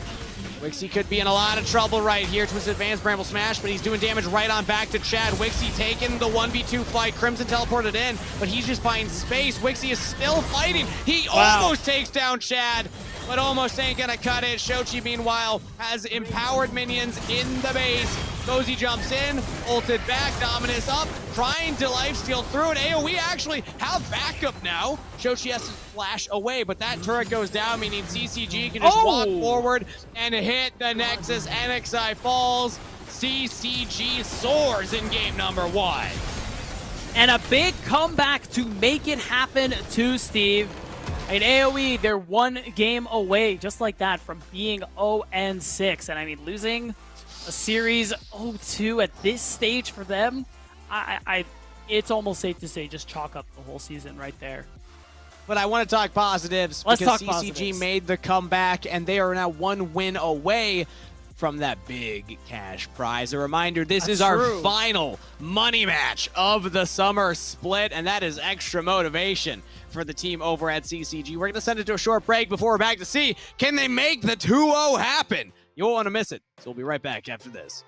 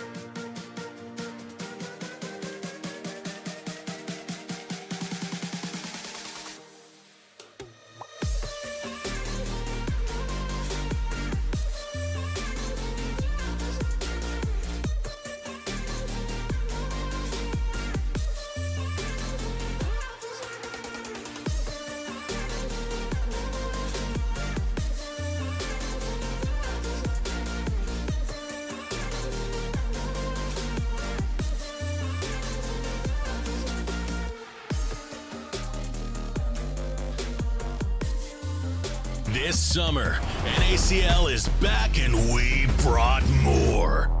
More Fearless. It would be DSG locking in the Varus because they can't take the Orianna either way, but it's Aatrox banned instead. More Creators. Wait, I didn't change to competitive. More best of fives. More money. During the NACL Super Weeks on weeks 4 and 5, we'll give each NACL team 2 money matches. More Surdy. Summing up onto this stage again is my chance to prove that I'm the person who should have been promoted to the LCS over Fake Gold. More stories. More partners. More prospects. More futures. More colleges. More SmackDown. More Cowboys. More NACL this summer. The future of the LCS starts right after the LCS. More, or at least the end. This is the last money match of the splits. That's the last thing that we can say for more of that, but we still have more best ofs ahead of us throughout the whole summer. I'm excited for the best of 5. Shout out, by the way, to the qualifiers, because the first full Fearless best of 5 is starting right now, I believe. 15 minutes, I saw Hawk tweet that out earlier, so that's going to be fun to check out. But right now, we find ourselves here at NACL end of week 5, as we have 1-0 on the scoreboard, and we got to update everybody on our player of the game, because that last one, it was a comeback for CCG, and it was off of this man's engages, Trevor, stepping up when the team needed him. Yeah, got that big engage in the mid lane, which won them the fight on the side of CCG, and that was really where that big turnaround happened, and the game completely shifted. Props to Wixie, he tried, but at one slip up, Trevor capitalized on big time. Yeah, and you can see, I don't remember, actually, I believe it was 15 total kills, and this is 14 participated from the side of Trevor, so almost 100% kill participation, 93%, right up there. And yeah, overall, I'm just happy that Trevor is able to step up when the team needs him with this type of composition. Shochi, I think, had a strong argument as well for being the one to, benefit from the way the fights worked out and getting all the kills, finding all the damage. But it was oftentimes, more often than not, Trevor setting up the fights to begin with. So give love to your support, everybody. I know that it may be not as flashy when you're not getting the triple kills, but still, they do the best that they can to set the team up for success. You're really showing your bias there a little bit. Are you back to not being a biased support at all. player? Yeah, no, Nope. You're not a support player. Not at all. Oh, okay, never mind. Well, Hey, I'm actually a flex player now. I'll have you know, beat down. What, you play flex Q? Is that what you mean? That's No. You press flex in Champ multiple Select. roles. Just don't trust me to be your jungler. You will regret it. Let's take a look at some more of the stats from that last game, though, to set us up for game number 2 here. Because like I had said, it was Shochi stepping up and doing the damage that the team needed when they needed it. I mean, props to Wixie, too, because he was pretty high up there in terms of damage as well. But the comp was too difficult to play against. And the goal difference over time, I think, has just been a big theme for today. The thing we're looking at the most, because look at that jump. It's almost a straight line. That is kind of aggressive. It was the advantages from AoE on the side that they were just able to, keep using their poke, keep using their range advantage, keep getting Wixie fed. But then, it was that dip was literally that Trevor play in the mid lane, right when just the cascade of gold, because they get almost an ace and then Baron and then like 2 turrets and then reset. Yeah, that's like, what is that? Probably a 6,000 gold swing, something insane right there. So yeah. Great stuff from CCG. 100%, and in such a crucial moment for them as well. Because remember, guys, these teams are currently in 9th and 10th place, and don't want to be there when the split ends. Crazy, I know. And the hope is that for one of them, really want that first step of avoiding the bottom 2 to start today. And if it happens for CCG, they'll immediately take Blue Otter's place at 8th. Which is something they want to hold on to for dear life with their fingernails. And if AoE don't figure it out soon, that's it. Yeah, that's it's looking pretty doomed.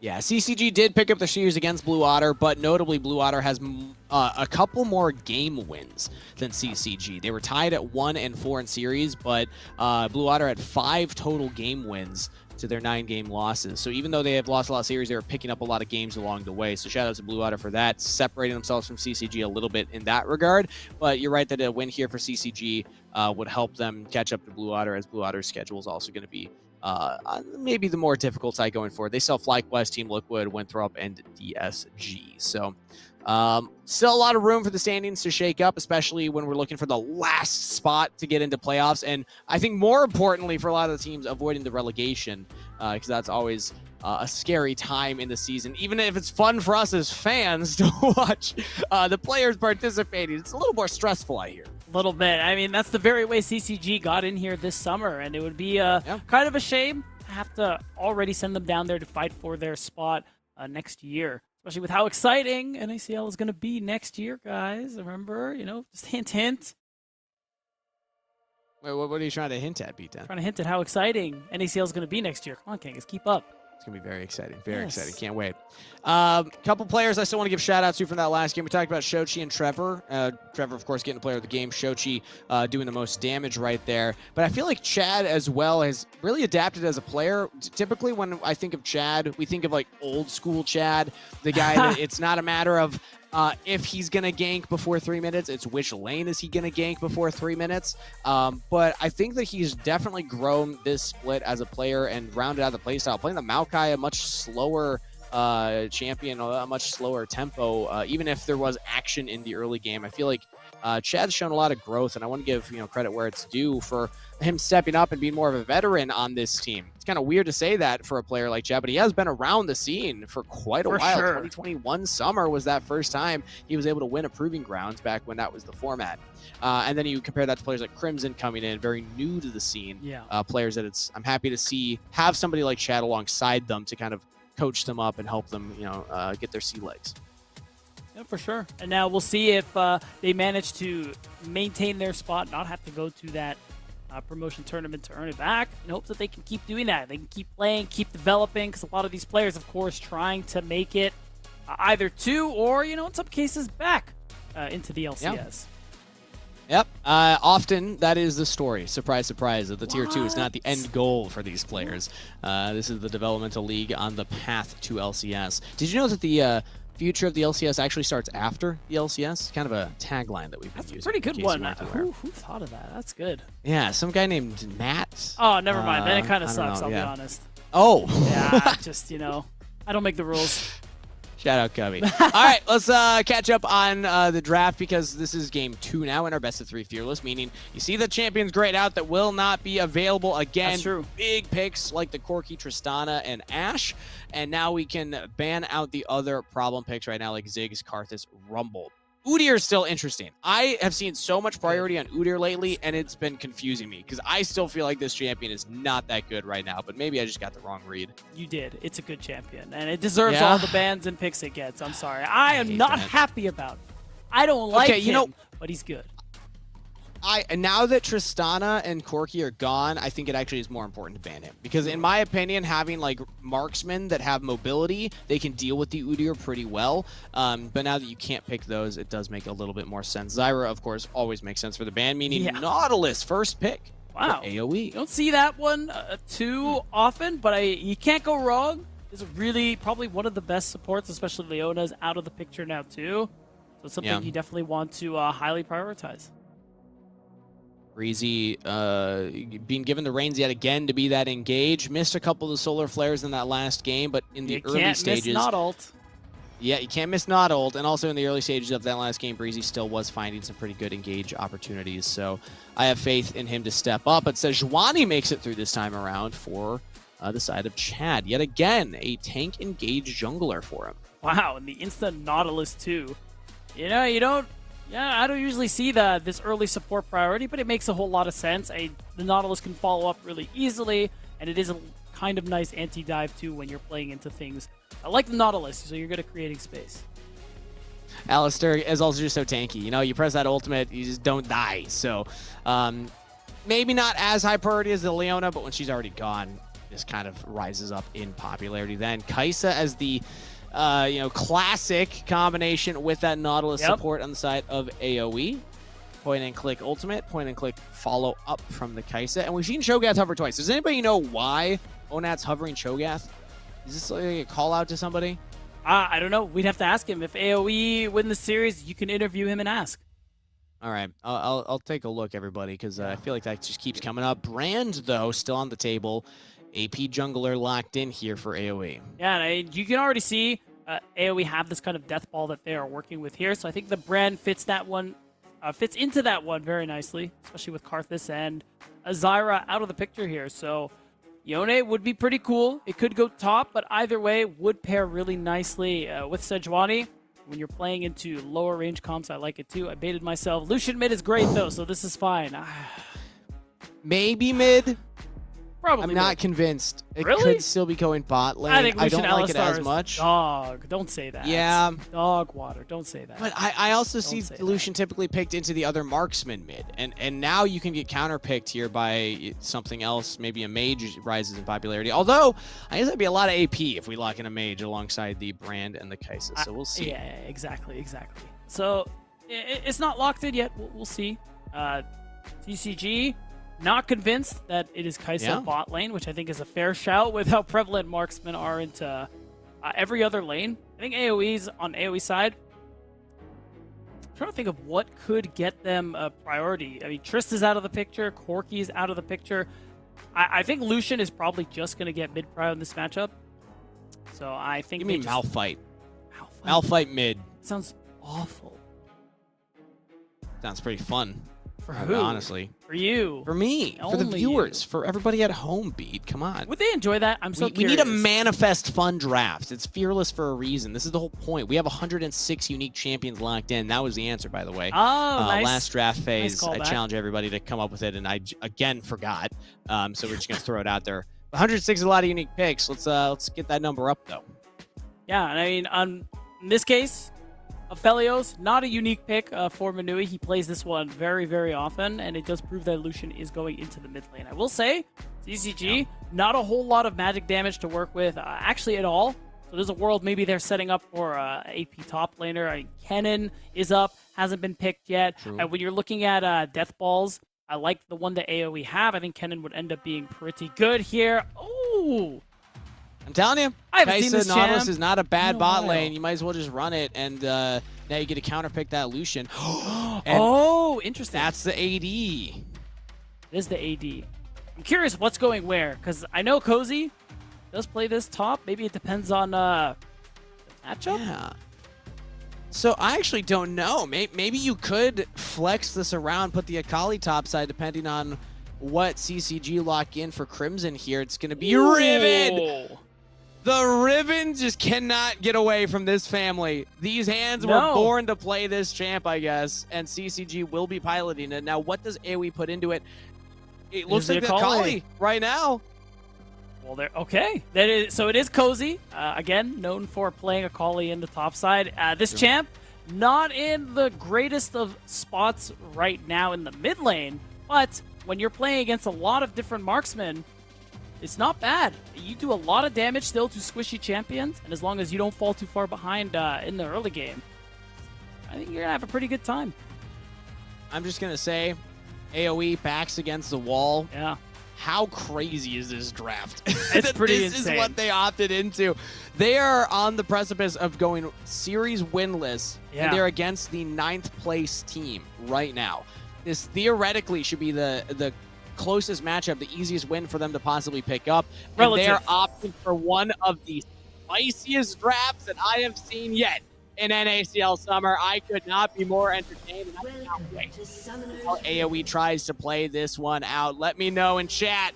Spam AoE or CCG, depending on who you're rooting for. If I had the ability to and was not casting so I could show bias, I'm rooting for the Akshan, man. I have not seen this champion played in a minute. I mean, I'm always deep down hoping Akali wins games, but I don't like AoE's chances. I'm gonna keep it a stack. I think Akali. I always gotta just pop my bubble. I'm getting so excited. I mean, I'm popping my own bubble too, you know. So it's not that I hate you, Steve. You know, I'm just telling you what I think. You just hate yourself. Yeah, sure. Let's go with that. All right. Yeah, I think the Akali this game. I mean, it's nice because you have some squishy members to go to, but in terms of 1v1 inside, I mean, I don't think you're going to beat Ribbon. I think you're going to get cooked, especially without taking Ignite. There aren't going to be really many side lane options for Cozy to play through. It's going to be all team fights. Yeah, Cozy does have the teleport, so opting more for playing for the waves, playing for wave states and map plays as opposed to just the top. Is now Akshan into the Lucian. I do remember this occasionally coming up back when Lucian was meta, you know, a few years ago when Akshan first came out, but I don't really remember exactly how the matchup is supposed to go, but this seems like it's a good matchup for Crimson. Gets a heavy trade onto Cozy to start off lane. And W start, that doesn't feel good. So we're looking elsewhere on the map. I mean, jungle, I think, is probably a big point of interest, especially because NXI, he is playing the brand, so he is looking to farm. He does want a lot of gold, and should he get it, he will do a lot against CCG, even though I'm harping on the Akali pick this game. I mean, looking at Onat, looking at Wixie and the champs they play, I think they fit into this death ball pretty nicely, all things considered. So there is going to be that pressure on members like Chad and Trevor from CCG to make space for their carries and make sure the carries of AoE don't run rampant. I don't like last game. Cozy has now picked up his first CS of the game as the wave will hit his turret. Crimson takes that time, an opportunity to go drop a ward down to the enemy jungle, so they know that NXI was pathing bot side as Breezy and Wixie are playing very aggressive down here, constantly looking for those hooks, looking for those dredge lines to trade into Trevor. But they're not going to go for a dive anytime soon. It's very dangerous to do against the likes of an Alistar. You can just get locked down there, and you're probably a best case scenario still going to trade a kill. But Chad's actually topside, so passing towards Crimson. This is a lane that I could imagine them going for a dive if Crimson wants to stack the wave for it. Absolutely. And to top it all off, too, we did mention earlier that, Sejuani, as we know, great with melees, so it is going to make the ganks just that much more potent. Of course, Cozy is going to respect the timer. Make it so that Chad can't get the drop on them. Instead, it's going to be mid lane. That's the word. Oh, never mind.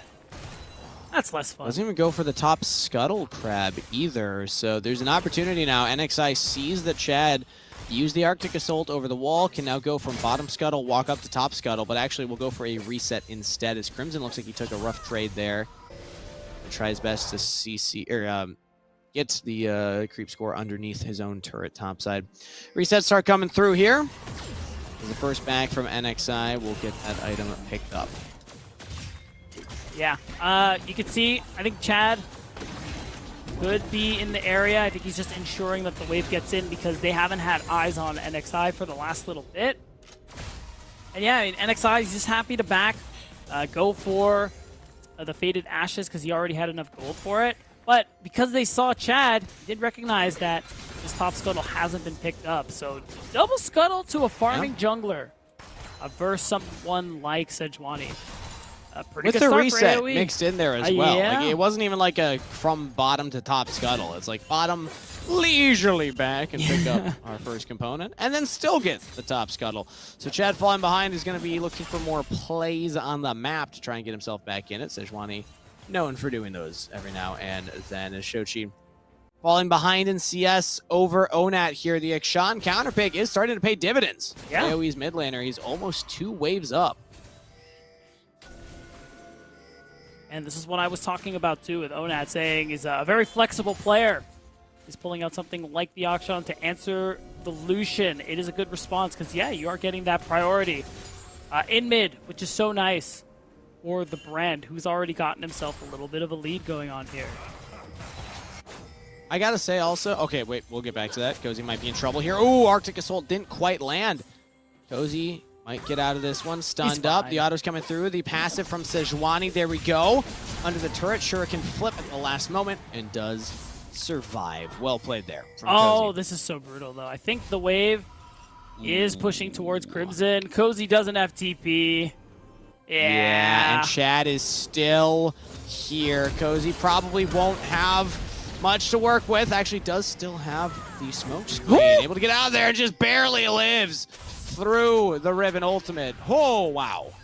Yeah, very, very narrow, but Cozy does manage to walk away. What were you gonna say? I think Kai, our observer, tried to say how much HP was there. I didn't quite hear I that, Kai. missed it. 12. 12. Oh my god. 12 HP remaining from Cozy there. Wow. Talk about a razor's edge. Yeah, pretty brutal. The top, even still, and Cozy is gonna lose out on a good bit of that big wave that was stacked up just because he didn't have TP to work with. Chad will be fine. I think it's worth noting we saw in the picture-in-picture earlier that AoE managed to pick up that first Drake because Chad spent so much time on the top side. I think their comp doesn't even necessarily need to Drake stack. Being able to get that for free early on, I think feels pretty good. Now NXI is level 6, ahead of Chad in that regard. And he's going to just keep getting ahead by stealing away camps. Yeah, Brand is notoriously good at just taking these neutral objectives. That passive constantly burning down does a lot of damage. As Chad will actually take this opportunity to go for an invade up here, taking away the blue buff. Okay, I have time. I have time right now, because I don't think a lot of action's happening on the map. What I was going to say earlier, I think Ikshan's got to have some of the coolest named abilities in the game. I'm going to rattle some of these off for you. Let's go. Let me know. Let's tier list them. First off is Q, called Avenger Rain. That is such a... How dope is that? Oh, thank you, Kai. That's We gotta such a take a look at it Kangas together. thing. How dope is that? Avenger Rain. It sounds like shout you. that It at some sounds point. like you wrote it. It sounds like a made-up thing. Yeah. Which I guess mean, it is a made-up technically, but yeah. Okay, now the W.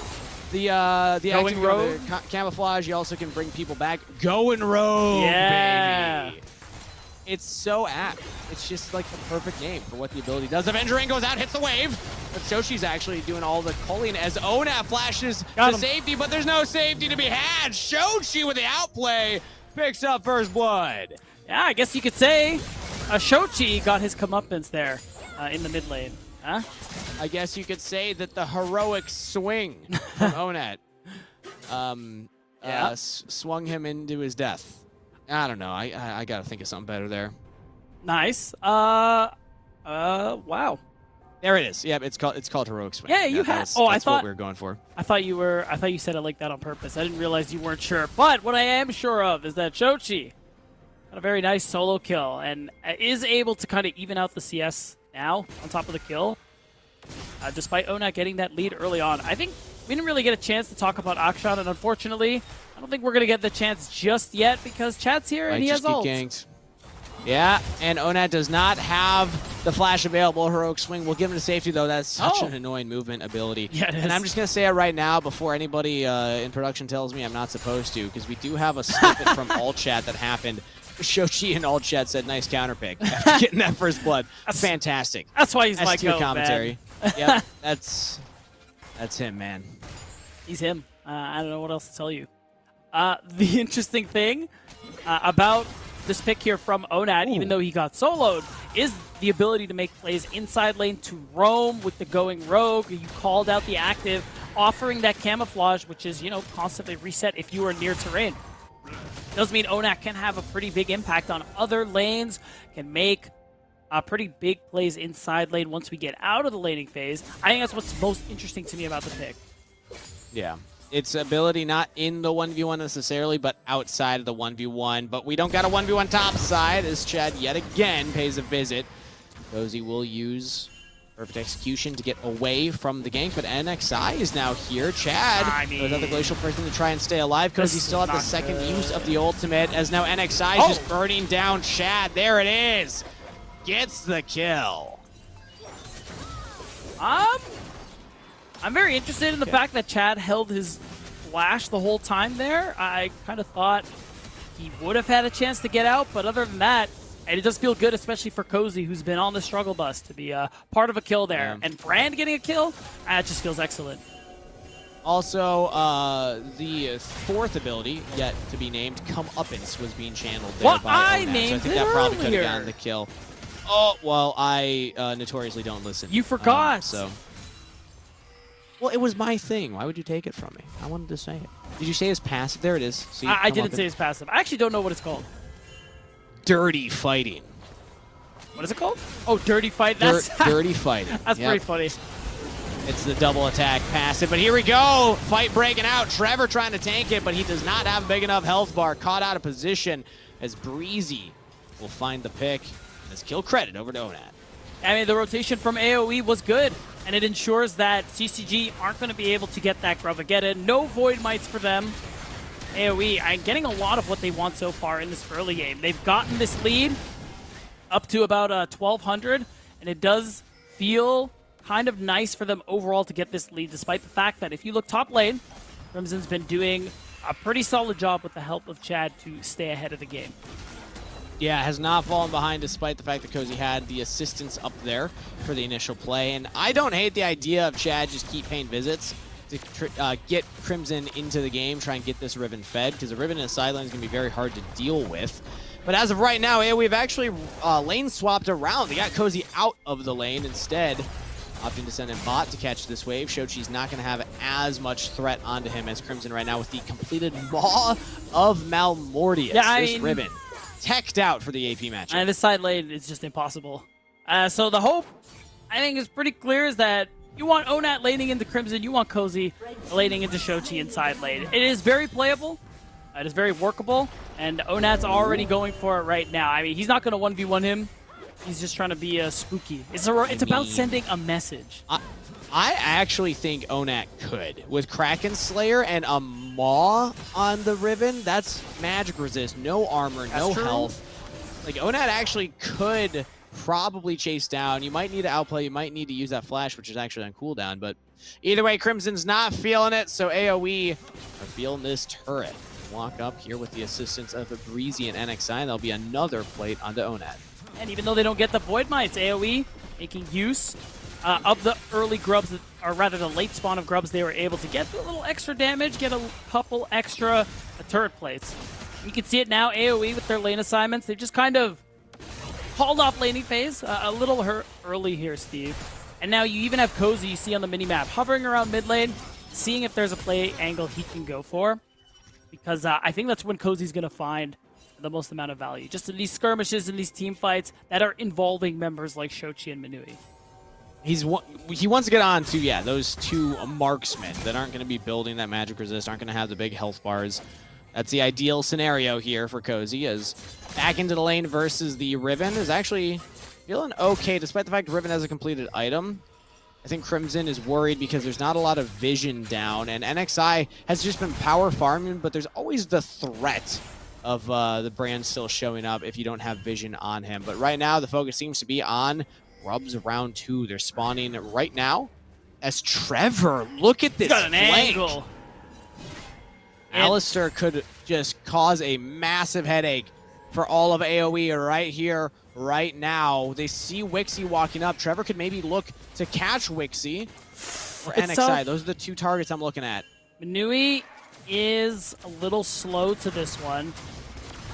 Okay, he does have red one. Ready. Okay, teleport flank. They're going to expect Cozy. They're not going to expect Trevor. Now Trevor shows, makes his appearance, gets onto two members. Glacial Prison goes out, lands on a Breezy. Elnat's actually playing this pretty well, but Crimson gets the first kill. NXI throws out the ultimate, but it's not enough damage to start off. But now Cozy, with the perfect execution, will get one. Locked down by Crimson, almost falls to the ult damage. 1-for-1 trade so far, but CCG taking out the jungler will get the Herald. Wow, first big team fight ends up going only 1-for-1 there. NXI, I want to take a look at this one again here. The angle was really good from Trevor. You get the CC onto Wixie and NXI. You couldn't really ask for something better, and that's kind of what set up NXI to go down early. He got the ult off, but really not a whole lot else, and I think that was the key thing that allowed CCG to go only 1-for-1 and take the Herald. Yeah, Cozy bought a lot of space. I think played it pretty well, especially considering how the laning phase had gone and how behind Cozy feels at this moment, but not enough damage and perfect execution to really shred through more than just Trevor, who was about to die anyway. But it does get the Akali back into the game just slightly, as AoE still have a gold lead for themselves. CCG, though, with Herald in their pocket, can now look to start a siege somewhere else, or Dragon's up in a minute and a half. You can always use the Herald as well as a distraction tool to give yourself priority setting up the next objective. You could change the Herald, you can reduce the amount of times we see it in a game, Steve, but you just can't change the fact that some teams are going to use it as prio for Drake. Both of these teams have one apiece, and CCG have that opportunity to get themselves the fast track to Drake number 2. But as I say it, AoE using their prio well, trying to steal camps away from Chad, who's already fallen behind, and to see if they can get deep vision down. And Wixie just keeping Trevor off of the flank. Trevor was looking for an angle right there. Won't be able to find it as Onat just keeps peppering this bottom turret. The grubs were claimed by CCG earlier, so there's no grubs spawned here. It's 3-3 in that count, but Onat still does a lot of damage to turrets. Vikshan does kind of excel with that double auto attack passive, which again, the name of is... Dirty Fighting. Remember? There we go, Dirty Fighting. You got it. I got it. Well done. Herald drop mid, not to set up for the dragon, but instead to actually just take the objective. That is mid turret falling. Breezy goes for the engage now. NXI and Onat are there. Massive damage coming out from Brad. Onat can reposition. Gets in a really good spot as Cozy gets onto the backline. Shochi 1v1 Wixie and actually winning that one.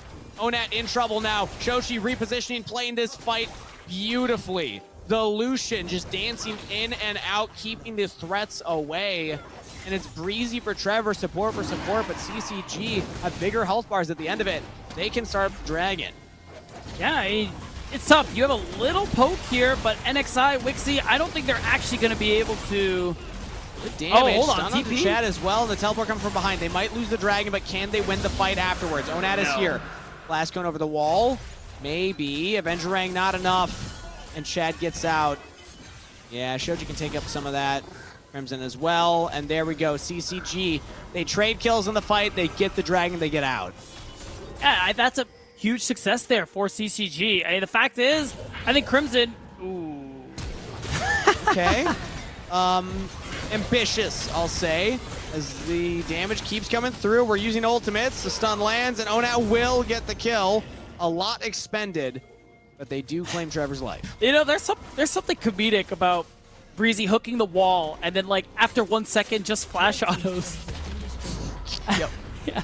But it's a good play for AoE. Gets them a turret to top it all off. Actually have a pretty big gold lead. The point I wanted to make earlier, and a problem AoE can run into in these team fights, is that I think Crimson is just a lot more valuable in these 5v5s. It's so much harder for Cozy to have the impact, kind of like we were expecting, especially if Crimson just continues to mark this Akali. Because Crimson will be able to 1v1 the Akali, and just keep contributing to the team fight after that. That's what we've been seeing him do time and time again. I mean, you say that, but Cozy has been finding some really nice, perfect executions in these fights. Akali still can be that difference maker. If you have something like a brand to set up the damage, Akali can be that extra little bit over the top to actually close out those kills. 2-0 and 1 for the most part back into this game. Is actually also catching up into the CS department. The early laning phase was rough, but since then, I think Cozy's done a good job of stabilizing, and Crimson's still not that close to that second item completed, so mostly just looking for that side lane into the Akali. As Cozy's going for a reset, so we'll see how they want to get back onto the map. Maybe they do just send Onat back, but currently he's hiding, just waiting for Shochi to walk up. Yeah, a lot of hiding going on from both teams. This is what I was talking about, too, with the Akshan. Just using that going rogue, it's completely going invisible. You can hang around for so long. Oh. Ooh. Okay, Trevor pops the Unbreakable. Gonna try and tank up as much as he can. Wixie's waiting for the perfect moment to go in. Chad flash over the wall. Onat's got the damage. Oh, Chad almost just pops right there as Breezy will live. Chad and Shoji both in trouble here, but Shoji's still walking forward. He still feels confident. He's still burning? Okay, no, it's the minions. Yeah, I mean, Chad was almost dead right there, but they get the turret at the end of the day, so not that bad. NXI's looking for Manui here. Flash out from the AD carry, but Wixie jumps in there. Oh, the blast cone will not save Manui's life, as Chad also now looking for a plan to Onat. It's really the only thing that he can do right now, because otherwise he could be in trouble. Will find the shutdown with the help of Shochi. This is a scrappy one. And both of these teams, this win would be so important for them, especially considering where they are in the standings. And AoE, just that much more pressure, just because of the fact that they are already down 0-1. Making these plays, some of them are working out. And you can see that mid-tier 1 goes down. Wixie picking up more gold. Kangas, I said this to you live. Or not before we went live. I don't know why I lied. I don't know why I lied just there. But before we went live, I said, well, if CCG want to end the series, you can't let Wixie get the Kaisa. Because his Kaisa goes kind of crazy. Pretty clean. Pretty clean. I got coached for him. Oh, I remember that when you were trying to go diamond, right? Yeah, didn't work out well. So I can say he might be good at Kaisa, but you know, he couldn't get me to diamond through coaching me. So yeah, you know, whatever that means to you. AOE now going for their own engage here. Breezy forward. Chad and Trevor the only ones there, but Shochi just chunks Wixie to start things off. It's going to be down to NXI now for the damage. Cozy is in there. Perfect execution. Oh, barely dodges out on the last tick there from Ribbon. And Brand passive will trade. 1 for 1. Both mid laners go down, but I believe that was a shutdown for NXI. Shochi was 3-0 at that point. You called that out correctly, Kangas. And I think the big thing to look at is that we have Drake coming up soon. This could be CCG's sole point. Uh-oh. Okay, backs are stopped here. That's actually pretty important, because had they been able to get them off, they'd be in a good position to set up for this next Drake. And Shochi has TP advantage over Onan. That could still come into play. But overall, again, another back canceled. It means that CCG are going to have a really tough time actually trying to contest this Drake. Brand in particular is just so strong in these clumped up fights at these objectives, but CCG might not go for the Drake. They might go for the Baron. They do have double marksman composition. They take this quite fast. Chad is tanking it up, and they have started it. It's spotted now, and we know that this is happening. How do they want to approach? Brand is still on the dragon right now. They're teleporting in. CCG, do they take the bait for the fight, or do they just commit to this? They know that there's no smite nearby, or at least they should, but they actually just turn onto Cozy, who has the stasis. What's he doing? A lot of damage. Cozy's still alive. NXI has now joined up with everybody else. CCG have to back off. Wow, I guess the lack of vision really hurt them there, because there was an angle where all they needed to do was finish this Drake, and now, because they're all backing, guess what? They don't have vision either. Oh, no. Oh, you gotta be kidding me. Okay, Crimson's staying. Okay, I think that they have the ward outside, or maybe they saw the Nautilus E, but either way, Chad doesn't get in time, and that is Baron for AoE. Okay, I guess that's how this game's gonna go. It's just a game of chicken at Baron. AoE say bet will actually commit to the play. Yeah, and very small consolation is that CCG will get the Mountain Drake, but AoE already have quite a lead. They could use this Baron to get more. There's 3 inner turrets left, 1 outer. If AoE are able to secure most or all of them, and they're going to have all the gold they need to get the next Drake, and the next Drake, and the next Drake. So this one for CCG, it might not matter. I mean, they can always set themselves up for 1 Drake steal. If they can steal at least one of those next 3, they will have the soul for themselves. But AoE, the question is going to be how much gold advantage can they get for this? That's the first turret to fall now, and they're still going to push in for another one. So far, the answer from CCG has been a little too slow. I think this turret will just melt. Wixie and Onad, if they both hit it together, especially with NXI, yeah, it's going down rapidly. So that was a 2k gold lead when the Baron was taken. Now it's a 4k gold lead as AoE get back-to-back objectives. Now, you can see Shochi also not actually overstaying, just crashes the wave bot and is immediately going to move and join his team. I mean, right now, you're just on damage control as CCG. You still have a win con to play for as this Mountain Soul, but you want to minimize how much gold AoE are going to be able to pick up in the next couple of minutes, whether that's covering your 2 inner turrets when they try to crash big waves, whether that's overloading one side of the map and to remove a Baron buff out of the picture. But we'll have to see. Right now, it's still about the wave states. We see Crimson topside pushing this in unanswered right now. And there's actually no waves immediately for AoE to hit turrets with. They're pushing in this bot wave, and it's actually going to crash about the same time as mid. So they've done a good job of timing these.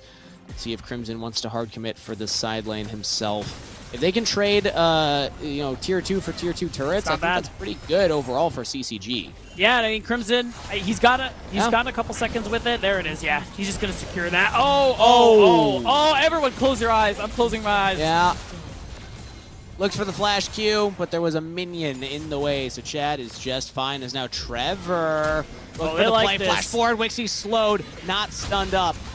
As now teleport from Crimson. Oh, Shoji, no! What are we doing, guys?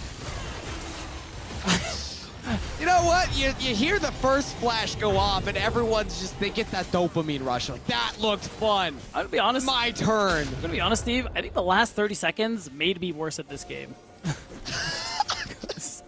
What the hell was that? That was a money match right there, Beatdown. Winner of this game's getting $1,250. That's true. Split between the roster. And I think everybody wants that money based on how that series of events went. Yeah. Oh, that one's one for the history books. Yeah, it was a play of all time, certainly. That was one of them. It was one of them. It's on that list. Whatever that list is. 2 minutes till the Mountain Soul, CCG. I mean, I said they needed to minimize what they were losing with this Barret buff. I think they've done that to the best of their abilities. So, that's one win con satisfied as far as I'm concerned. And now it's just going to be about setup. AoE doing a good job with their vision clear, just to make sure. Oh, yeah, this is just a kill, no? Yeah. Oh, available for so Shochi. he's so dead. Oh, he's never Cozy been more dead. Clean with it, but Crimson does trade it right back. I think that's honestly fine. Crimson going to push this wave in. Yeah, okay, he needs to recall, thank God. Because now, tier 3 on the bottom side, under pressure. I think that was just going to go down. Chad has ult.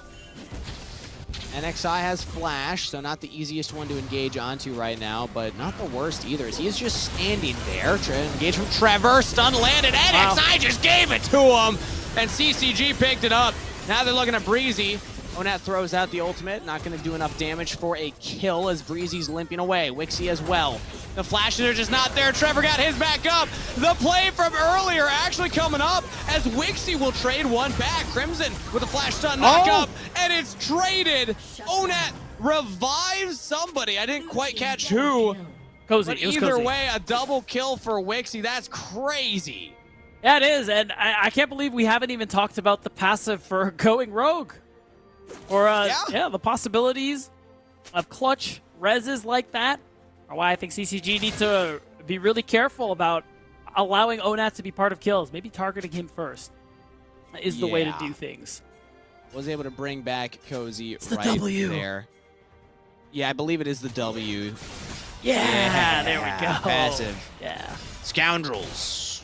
Oh, that's true. Yeah, that's another cool thing about Days. Kai's complaining that we said it was a passive. Yes, Kai. I said W understand. passive. I'm just gonna go ahead and put that out there.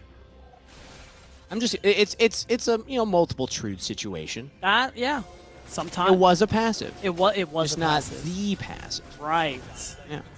Either way, it did come up there, and also shout out to Wixie, who just completely outplayed in that fight. That should have gone much better for CCG. The fact that Wixie was able to get a double kill really changed the tempo of the game, because if CCG had gotten those kills, they probably could have gotten... Well, I guess they do have pretty good wave states. A little surprising that they just give that dragon over for free. That was their soul, but uncontested AoE picked that one up. And not feeling good about their ability to fight this out. They prioritize a vision on this top side, so they have an easier time trying to do the Baron. We saw them attempt it earlier. They still have a comp that can take it pretty fast. Oh! Dodge from NXI means that Wixie actually face tanks. And now Trevor with the flank. This could be huge. On to 3! The knock-up is massive, but Cozy's still there. Cozy can turn it. Double kill to NXI. They didn't have the damage. Shochi wasn't with them. It was just Manui, and he didn't get enough done. Did a lot. CCG found almost a perfect engage, and it still was not enough. No, and I think the coordination there was really the question, because you said it, Shochi wasn't actually part of the play, and Manui almost did enough damage on his own to close it out. So it was tight, So close. but not close enough. Ooh. Onat always scary as he's camouflaging around here on Summoner's Rift. But yeah, I mean, that felt like that could have been the moment for CCG. A single win here means that they're 2-0. They advance, they go up. Watch this. Yeah, that one definitely feels bad as Wixie. But yeah, you can see it. After the culling ends up going through, it's the teleport that ends up being pretty distracting there. Cozy getting a lot of work done. And he's actually able to live to tell the tale. And the depth charge plus Brand ult just smacking Manui. neither of those are skill shots. They just both pressed R and he died. You know, 80 carry, play safe. I don't know what else to tell you. League of Legends. It's a fun game, everybody. It sure is when you're not playing marksman. Actually, sometimes marksman is fun. There's a lot of them in this game, let me tell you that. Yeah, there sure are. Almost the majority. Yeah, that's just the world we live in. 80 city, if you will. 80, not 80 carry anymore. No, 80 80 stands city. for 80 city. Yeah, exactly. I don't like that. You're welcome. Take me down to 80 city. All right, I'm gonna finish that one. We got a Baron startup from CCG, and it is sneak. It is stealth. It is taken and claimed. CCG got it unspotted until the very last moment. And that's what they earned with that dragon that they sacked earlier on. It was that setup that basically made that part of the map dark for AoE. So now CCG narrows the gold lead that much more, and it does make Crimson split pushing potential even more potent. Oh! Big damage on a Cozy here. He's got a perfect execution out of there. And CCG, they have another wave coming mid. Crimson's already working on this bot tier 2. They're actually going to back off. Damage from the Avengerang as Breezy looks for the engage onto Chad, does not find it. Ah. Now Shochi's going top lane, so it's going to be a 1-3-1 split push from CCG with this Baron. Dangerous. Yeah. Because if their 3 gets engaged on by the 4 or 5 of the enemy team, there's a big numbers advantage for AoE. There is. I think they also should just recognize. Uh-oh. Yeah, I mean, that was pretty easy for Breezy. Just walk up, press Q. This is what we're talking about. Manui will throw out the ultimate, but Cozy is there. Doesn't need the perfect execution to almost just one-shot Manui, and another dredge line lands. CCG, they need Shochi to carry. They need the Lucian to do the damage, and he goes down. AoE almost clutched it, but Crimson can be the hero. He got onto the back line, and Crimson, the last member standing, but a full health bar means that AoE are in full retreat. Still, AoE, once they recall, not much else is going to be gained here for CCG. At least Crimson is able to narrow this gold lead a little bit, and taking the inhibitor, as long as he can walk away. Do they get it? That one melee? No, they got it. It's up. Oh! No, it's that was fine. so It's close. fine. I mean, getting the mid wave in is still pretty good. All the waves are pushing into AoE's side of the map. And it does mean that CCG, should be in a decent spot to contest what should be their Mountain Soul. Because look at these spawn timers. Everybody's almost back up on the map. And there's no vision AoE favored on this bot side. So even Crimson here, he's defending it. He's playing in fog, just making sure that AoE have to walk into the dark for this next drag. 15 seconds, CCG are on the map, but so are AoE. So let's track the summoner spells. No flash on Cozy, Onat, or Wixie. It's just NXI holding that one here. No flash on the side of CCG's carries either. It's just Chad with the engage. Crimson on the flank here. Spotted out by Cozy. They're going to have a little 1v1 here. Crimson dodges the first Shuriken strike, or 5-point strike rather. He's going to chase Cozy away. And Crimson's all alone right now in a 1v2. Does it buy enough time? It's worth your life if you can guarantee the Dragon Soul, and they do. There we go. Lose the top laner. Trevor now engages onto Breezy. If they can trade a kill, that's huge. They got it. Now, can they get out? Chad, tanky, but not tanky enough. Cozy's in there now. Onat knocked up. Shochi's got the damage. He kills him as Manui, the last man standing, gets one more, but 2 remain for AoE. NXI and Wixie, what can they do here? 40-second death timers. They have a wave. This might be enough. I was going to say, what can they do? They can win the game, Steve. That's it. AoE are taking us to that game 3. CCG no way. Couldn't close it out, and AoE have gotten themselves one more chance to get a desperately needed win. So they are not guaranteed bottom 2. 15 seconds on Crimson. Actually, maybe. Nah, it's over. You got to work fast. It's cooked. They don't have a big wave, and their health bars are low. It doesn't matter. 8 seconds, 7 seconds on Crimson. Just hit the Nexus. AoE can do it. Focus fire. We're going to game 3, baby. And AoE, they clutched it out when it really mattered, Steve. They want the money. They want a chance at playoffs. They want a chance to avoid the promotion tournament. Really good stuff in the back half there from AoE. We actually have a replay of that last fight where Crimson was talking about marking the Akali, but he ends up biting off more than he could chew. I mean, he bought the space, he bought the time. I think the team after this, if they had just backed and reset, probably would have been better, but hindsight's 2020. They also probably expected Breezy to die faster there. Yeah. So close. I think so. But it's tough, too, because I think Crimson, really important into these team fights. You trade him for the Nautilus, I think that is a very, very lopsided trade. So, just well played from AoE, well played particularly from Cozy. We managed to find a lot of value this game on the Akali. And if Manui had been able to get one more kill there at the end, probably, I mean, that definitely would have stopped the game from ending right there. Different story, but he just wasn't able to pull it off. Wow, what a close game, but we are going to a third between these two teams. But let's take a look at our player of the game. I voted for it, and I got to give it to him. The man that pressed the R button, NXI. I have to imagine he's topping the damage charts. I can't really think of anybody else who would have more than the brand. Safe bet. It's no one. Maybe Kaisa. Maybe. Wixie was part of a lot of these fights. But yeah, I would agree. I think I agree with this one, that NXI definitely got a lot of value this game from the brand.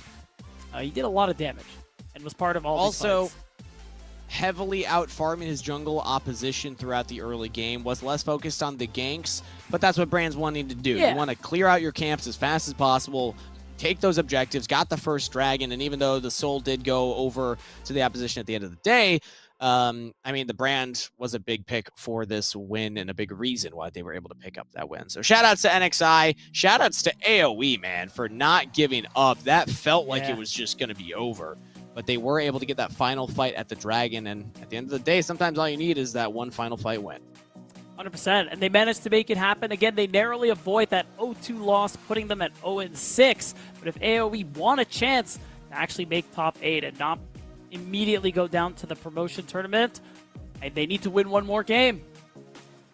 We'll see if they have enough energy in the tank here, because we're going to send it to a short break before we are back for the Game 3 that everyone's been waiting for. We'll see you after this. Welcome. Thanks for joining us. Have a seat. As you know, the NACL is recruiting superheroes for our League of Legends division, so first questions first. What's your superpower? With my super memory and ability to change other people's memories, I would just be able to walk through wards, and you'll just forget that I'm there. You'll always see me on the flank, but you will always wonder how I get there. You'll never know. My superpower is teleport. I'll be able to instantly go to other places. As a support player, just being able to start a fight, be brave, throw yourself into the enemy team and just being a hero.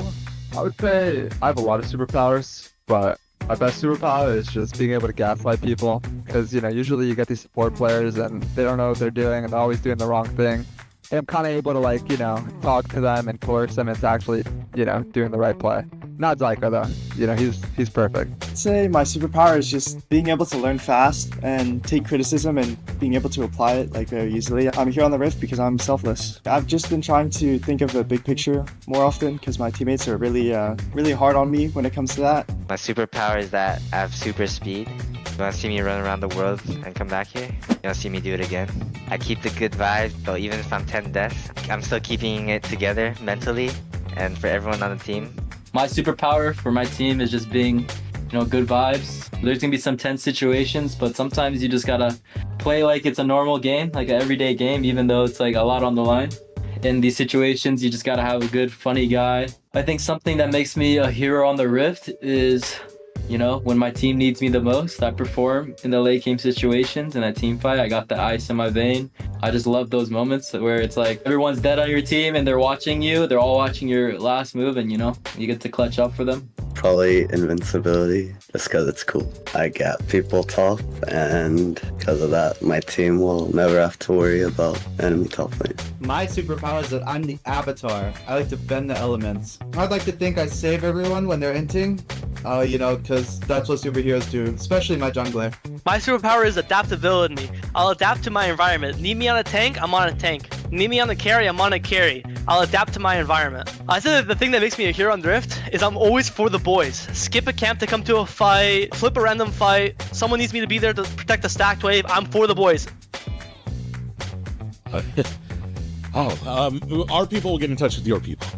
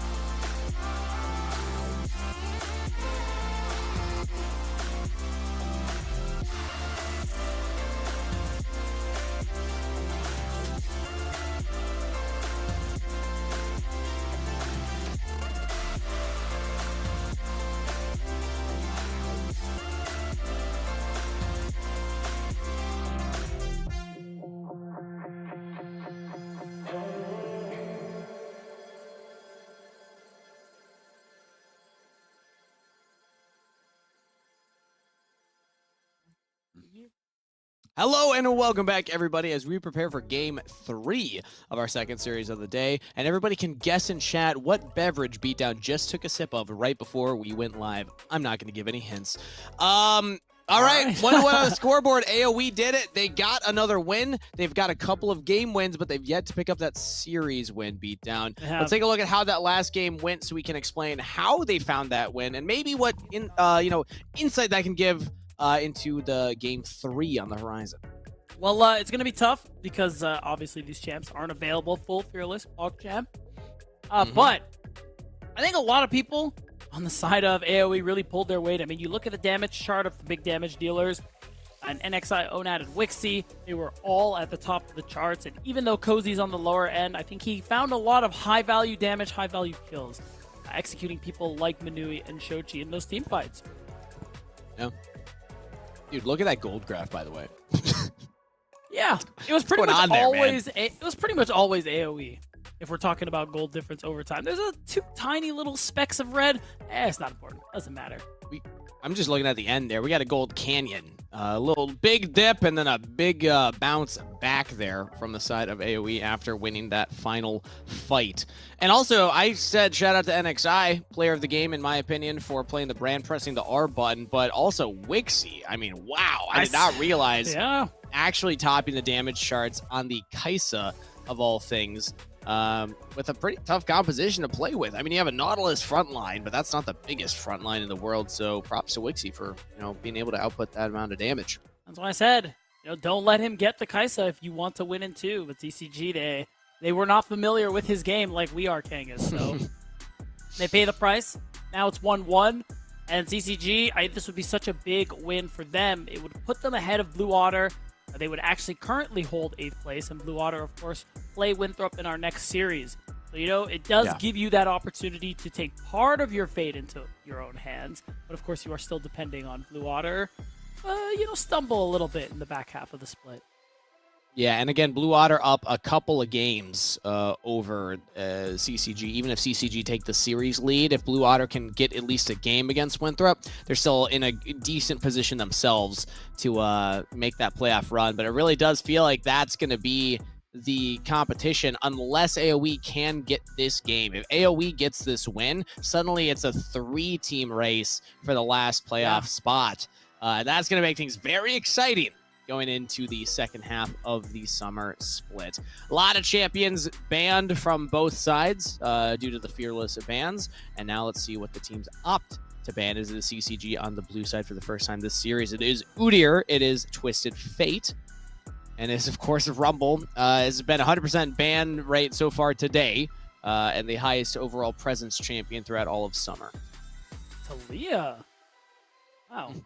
That's an interesting one. I mean, Onat definitely plays the champion, but I guess as we get deeper into the mid lane pool, maybe they're afraid of like a Vi Talia, a combination coming through from NXI or Onat. And it's just going to be the Zyra who manages to make it out pretty easily here. And I think it's nice too because Ashe is gone, Leona's gone, Rella's gone. Not a lot of the champs who kind of help you get on top of this champion are out of the picture. So yeah. I am shocked that this is actually still up. It felt like this should have been gone from one of the other 2 games played, but now it's banned in those games. So it was never picked, and now it's left up because things like Karthus, Rumble, and I think arguably Ziggs. Maybe Ziggs is the one that you could drop to allow that Zyra ban to still stick with you. But Steve, you know what? None of that matters. There's a Nunu locked in for AoE. Damn, this is just like my day or something. We got a Kali, we got Nunu. This is great. And I mean, it is a bit of an early pick, but I mean, it makes it great. Your first clear is pretty good. You have a lot of gank potential, especially if you have Scuttle Crabs, and you win every objective fight. Like you can't lose the 50-50. It's not actually a 50-50. It's 100-0. Unless they have a Cho'Gath or something crazy. Sure, like that. Yeah, that's definitely true. Even then, I think you still would do more because your max Q literally does 1,200 true damage to monster. It's actually stupid. It is kind of crazy. Maybe like a level 16 Cho'Gath with a bunch of health could out damage it or something. But then you have the smite on top of it. Either way, point is, Nunu good at securing objectives. Nunu bad at, Power I would farming. say, you know, guaranteed engage, guaranteed Yes, team fights. You're good at I the agree. sneaky engages, the lane engages, catch people out by surprise. But if the enemy knows where the Nunu is, not that threatening of a champion, all things considered. Especially if you something like a Braum, even the Zyra, you can just throw out abilities along the path that the Nunu's walking to pretty much guarantee that you're going to land the CC. Yeah, 100%. And you also have CC with the Chain of Corruption there from the Varus, but I like that we're seeing the Rakan from Breezy as well. It's a little more consistent engage, easier to land. It will set up the rest of what AoE have gotten for themselves. I'm still less concerned now, but I think the Rakan may run into issues similar to what we saw in the previous series against the Leona. The point is, there's a lot of ways to get locked down with what CCG have shown so far. And there's a lot of pressure on Breezy to get that CC onto Manui in particular. This is a great game for Zeri because Nautilus, Alistar, a Champs Leona like that are just out of the picture. So there's an opportunity for Manui to kind of have free reign this game if AoE don't play it right. Yeah, assuming that it is Zeri for Manui, expectation true. is that. I just want to say we have seen You're right. Zeri You're right. top No, lane. you're so right. And mid lane. Can occasionally happen. Mid lane. And mid lane, yeah. Uh-huh. So we'll have to wait and see where exactly that Zeri is going. But we know that top lane's the focus of the bans for the second round of rotation, as expectation is we haven't seen the top laner yet. So Olaf Yone, interesting ban right there, along with Jace. So many AP champions were banned in the first rotation that Zyra is going to be probably all CCG needs. AoE might be looking for a little more AP still. So maybe an AP ban here from CCG too. Perhaps I like removing the options there from Onat and Wixie as well. Actually respecting that this could be Varus top 2, because you see them take away the Jinx. Yeah. Oh! Not convinced. I'm becoming convinced! Well, okay. Steve, guess what? I'm pretty convinced. I mean, Varus mid is probably also a real thing, so we'll see what this ends up being inside of AoE. Varus is flexible. You can go, I mean, in the past we've seen lethality mid Varus. Sure. Top lane, you're going to be going more of that on hit build. You gotta be But kidding me. CCG, again, still flexible. And they lock in the misfortune. Okay. Is this even League of Legends anymore? Like, what are we doing here? So Misfortune Braum surely is the bot lane. Yeah. Zyra jungle. The Zeri still, I guess, flexible. Maybe they want that to go into the lane that the Varus is in, but no, it looks like it will be mid lane if they lock in this Jax. I'm gonna wait. Yeah, okay. There it is. is. I want it to be 100%. Well, I guess the Zeri mid, guys. Now we're gonna find out. I think you're fine putting the Varus into the Zeri mid lane, so you just grab a Gragas. It's more CC. Yeah. It has this longer range engage that I do like as a response into the Zyra as well. That exploding cast can really help set up the rest of your comp CC. So I think AoE, for me, this is a satisfactory amount of ways to get on top of people like the carries, the core of CCG. So it's just about whether or not they execute. As much as I love my summer, I feel like CCG drafted a little too close to the sun this time around. Might be getting burned because this composition looks like the bouncy house is not where it wants to be, and they might not have a choice here. Gragas, very good at non-committal engage. You got the Rakan following up. Nunu. I mean, yeah, you have the Zyra who can root. You have Braum, but like nothing else really stops the Nunu from just running at you.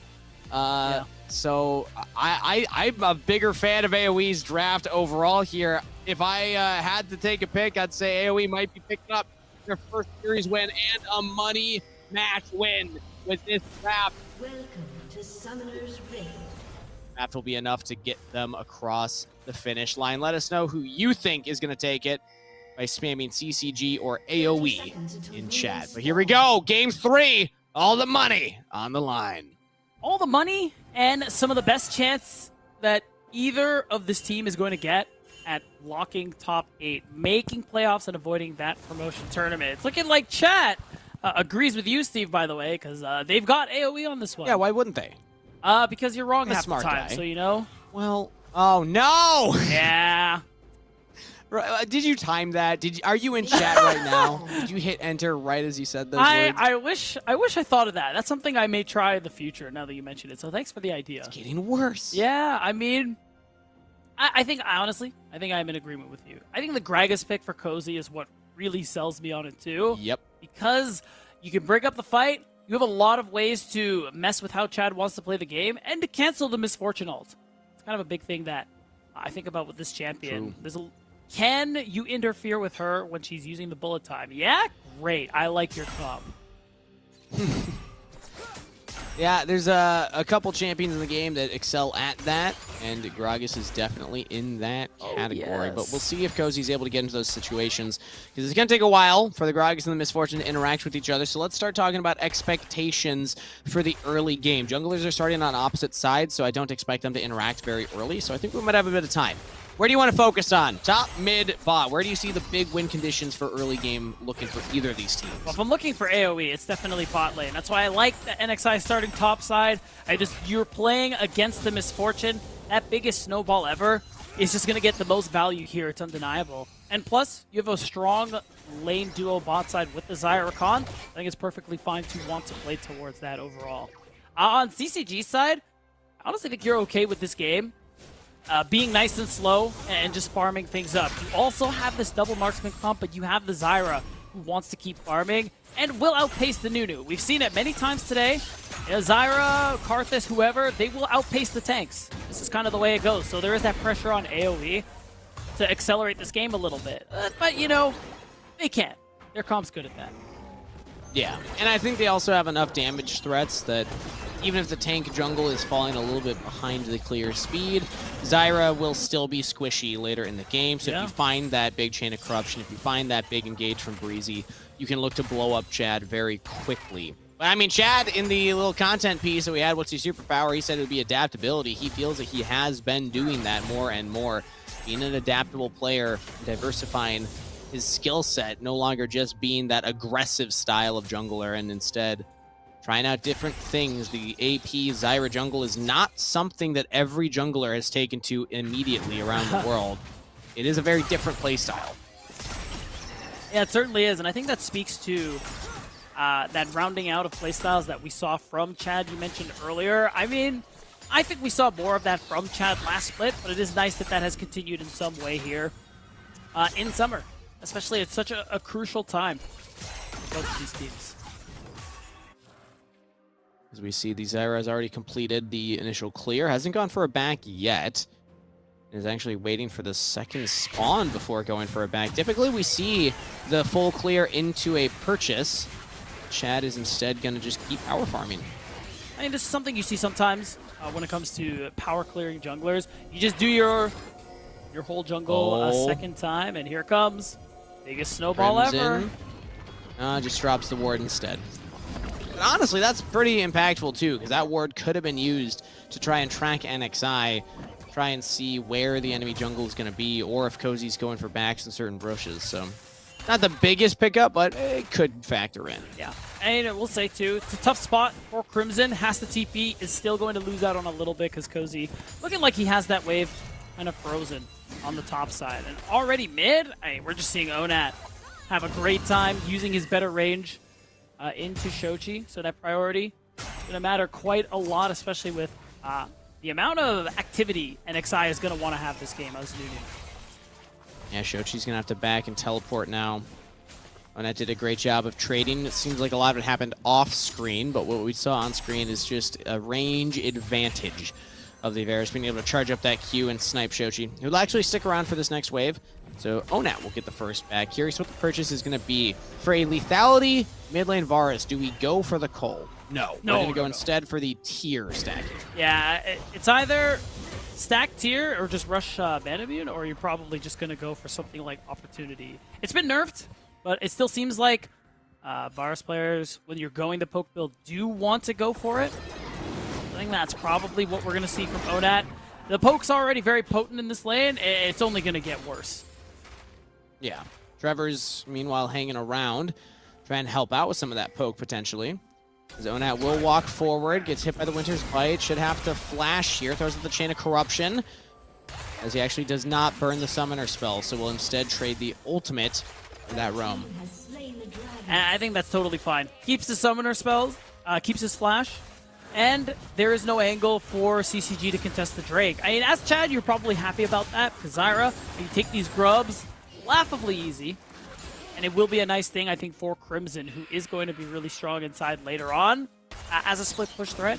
So there's that opportunity. If they get 4 or more grubs, they can get some pretty good use out of it. Onat's doing a good job of landing the poke onto Shochi here. He's going to try and heal up, but here comes the biggest snowball ever.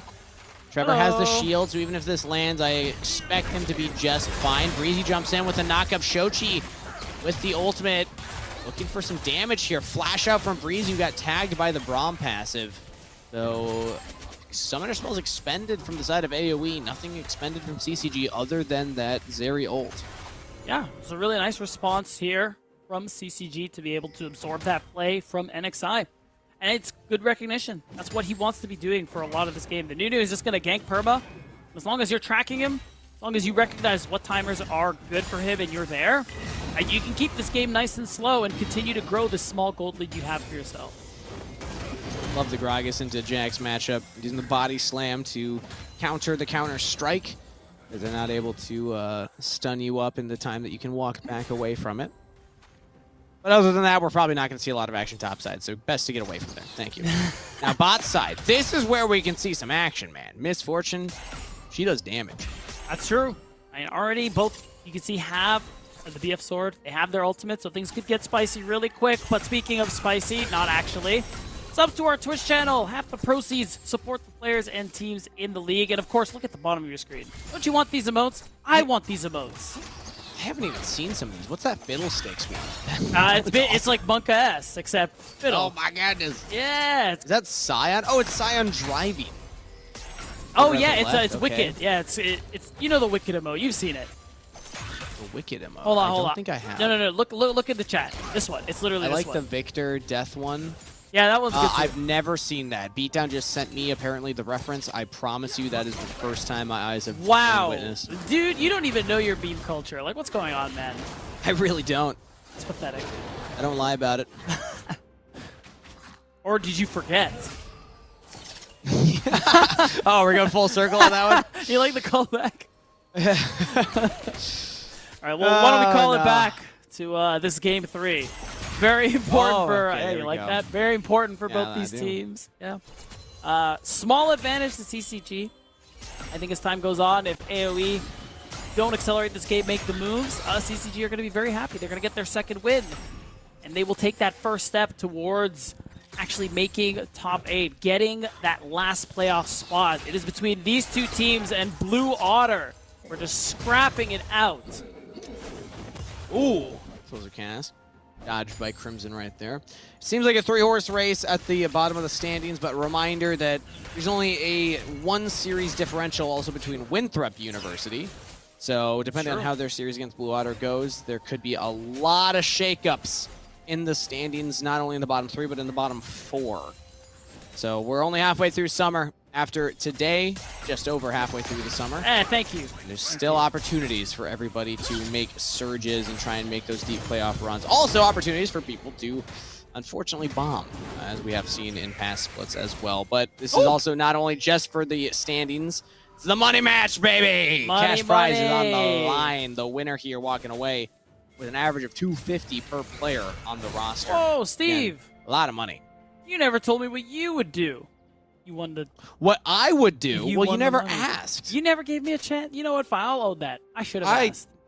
Yeah, wow, you're turning it on me? Okay, really? Wait, I just said I admit I should have asked. Hello? Okay, there we go. There we go. As long as you admit it. Okay, what would I do? Well, actually, wait, I did say. I said I'd spend it on children's card games. Oh, you're right. Wow, I forgot now. I already forgot my own answer. But so did I. Now I remembered. Yeah. But you said it so fast, you know? I remember now. I'm still happy that I made you feel bad about it. That's the important part You know... Yeah, all right. I'll give you that. Okay. We might have some action here, Pete, as there is a spawn of the grubbies. And Chad pushed away. Oh, he didn't make it over the wall! He's got a flash. That was close, but NXI not able to catch him. Chad will not have the flash. Now they re-approach here. CCG don't want to give over the grubs for free. They at least want to get one of these. That's all they need. Just walk up and smite a singular grub, and it looks like AoE is just going to maybe give them all of them. Okay, not how I expected this to go. Either way, there's the fourth. No! That was smited by NXI. Okay, we're I gonna mean, go for round they 2. still got it. Oh, he doesn't have smite. Oh, Chad must have smited early. Interesting. We might just have a fight for funsies. Here we go. We're on to Manui. Big damage on the AD carry. Knock up. Chain CC. There he goes. Onat picks up the kill, and that is first blood, baby, at 11:28. Yeah, CCG get the 5 grubs, which isn't ideal, but I appreciate the patience coming through from the side of AoE to kind of wait for the moment where they have all their members together and just take the fight that they know they can win. And it ends up coming up big time for them. This Varus, again, is going to be a big damage threat from range, so him getting first blood, definitely a big deal. All right, CCG on the back foot now. They're down a dragon, down a kill, but they do at least have the 5 grubs in their pocket, so they can look to take more gold from these turret plates, which I believe is probably where they're staying in the game. Yeah, they have 2 plates mid, 2 plates bot, so the 1 mid, 1 top on the side of AoE. That's what's equalizing that first blood gold. That and I suppose the jungle clear. Of course, Chad. The Zyra, it's just like impossible. Yeah, this is just in a clear. A story as old as time, man. It is what it is. Is there a single jungler right now that you could play that would have a faster clear speed than Zyra? I don't know. I don't think Karthus. I think Karthus takes a little bit longer. Maybe? I mean, Karthus did get some nerfs recently. So yeah, I think it might just be Zyra as the fastest. Morgana? Maybe Morgana can do it. Maybe, but she's so fake. Don't play her. Right. I think maybe we could see her occasionally, but yeah, I don't know. It's niche. Yeah. Either way, so far we have yet to see a jungler keep up with Zyra's clear speed. So big snowball mid lane, not going to commit onto Manui right there, who still has flash available. And speaking of, Wixie has to flash to safety. Yeah, Wixie lost a lot of his health too. Onat poke is really the big damage AoE we have to work with, but if they want a Drake stack, they're going to need a little bit more. Wixie almost has his ult. Maybe they feel good about fighting. It's looking like they don't want to mess around with it. Yeah, Dragon is secured by CCG, despite the fact that you talked about how good Nunu is at securing objectives. If you walk into the Zyra, you're probably going to die on the way to securing that objective. So potentially wise for NXI and the side of AoE to give that one up, but it does mean that the Dragon stacking has been stalled for them. No longer one of those, advantages in their pocket. I wonder. No, I did stop his back. I wonder as the game goes on as well. Okay, I don't want to talk about top lane. I was about to talk about top lane, and I'm realizing you're a big hater, for another, like 15 minutes. I really am, yeah, unabashedly. And now I keep thinking that something's gonna happen to Soji. He's fine. Okay, fine. Let's talk about top lane. Jax. I want to mention Crimson on this pick here because as the game goes on, he's backing right now. Still doesn't have the Trinity Force completed, but on the next back probably will. I think Jax could become a problem in a side lane. Yeah, Gragas can wave clear pretty well against him and try and hold him in that regard, but you're never really going to beat him as the Jax will just become pretty much unanswerable as the game continues on. So I'm wondering how much of a win condition that can be for CCG, especially considering they have the 5 grubs. Yeah, definitely makes it feel a lot better. I think Cozy wave clears enough and sustains enough that even though he'll lose, Crimson won't necessarily have that same kind of solo kill pressure. And because he's going AP, I think it would only take 2 people, and they could actually make a successful play. So it's not the same in my mind this game as it is earlier on the day, if you remember. There's Surdy playing Camille in side lane. It takes like 3 people to kill him. I don't think Crimson is going to reach like that kind of level this game. Okay, well, we'll keep our eyes on that in another 15 minutes when it becomes relevant. As Herald was picked up, another snowball now onto Trevor. Throws the shield, but not in the direction of the AD carry. But regardless, the Make It Rain from Manui does prevent Wixie from walking up and looking for more damage, so Trevor's just fine. How great of an ability name is that, by the way? Which? Make It Rain. Oh yeah, it's pretty good. I personally am a biggest snowball ever fan. Oh yeah, I mean that's a classic. I'm trying to think of like my favorite ability name of all time. We'll get back to that as Trevor caught out yet again here, just trying his best to stay alive. Glacial Fissure used. Now Cozy with a flank out of Manui, but doesn't quite get the explosive cask angled.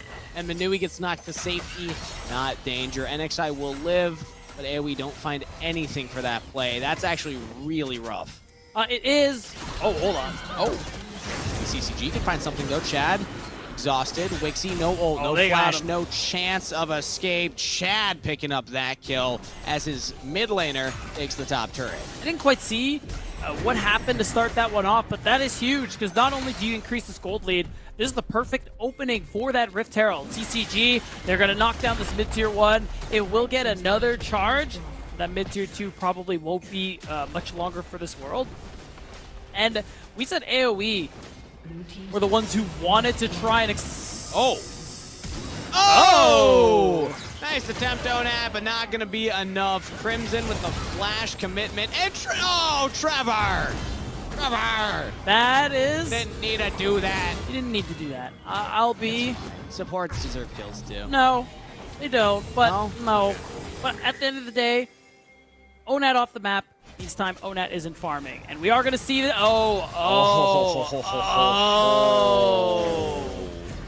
I understand. That's gross. Yeah. I think that's a greedy place to back. But... Surprised Trevor didn't steal that kill too. What, now you're bitter? But yeah, that's a big catch out. Earns CCG a lot of gold. And they're in a position where another Drake fight is probably in their favor. Shochi, he's at that second item already. He is very strong, and he's just going to continue stacking gold into his back pockets. Pete, I thought Tristana was banned. Why is this happening on my screen? Why is an AD mid laner taking side turrets? Yeah, so Tristana is actually part of an archetype, Steve. You may be hearing about this for the first time. Yeah. Is that like in anime when, like, you know, like earthbenders and stuff? I don't know. I don't know if they're an archetype per se, but sure. Okay, cool. I think I'm following. Shochi pushes back Cozy. He will try his best to wave clear here. Has the explosive cask, so I don't imagine this turret's going to be going down. Shochi will just get a little bit more damage on it, actually. Decent amount of damage on that. Just being a nuisance. Thorn in the side of AoE's top laner, saying, welcome to the league. You got to be this tall to ride, as Onat may be caught out here by Trevor. Does not have Chain of Corruption, does have the flash, sidesteps the Glacial Fissure, as NXI just runs right past. Jumps onto Crimson, has Warmogs and not a lot of damage, but he's got Onat in his back pocket. Onat's going to be the one doing the damage necessary as the shield goes up from Trevor. Slows Onat yet again. Breezy here. Can Trevor make it to the turret? No, he cannot. Onat should get that one. AoE find a kill. And I like that focus because Drake fight, again, I wasn't really liking AoE's chances. So instead, you play to Onat, who is going to be a lot of your damage, but also needs a little bit of love. So now he gets a kill. He gets that tier 1 turret as well. And it does give AoE that bit of opening of the map. That's going to be necessary for them. They were falling very far behind in the turret takes, so... Solid look there, especially as it was Trevor and Crimson that actually started off trying to find that play. Almost killed Onat, but almost doesn't quite count. Shochi still putting in some work in this bottom turret, but has not done enough to actually, you know, threaten a dive or any kind of full committal from the team. And he's actually on a ward right now. I wonder if Cozy tries to do... Nah, never mind. Maybe Cozy would try and do something funny there. Walk up, pretend like he didn't know, but... Shochi just gave it away. Yeah, the rest of the team needs to, or at least they have to be more people there for a play like that to actually work. I don't think Cozy is just going to be in a spot to get that 1v1, especially with Shochi having flash, being Zeri. You know, that makes things a little difficult, but he's still here. Still there. Oh, wait, I remember this happening. Winter's Bite misses, but the auto is in, and Onat, unfortunately, does not have flash this time around. And will go down. Crimson picks up the kill. Shochi dodges the explosive cast, but here comes a big old snowball. Some might say the biggest. Flash from Shochi. The outplay. Is he going to do it? Nah, Cozy was able to get back into the ward, back into the brush, and a shutdown for NXI. Wow, they're going to use this opportunity. They're going to start the Baron. Wixie and Breezy have their ults up, so this is playable. Yeah, I don't think so. I mean... They're rather not playable from the side of CCG, I don't think so. They were ambitious to start that, knowing Nunu wasn't around, but they take it so slow at this point in the game. It's 21 minutes, and that is a misfortune. Yeah, Zyra will take it pretty fast, but misfortune not necessarily known. It's single target, so you're not maximizing your passive, and also the items purchased just aren't going to be shredding through those objectives. Yeah, 100%. I mean, the fact that Shochi's the one who went down is what made that Baron take kind of ambitious at best, but I appreciate the look, and it's something that they can go ahead and try and start going for again. You can see it, Chad. He's setting up these seeds, and he's just full sending it. And fair enough, We are there's just no going for vision. it again. They don't That's a actually lot know. of plants. Whoa. I don't think I've ever seen that many Zyra plants in one pit. I don't think I have And either. yeah, this is completely clueless from AoE. They did not expect this, but now maybe they sniff it out. No. NXI backs away. I actually think there was a chance for them to spot this, but I guess they just thought there's no shot. There's no chance that they're actually on it, and they were. There we go. Chad with the sneak on Baron will secure it. And a much-needed sneak at that. I mean, I saw some pings. It seemed like AoE were aware this was happening, but going for the steal, maybe something they weren't excited to try out. But I mean, you're playing Nunu, so I think if there's any champ where you flash into the pit and try and steal with, it's Nunu. Yep. Can almost guarantee it as another massive snowball rolling up here. It's not an infinite range. Oh! Almost actually sniped Shochi right there. Interesting how the spectator client followed that one. Trevor now looking to punish. NXI and Breeze are very far forward. Teleports are coming in. Winter's Bite landed. Shochi jumping forward. Pops the ultimate. Trevor looking for more. Has the Glacial Fissure. Waiting for the last moment. Can cancel the Nunu ult, but they don't see it in there. Wixie's now rejoined. Cozy jumps in. Wixie's got damage. Explosive Cast did exactly what it needed to. Stopping the Misfortune ultimate, but Wixie almost falls to Shochi immediately out of the ult. Own out with the snipe onto Trevor. AoE just slivers of health bars. But it is enough to get away, not enough to save their turret. CCG will lose their support, but they still get the objective. Red team's turret has been destroyed. And that CCG still maintaining this gold lead here. I mean, Shochi is just so strong right now. He's getting close to that third item, and I think he's doing a lot of this DPS in these fights too, especially when that lightning crash is active. You can see CCG. Oh, hold on. I mean, should be fine. Yeah, it's so hard to get on Sincere. I don't know what's going on there. Seen it a couple times, haven't brought it up, but that one was big. Either way, NXI pushing back, Shochi stopping the back yet again. Dragon spawning in 40 seconds. Yeah, didn't really... Am I the only one seeing that streak on the screen, by the way? The big old, like... Yeah, Space Group Nunu is just, you know, a little buggy. Love it. Yeah. Love it. Yeah. So I'm trying to remember now, because we had a conversation about favorite ability names. Okay. It just came to mind for some reason when you said Snowball. Okay, never mind. We're going to have action instead. Manui flashes away to safety. Bullet time almost up.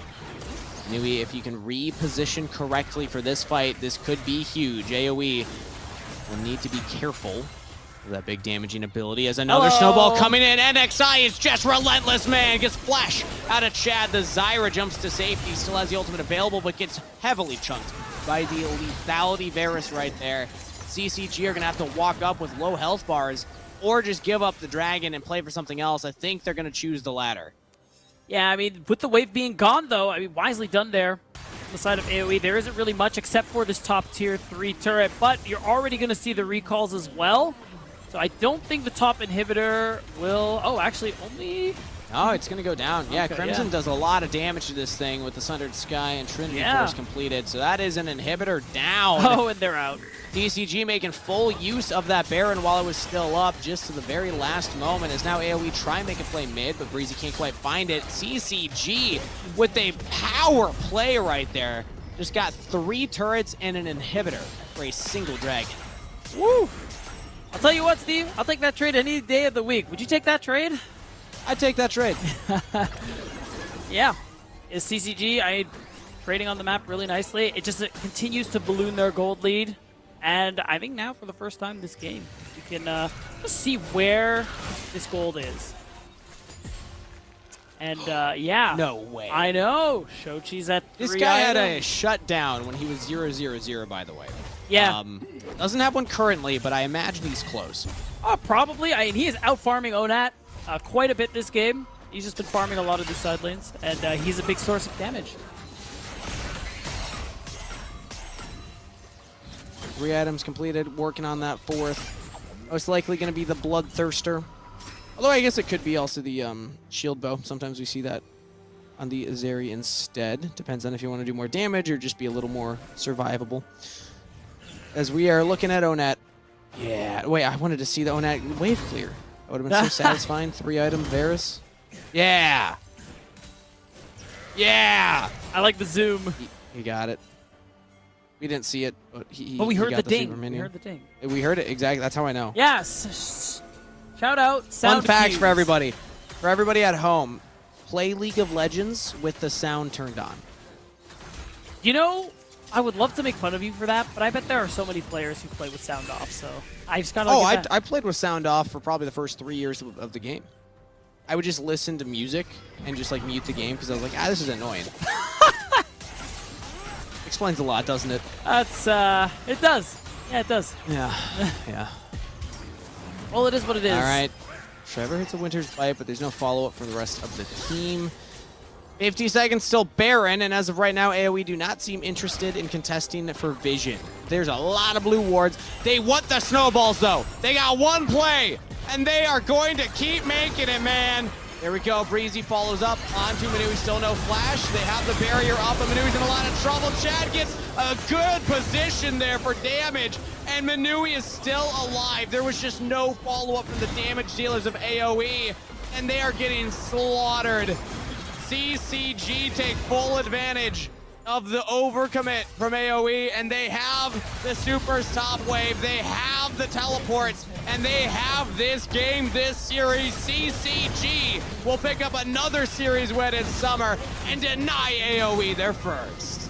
And with that, AoE is down to 0-6 and CCG 2-4. So nice if you're CCG, because now this really puts you in contention with Blue Otter, who we're seeing later on, and they have a much better chance of making it into that top 8, getting into playoffs. It's a big win here for CCG.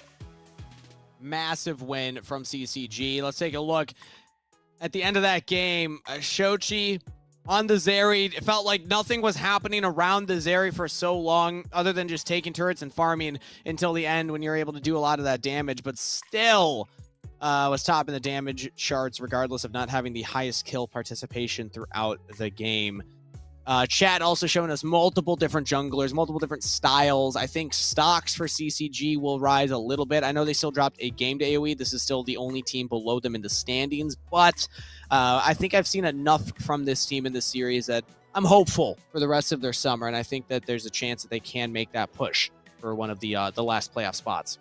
Yeah, it's certainly possible. Now they're definitely in contention, and we're just going to have to see how the rest of their matches go, because, again, that schedule they have for the rest of the split, it is pretty tough. They are competing with the likes of Blue Otter for that 8th place spot as well, so they're not out of the woods yet. They took a very big step today. Fear x Starforge is their next opponent. Yeah. Winthrop University, and then FlyQuest and and ZXT. So yeah, FlyQuest is gonna be the hardest one there. I'd say Starforge as well is gonna be up there, but Winthrop is one of those matches that they're really gonna be eyeing, because that's a team that, depending on how the rest of their summer looks, they could even potentially take a spot away from. But with that said, we're gonna send it to a short break before we are back with an interview of one of the winning players from CCG right after this.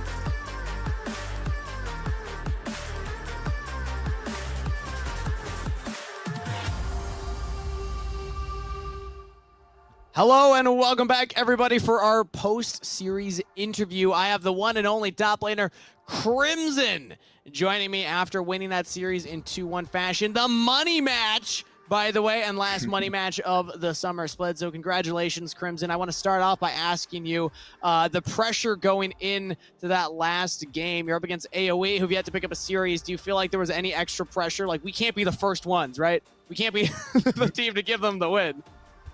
No, for sure. I mean, honestly, like, after game 2 happened, I was like a little frustrated, but not at my team, more at myself. And like, I feel like I should have been the one to end it off, like on game 2. I feel like we should have easily been able to close game 2 out, but it's okay. I still like wasn't pressured throughout the whole series.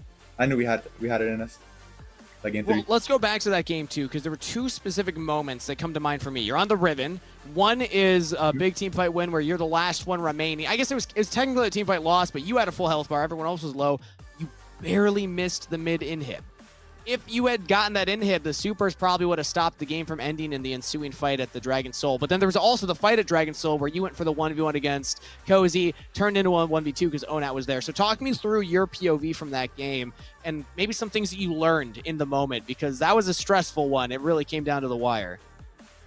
No, yeah, you're not wrong. Like game 2, if I got that inhib, maybe we still would have had a fighting chance. But I don't know. Like my thought process was like, okay, I have a really good flank going into this. And like, if my team just doesn't die, like I can wipe everybody. But I guess I wasn't watching where Akshan was, and like if it was just a Kali, like there's no world he's killing me. So if I manage to win that 1v1, then I can kill everyone else, as long as my team doesn't die. Yeah, tough in those moments. Keep track of where everybody is, right? Yeah, that's something I'm trying to work on as well. Like me, Sean. Yeah, all like right, I'm trying to work on my game awareness and like my mid game as well. But yeah. All right. Well, you got a chance to play the Riven, so I want to talk about that now, because this champion is just synonymous, I guess, with your family. So when did you pick up the champ? Is this something that like you all practice, or is this something newer? Because I didn't know that you were a Riven player, honestly. No, yeah, honestly, I mean, I've been playing Riven for a really long time. Like I used, like, my very first season of playing the game, I like practically one-tricked her, and then I moved on to Yasuo. But like, yeah, she's always been like, you know, a champion I really love playing. And I'm glad I could showcase her in my pro matches as well. That's awesome. Hopefully we get to see you play it against maybe some of your siblings going forward, because I know that has been brought up with Sniper with some of his interviews on the LCS. So how do you feel that matchup would go? If you got to play on the LCS stage against Sniper, who's winning that, the 1v1? Honestly, I definitely wouldn't hold back. Like, I'd want to like have as much fun as I can, but like, and yeah, like just try and enjoy the whole process, honestly. Of course, I think I'd win at the end, though. It's all about you gotta confidence, believe in yourself. the way I see it. Yeah, top that confidence up. You got the money match win, so I gotta ask you, Crimson, what are you planning to do with your share of the cash prize? With my share of the cash prize, maybe I'll get some more gym equipment for myself and go out for some dinner with my family. That's like, sounds like a plan to me. I like it. That's a great answer. Both of those. What gym equipment are you feeling? Are you eyeing anything in particular? This is like my whole thing. Maybe some dumbbells. Go up to 50 or 60 pounds. Ooh. Just keep working out myself. Yeah. It's a good number. It's a good number. What are you doing? Are you shrugging those? You shoulder pressing, chest pressing those? What are you doing with 50s? Like bicep curls. So I'm looking to. Oh!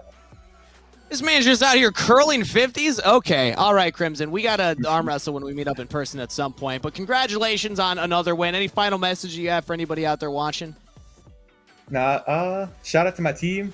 Shout out to my parents for watching. And most importantly, shout out to my twin brother for, like, you know, and my older brother for introducing me to the game. Awesome. Thank you so much for coming on and chatting with us, Crimson. We're going to let you get going, and we're going to send it to a short break before we're back with our final series of the day. We'll see y'all there. You ready, Toasty? A little bot? You're gonna lose, little bot. Say something a little louder. Toasty, you're a bot. You're a bot. You're a bot. so bad! Cool. Welcome, everyone, to another episode of NACL's Bot. We have CCG's Esports' Shochi versus Supernova's Toasty. Who is going to be first in line? It's Toasty! If you miss the first shot, that's a bot-like behavior. I've never seen Toasty and like the biggest bot in the world in the same room. True. Yeah, because me and you haven't been in the same room. Tristana, huh? Oh my god! Oh, Oh my god! Gotta use Ernest Elf Tristana. This is the best one. Worst. That's the This is worst the best Tristana one. skin. This is I'm the not best gonna lie, one. it's kind of the worst. You're such a bot! There's no way you are W. Okay, you actually. Oh, Okay. he actually did. I'm gonna make it hard, okay? It's time to bomba. You E flash ult. Go, go! No! A little bot-like, huh? How should I dismantle you? Let me do some like Pythagorean theorem. Wait. Okay, right here. Oh! Oh my gosh! Oh my my angles God. are off. My angles are off. Let me do a zero, alright? You put the one to the right. Oh my god! What was that? I need the right skin for this one, Grave Lord, because I'm putting you in your grave. You're going down. Was that corny or was that good? That was, no, that was actually good. Okay, here I go. You're so bad! I'm not getting swept. I'm not getting swept. I'm not getting 3-0'd. I'm not getting 3-0'd. I'm going back to the Gragas. I have to try. I literally dare you. I literally dare you right now. I locked it in. What are you daring me for? For fun. Are you ready? E flash ult. That's in. Careful, bro. Don't get 3-0'd.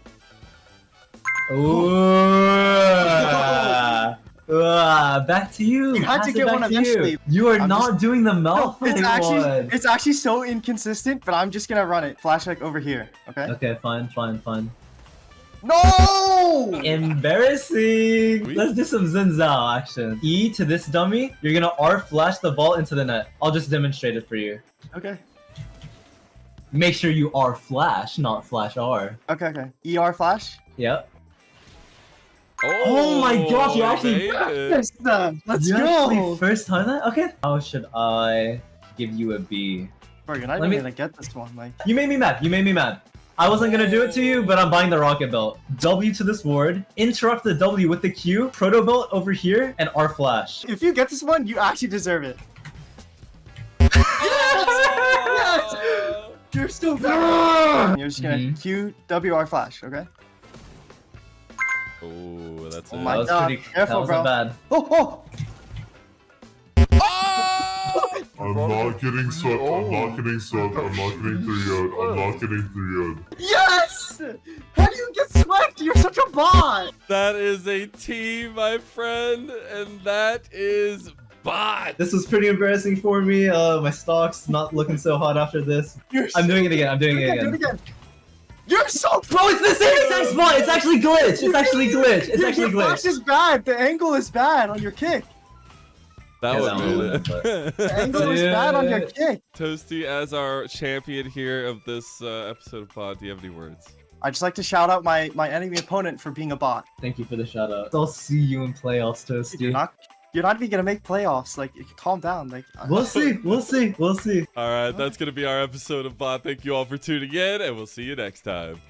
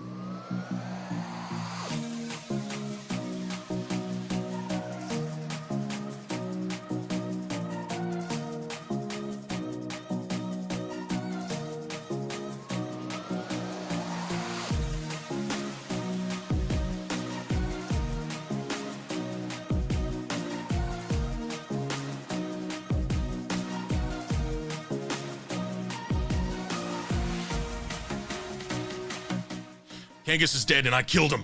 I'm taking the spot now. Me cast play-by-play. I am here and I am ready for more games, man. I'm Desirux. Beatdown, thank you for letting me join your very, very, what has been a very busy desk so far. I mean, you guys have just been going series after series, game 3 after game 3. They've been pretty long games too, but we're not done yet. We have one more series left to cover, and now we're getting to the back half of our season. The standings implications are really starting to show themselves. Even though now we have finished with our money matches, still have high stakes. And the first thing that comes to mind, Blue Otter, who are currently in 9th place, as they've been usurped by CCG, and Winthrop, 2 teams that are about to play today. And I think this bottom 4 actually does have a little bit of room to change, which is why this next match is also super important. I mean, at the top of the standings, we only have one team that is secured. At the top of the day, I should say. So I got to evaluate how the standings went for today. So that's Dragon still currently, which means a lot of these spots are definitely up for contention. And I want to put in a special attention towards Blue Otter. Can we pull up the schedule in the meanwhile? Since we're going towards that match right now, Blue Otter versus Winthrop. I want to put special attention towards Blue Otter because of their strength of schedule. It is pretty brutal beatdown. If they don't take this win, their very next games, it's FlyQuest you're going against, it's Team Liquid, it's Disguise. That's the entire top side of the ladder so far, which, man, you really got to scrape wins. It's 1-4 on the regular season. Yeah, and to Blue Otter's credit, they definitely get some wins even in their losses, so their game win record is pretty good, even though their match win record is 1-4. So that is helpful, but they do need a match win on the board so very badly. So do Winthrop. Yeah, this is a really intense one. Start with the rosters. Since we're on the topic of Blue Otter, I do want to continue that right now. I did have some talks with the members of Blue Otter, both Music and Samakin. I was very curious how they feel the season is going for them, because a lot of teams, they can get a little burnt out, a little depressed with the way the results are going, but for the most part, this team is still very positive. Music told me the atmosphere is very, very positive. He loves playing with his teammates. Same thing with Samakin. So it's great to hear that they're not getting demotivated just yet and are ready to still keep going. That's good, because they're going to have to keep going if they want to stay in that top 8. Again, a win here would be super crucial for them. And of course, they are up against Winthrop University, another new addition to Challengers League here in the summer. And a roster that has had, their ups and downs. They have... they're in a position right now where, like I said, in that bottom 4, it has been a long day. The bottom 4 is definitely subject to potential shifts. That's why I think Winthrop are definitely not out of the waters just yet. Yeah, let's pull up the roster for Winthrop University. Today, we got Denethor back. For those who are wondering, Decoy was in yesterday because it was Denethor's brother's wedding. So he had to go fly out, have some good times over there. Now returning back with the rest of the comrades. And again, this is still tough standings for Winthrop. They still are a little bit more up. I'm going to keep pointing out strength of schedule because I think it's very important in these following weeks as we start closing out the season. They got TLC, they got CCG, they got Supernova. Not as intense, but they still have to show up.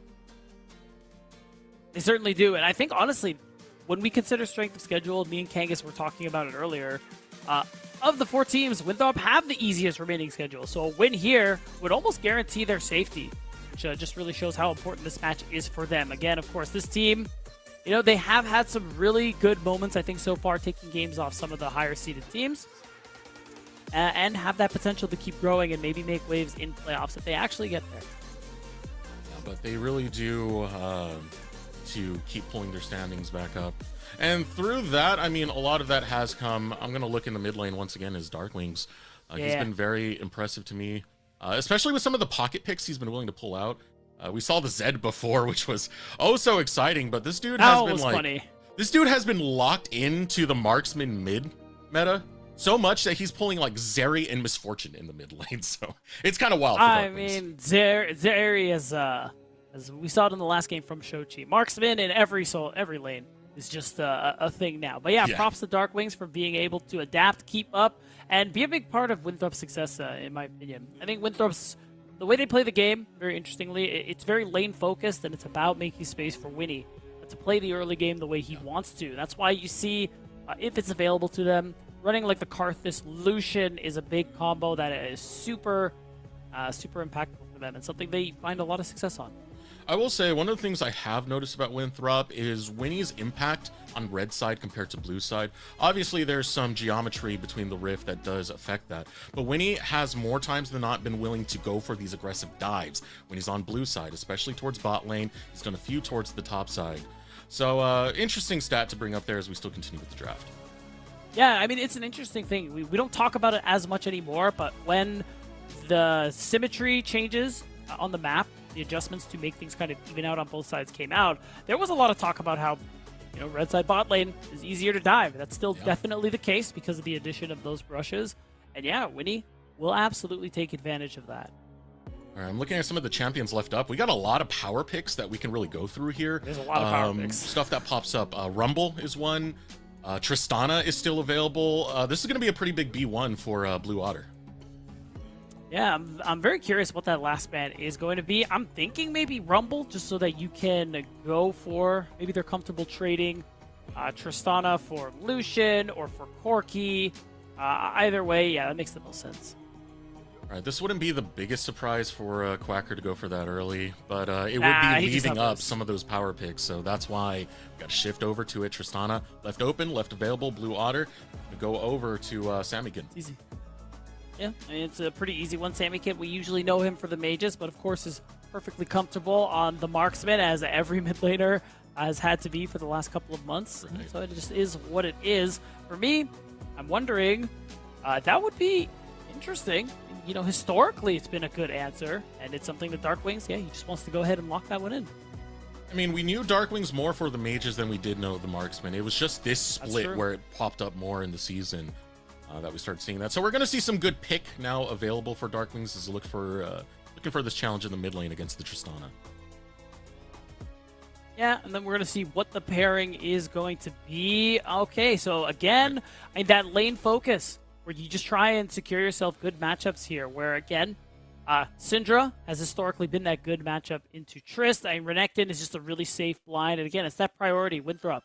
Such a big thing for them. And now for Blue Otter to continue with their draft. Leona was bound away earlier. I'm still looking at those major engaged supports. Ral still on the table. Nautilus still on the table. Still hovering to kind of tease us with his Darius. No, it's actually locked in. Quacker, you're a mad lad, man. He just wants it. It's easy. You can immediately respond with that. And you get yourself the Sejuani too, which actually would be really nice. You have a really strong top side right off the bat, because we know how good Sedge is with melees. And now Winthrop kind of left to respond. Zyra still up. Rand is still up. Honestly, probably thinking about Zyra, but maybe they don't even want to go the farming route. No, I do like this top side a lot for Blue Otter. Outside of the fact that it's Darius Sejuani and the melee pairing that Sejuani enjoys, it's Quacker on Darius. Quacker loves playing these ghost champions that get into your face and look to fight you. He's currently third when it comes to his role in solo kills, with 10 of them so far. So this allows Blue Otter to play with that aggression a little bit more. Next lock in for Winthrop, Jinx. Yeah, so it does give you that element of scaling that was I don't want to say lacking, but not fully there for the side of Winthrop. So now you have that marksman of your own that's going to offer a lot of DPS in those later stages of the game. And now you can get rid of some range picks. I mean, I think because Blue Otter are lacking a lot of magic damage, I really like the Zig Shout, just to ensure that it's harder for them to round out the damage profile a little bit. I'm curious what this means for the support pool, because I was mentioning that Rel earlier. It's still on the table, and we haven't really gone for those support picks just yet. Blue Otter are focusing more towards the jungle, taking away some of this long-range engage. Maokai currently taken off the table. Yeah, just removing another CC element like you had mentioned. And now I'm just wondering what this last ban is going to be. Could be support. It is going to end up being the AD carry. They do want to remove the Kaisa. I'm wondering now kind of what's left for Blue Water. I'm thinking maybe it's something like the Ezreal. You have Poke, you have Rage. You're hard to pin down, which I think would be a pretty good look there. Yeah, but again, that does kind of choke out the damage profile of Blue Water if they do go for that, making it very, very AD heavy. So things to consider. Things to consider as you go into this final phase of the draft. Speaking of Magic, it's going to be a ban away of Winnie's Lilia. Winnie has been really active on a lot of these AP junglers. Karthus has already banned in the first phase of the draft, but now we're looking for the carry junglers as it's a Kindred hover right now, Pete. Yeah, I think Kindred was the angle there, especially with the fact that like you already have, when you go for an AP farming jungler, you usually want them to be the only source of magic damage. So I was thinking Kindred would have been a good look here, but instead it is going to be the Ivern, which I think is interesting. I don't like it. Specifically more for Winnie's playstyle. We've seen him do the Ivern before, and it just didn't really pay off. I mean, Winnie's always been best when he's able to take these fights. When you see fight, go for fight, take fight, right? Ivern is playing much more supportive. It still can work out in the context of the team. Got to see how the rest of the draft does shape up. But to me, it's not the Winthrop playstyle. Ooh, nice. And whoa! I like it. I think Kog'Maw Braum, it's a pretty good combination. We've seen quite a bit of. You do have that extra bit of range, DPS. I think that's pretty nice with what Winthrop are building up so far. So overall, I think the Sedge Braum combo is really good here in terms of engage. The Braum can follow up really nicely, and you can eat some of that initial poke, that burst damage that the Syndra in particular is going to be looking for. So I kind of like this angle there from Blue Water, and immediately off the bat, I think Winthrop's comp, especially when we're in this meta of double, triple marksman and things like that, is a little lacking in terms of the DPS. The thing that Ivern will do very nicely is shield, make space, elongate these fights a little bit. But I think long fights actually favor Blue Water a lot more. Yeah, that sticks out to me too. Kog'Maw, Tristana, they're just going to be autoing away, man. And especially if you can get the scaling going for the Tristana, that on-hit damage really starts to add up. Winthrop were able to round out their composition with the front line. I was really waiting to get some sort of engage, because one of the things that sticks out to me is when Aaron gets focused in the bottom lane, if they're able to get that first foot on him, he struggles down there, man. He's pretty much just waiting for the late game to basically come to him where he can have some agency. So getting this protection with the Rel and getting him a front line engaged is going to be pretty big. I do like the burst damage from the Syndra because that sets up the resets for the Jinx too. It does, and it's pretty good at making space as well, but that's why they're going to have to be careful. I mean, Braum, I could technically eat that up with the Unbreakable. Very true, yeah. And that's something that I think Blue Water are going to be looking out for. Winthrop have to be careful about, because that is where a lot of your upfront damage is going to come through. And if that doesn't work out, you're highly dependent on Aaron. I mean, to be fair, Jinx, late game, great at dealing damage. That is something you can rely on. But if you're even, I mean, Winthrop have just as much damage, if not more, over long team fights. All right, welcome to the Rift, everyone. Blue Otter versus Winthrop University. A reminder about the stakes of this. Both of these teams are towards the bottom of the rankings right now and looking to fight their way back up for that playoff seeding. And for teams like Blue Otter to get out of that position where you might end up in the promotion relegation tournament. Let us know who you think is going to take this one. Will it be Blue Otter? Will it be Winthrop University? Type it in Twitch chat. Okay, a lot of Blue Water fans right now. I think the Winthrop University fans are just waking up. Yeah, there it is. I was going to 0%. I feel like that is just always crazy and never real, you know? Like, where are coaches at, man? Why are you letting down the players? Exactly. Staff. Unreal. Starting in the jungle, what do you expect to see from Winnie? Specifically Ivern. We don't see it too often. It's something that's starting to pop up a little bit more now. Winnie, this is going to be his second time playing it in the regular season. Yeah, again, the big thing that is really nice about this champ is particularly Daisy and the shielding that you offer to your teammates. So I think, again, when you have that kind of enchanter style type champion, you do elongate these fights. You're really good at making space for your team, which overall is a nice thing. But again, making these fights long, I don't think is something Winthrop actually wants. You are, again, just looking for this big combo with the Syndra in particular. Lots of sustained DPS drafted by Blue Otter to try and make this Ivern's life hell. Comes to those team fights. Yeah. On the opposite side, you do have Music, which, by the way, talked with Music before the game. We already saw in the Money Match trash talk segment that he loves to just get into it with the banter. I asked him, hey, what are your thoughts on your opponent's Winthrop? You know what he said? 2 words. Winthrop suck. Dude, I'll tell you right now, I think Music's probably the best trash talker we have. Yeah. Hearing him talk about Supernova was really funny. I just wasn't ready for that. I'm not gonna lie, by the way, the post that Supernova did after they got the win against Blue Otter. No, they were so real for that. That was amazing. And Music took it on the chin. He said, congrats, it was a banger.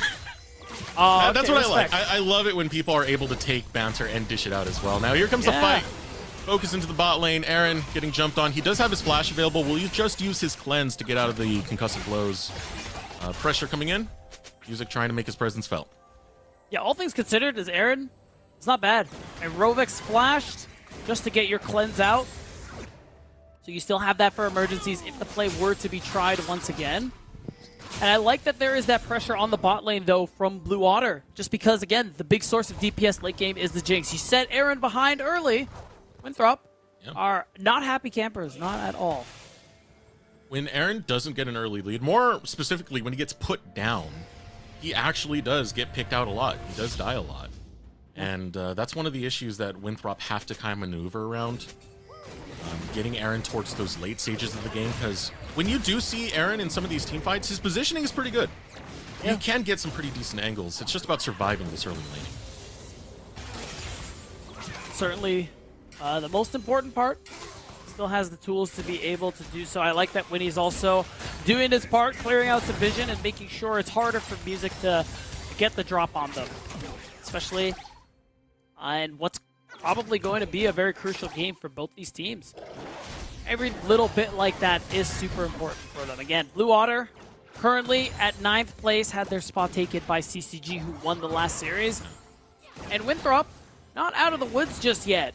Need every win that they can get to make sure they stay in the top 8. You know, it's kind of fun to look at this mid lane matchup that's going on currently. It's Samikin versus Darkwings. For those of you who don't know, Darkwings was on 100 Thieves Next back in the day. And Samikin played against him in the qualifiers. That was a perfect game. Samikin got crushed in that one. I talked to him about it, and he says, this is a little bit of a revenge game for me. This is to show how far I've come since that day back in Summer 22. Wow. That's a great thing to see, especially as Samikin being one of the exciting mids that we saw a whole lot. Focus on the music, but he already realizes he's getting ambushed. He'll just be able to escape. Yeah, but to your earlier point, Eric, it is really cool to see that kind of comeback here, that rematch here between Samikin and Darkwings, especially as Samikin being one of the exciting new players here at the Challengers League Summer, who I think once we saw him during the qualifiers last split in the promotion tournament, I think a lot of us agreed that he's one of the more promising members of the squad. And talking to him about his mental, especially considering that Blue Otter have been struggling in the regular season, feels good that he loves his time on Blue Otter. He's happy with his performance because he thought he wasn't even going to match up to a lot of the mid laners we have here. And he's really swinging at the same weight class as them. So I do like that Samikin does have a positive head towards development and getting better. But look at the setup now coming out for Blue Otter. They're looking for a pinch onto both Music and Rovex to sidestep the winner's bite. Dragon still pulled by Winthrop, gets reset. Oh? Okay. Just testing the waters a little bit. Right. Whoa! Literally, we're in the river. Okay, here we go. Root lands on the Music. Skytech follows it up with the stun, putting down the chompers. That's a lot of crowd control you have to get through, but Rovex is there to help out the jungler. Blue Otter not going to be in danger. Yeah, Samikin looking like he changed his mind about joining. Is just going to be able to push out one more wave. I think other than that, no one's actually going to go ahead and start this Drake off. I don't think there's an actual play. Yeah, he's totally fine. It's just going to be that focus onto the grubs, which I do find interesting. I think traditionally, since this neutral came out. It is usually whoever is running things on the top lane, and as we can see here, that is a very much Quacker. As wow, that was close. That's the struggle, man. Quacker, when he's on champions like Darius. Ooh. I was wondering what was going on there. I know we didn't have a first blood, but it still made me tense. When he's on champions like the Darius, that's the time where he shows up, man. He's going to go full aggro. Yeah, he is, and it is going to be an easy hiccup there for Winthrop University on all three grubs. They have that bot lane rotation where you're seeing it matched rather lately on the side of Blue Otter, but it is going to be that trade of objectives. I think Drake for first spawn of grubs is so chill, so I do lean Blue Otter's way in terms of this trade, Eric. It's just going to be about the next spawn. Can Blue Otter make sure Winthrop don't get any more of them? Levitates by himself. He's able to put down the artillery. Does get eyes on where Skytech is. Back pocket, you have Rovex right there. So some protection provided for Levitate. This cut jawline bot lane that we have of Blue Otter. Focus into mid lane. As Darkwing's in a bad way. Tries to flash. He fails it over the wall. He's dead to rights, man. Samikin will take it. No. Belongs to Music instead. First blood for Blue Otter. Oh, that one hurt. I think second blood is on the way, Eric. Skytech, there's a long way to go, and Music's just waiting the Arctic Assault over the wall, able to cut off the range. Rocket Jump comes through as well. Concussive Strikes will find the stun, and Skytech will find his way to the respawn. And oh! Aaron with the Super Mega Death Rocket will not allow that to go unanswered. So that is that 1-for-1 in that exchange, which feels good. But Blue Otter, in the aggregate, they're going to come out on top with that extra kill that they got in mid lane. And you're also playing Syndra, where you're in a low mobility champion. You don't have flash anymore, and you died. So Darkwing's certainly going to be facing Music's ire for the next couple of minutes, in my opinion. Oh, that really does suck. Low mobility is Syndra. It's nice that you have some form of disengage with the Scatter of the Weak, but you're going to need a lot more than that if this lane does get pushed out. Darkwing's looking for the shove and will play towards the side of the map that he does have prio. Yeah, and they're keeping this lane swap going on the side of Winthrop University. It is just ensuring that Aaron picks up as much gold as possible. I mean, he got a kill. He's getting turret plates on this top turret. So I do like this call from Winthrop. Oh, wait. Might be an engage right here from Blue Otter. Samikin's going to be the front line. Glacial Fisher goes out looking for the reset, but gets knocked up in the air. Samikin's still in a good way, though. Able to focus on the Darkwings. Does not have that flash. Doesn't have a chance to live. Damn! How about Samikin? He is just jumping in there. Right? Zero fear. And he ends up getting the reset in the end. Doesn't lose his life. Oh. All right, here we go. Music in the middle of 3. Rovex is there. Where's your damage at, though, Music? He only brought 2 tanks to the fight. So Music is going to go down. That's another kill going over to Aaron. Uh-oh. Look at the bot lane. We also have another fight going on. Oh, never mind. He's out. Oh, he's no. ghosted. That's the ghost. Yeah. When I talked to Quacker back in the day, he said ghost champions are his favorite because he could just run you down, and he will run down Denethor oh so easily. And that is just a big punish. I can just imagine it. Quacker in Champ Select sees this a Renekton pick on R2 and is like, this guy not know who I am? Does he not know about the Quack attack? Dude, I'm sure Denethor is going to tweet. Denethor is going to have to tweet out an apology after this game. Or, you know, like the Shaq meme. I wasn't familiar with your game. I was momentarily unfamiliar with your game because, you know, sometimes you just forget that Quacker has a mean Darius and he used to be a one-trick. And you know what? Respect to Quacker. He's grown a lot over the season since we first saw him as that one-trick. One of the stats that stuck out to me when I was looking him up was his laning. It's improved so much when he's already an aggressive aggro player. So it's nice to see that you're getting these other fundamental steps that you got to improve on to try and bring out the best in this player. I would still like to see better team play, but when it comes to just running your face down with the Darius, we don't really need that in this game. Oh. Alright. Right now, things have kind of slowed back down. We're still maintaining this lane swap situation, but not a whole lot of attention has actually been paid on that top side. Both AD carries, they're just hanging out, farming. Levitate actually has a pretty decent CS lead over Aaron, so even though he is lacking in kills, still scaling up pretty nicely. And we're still in that position where I'm really liking Blue Otter's comp the more time goes on, Desiree. So Winthrop, don't find some of these angles, don't find some of these picks soon. I think this game only gets more difficult. Concerned about the comp, also concerned about the players who are on this comp. Wow. Not the best when it comes to that Ivern. Here comes the focus from Samikin, who will take out Dark Wings. And again, that flash wasn't available, so Samikin's happy to go aggro as all hell. Jump on Skytech, he needs the reset though, does not find it in time. And with Denethor here, this might be clean up for Winthrop University. Already one picked up, music goes down. Denethor plays to his own tune. Aaron finds another rocket onto Rovex, but the fight finally comes to its conclusion, and Winthrop off the back end of it will fight their way back. It's a really big fight for them. They should be able to secure the next few grubs, which is really nice. So they will get that grub again. And also, it's kind of a good idea of how Winthrop wants to play these fights out. I mean, so much space was made for Aaron. Yeah. And even though it took a while, he did manage to get that first reset to start snowballing the fight. Maybe we'll get a replay and see what happened to Samikin and Levitate, but either way, well played for Winthrop. Very well played for Winthrop, able to kite it back, create some space, and get the counter engage going your way. Samikin was being very, very feisty that last little bit. Yeah. Couldn't even get the reset on top of it. And that's moments where we start to see the Ivern play a factor into it. If you can't allow Samikin a reset, if you get the shield and deny that, good angle there. Let's take another look at that beat. And I'm keeping my eyes mostly on Samikin. The start to the fight was great. He even secures that first kill. But I guess the problems ended up starting when he jumps right into Skytech's face and ended up in a 1v3 situation. Skytech not going down at the back half of that, and then allows Denethor to get in there, especially after the way his lane went. It was a pretty big struggle over there, getting solo killed by Quacker. Well, yeah. Get to breathe a little bit, you get some gold.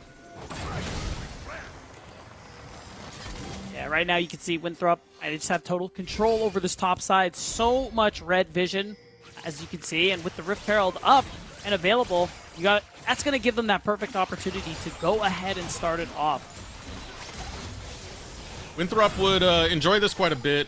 It's an influx of gold, not just because the Herald crashed in the tower. You got grub and get it. It means these sieges are pretty potent.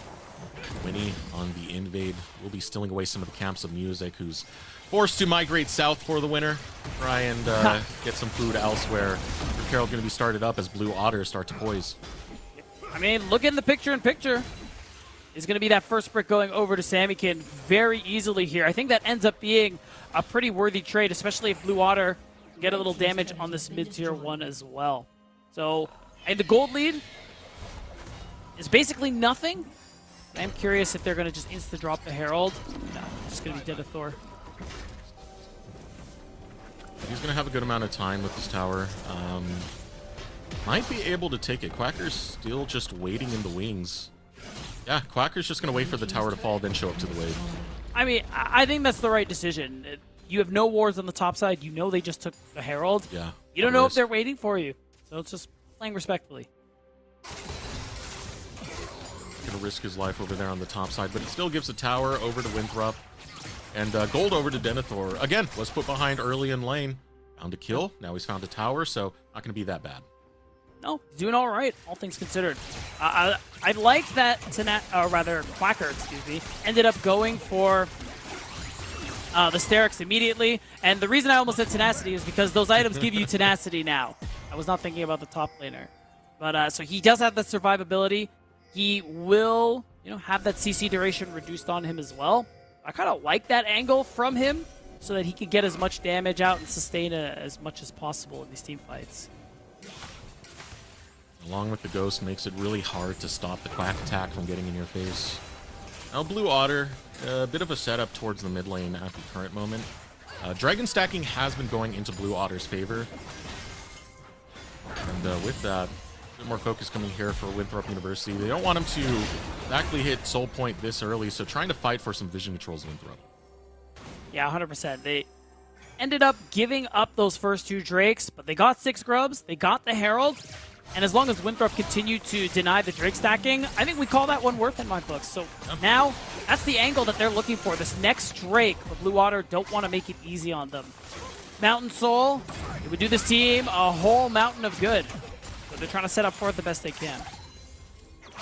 Imagine Blue Otter Mountain Soul, and you have a Darius, you have a Sejuani, you have a That's pretty good. big old Braum. It's pretty good. A lot of defense, for you. Still gonna dance around this mid lane there as everyone else kind of returns to their version of normalcy. I mean, the bot lane and the mid lane at the moment, but it is what it is. That's the focus. You know, you keep them there just so you can keep shoving in those waves to try and fight for that prio. Because again, we did allude to earlier, it's a minute 15 before the dragon comes. And props to Winthrop. You can see they are right there, ready for the setup. Darkwings has the wave in. Skytech and Winnie are nearby, just getting some deep vision, making sure they have the perfect angle, then spending their gold. See, I've been really bothered for a while now. About what? I was trying to make a point of where the Herald was going to drop, but every time I look at inventories, I don't see a Herald. Oh. Did we miss something? Either it's a visual bug or Winthrop simply did not pick up the Herald, which I think would be hilarious. Oh my god. So I hope it's that. But maybe we'll get confirmation about that one soon. I really do want some our observer is taking a look, so he'll be able to give us that info in just a little bit. Goodness gracious, that's pretty funny. That's pretty funny. That's supposed to be your mid lane prio for free, man. Come on. Yeah. I mean, they still have a lot of pressure in and around this Drake pit, but right now, bot wave being pushed in by Darkwings means this is illegal from Blue Water, so they need to walk away. Yeah. Allowed here. This is a crime. See Daisy right there. Daisy in a police uniform. There's down the rest of the otters. Now, Winthrop University, they still have control over this side. It's been a long fight for priority over the mid lane. They're at that last minion wave. Winthrop head for the Drake. Yeah, of course they are going to get that first touch. It is going to be really hard. I think with Samikid not around, you're missing a lot of DPS, so this is a hard 4v4 to really justify, but Blue Water are here, so they want to do something. Blue Water. Music is positioning behind the Dragon Pit. Keep in mind, this would be Dragon Soul point for Blue Otter, so still worthy trying to get this steal for. Music also has his flash available, so it's not a one-way trip. He can Arctic Assault over, look for the steal, and then just flash back. He's not even going to go for it, though. Instead, has to peel back over to Rovex. The focus of Blue Otter was in the mid lane. Wow. Skytech pulls Rovex back in with Magnet Storm. That was nice. It will keep Rovex alive thanks to that flash, but unfortunate situation there for Blue Otter. They don't continue the stack. They don't, but they got the trade for the gold, and I like the decision there. Very conscious to... a very conscious decision to just hover, clear out some vision, and make space. That's why Rovex had to blow his flash there. He's just making space to ensure his team break down that mid-tier 1 turret. It will make the push for mid-prio easier later when they're fighting for future dragons. He thought he got it. He thought he got it. He stood over it, thought the animation went off. It hadn't spawned yet, and he just walked past. Oh, no. Oh boy. Winthrop, when we're asking that in the interview. Yeah, 100%. Oh, that's brutal. That's brutal. Yeah. Well, we'll chalk it up to Riot. Riot, that should actuate a little bit earlier. Your fault, not Winnie's. Really? Hell no. I'm down to blame players for stuff like that. What is wrong with you? Fair enough, fair enough. Go ahead, let him have it. I mean, I did. Just look at your screen. It's kind of it. Still looking. Not you. Oh. I mean, I hope you are looking, because, you know, you're casting, but I meant Winnie. Or players in general. More gold acquired by Blue Otter. They'll grab their third turret of the game. It's Quacker over there as well on that top side who's able to grab it. Denethor has been sneaking ahead a bit in the farm. Winthrop University now starting to focus, posture up towards his bot side. He should be able to steal away this red buff if they get a little bit more time for that to actuate. And yeah, there goes Winnie. We'll just smite it down. That the stealing away of resources of music, and Winthrop will bail. Yeah, it's just Ivern doing Ivern things. As you can see, Winthrop really starting to accrue a very small lead. And I think so far, it's been a pretty good early game from Winthrop. It's very clear that they know how to set up for whatever side of the map they want to be contesting, whether it's Drakes, Scrubs, Heralds, even if they don't pick them up. And it's led to this lead that is continuing to grow. And to Aaron, who, to be fair, even though he is the lone source of DPS on Winthrop's team, He has 2 items. He's 3-0. He's got a bounty on his head. And all it takes is 1 kill for him to start resetting and put in some serious pain into Blue Otter. Yeah. Aaron always said he operates the best when he's in those clutch moments, when he's able to get towards the late game, scale up, and start to show off what a late game marksman can do. Jinx will definitely give him that ability. Now Skytech looking for an angle to find and engage. Couldn't really get it on to levitate. Lots of protection coming out from both Rovex as well. Slow, but Skytech turns around with a counter engage. Scatter the Weak lands onto Quacker. Music's looking to bail out of this. Is the Glacial Fisher. Knocks up more members of Blue Otter. Denethor goes in. Ruthless Predator finds a stun. Quacker trying to sidestep right out of the Scatter the Weak. Puts on the thumbs up, and Blue Otter. It was scary, but they're okay. I mean, those are really big ultimates out of the picture here. We could see... Yeah, nice from Skytech right here. He's trying to block any advancements that Music can go for. This buys Winthrop the space to go after the mid lane turret. It will get taken down. More gold going over to Winthrop. Yeah, and it's just turns out Winnie on this Ivern. He's just too good at making space. It's the bushes, it's Daisy, it's everything. And now it's going to be making space for this Baron here. Denethor, he does have the teleport. He can join immediately. Oh, man. Yeah. This is going to be pretty high risk right here. Still going for it. Music is half health. Rovex is half health. Blue Otter could lose everything if they don't get this steal right here, right now. Music is waiting for the angle. 6k health remains. Look at the Living Artillery come down from Levitate, looking to try and poke down the members of Winthrop. But when you're separated, Winthrop will go for the engage. Rovex, the first victim. Levitate looks to bail out, gets caught by the zap. You're just a cog, my man. You're too damn squishy. There's no mobility, and Aaron will get a shutdown. Music still hiding in the bush. The rest of Winthrop finally going to notice him. Now it's a long way out for Music.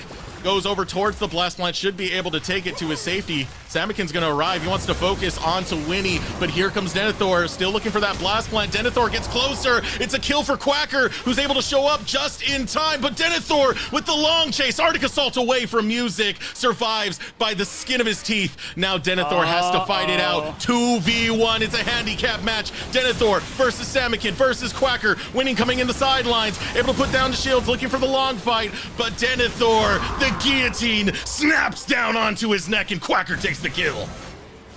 Wow, that was as bloody as fights can get, Eric. And it's big ups to Blue Otter for being able to actually pick up some gold there on top at the end of it to keep things relatively even. There is no Baron take that's going to go through. It is just that threatened there by clearing out vision. But as I say it, wow, okay, we're just not stopping.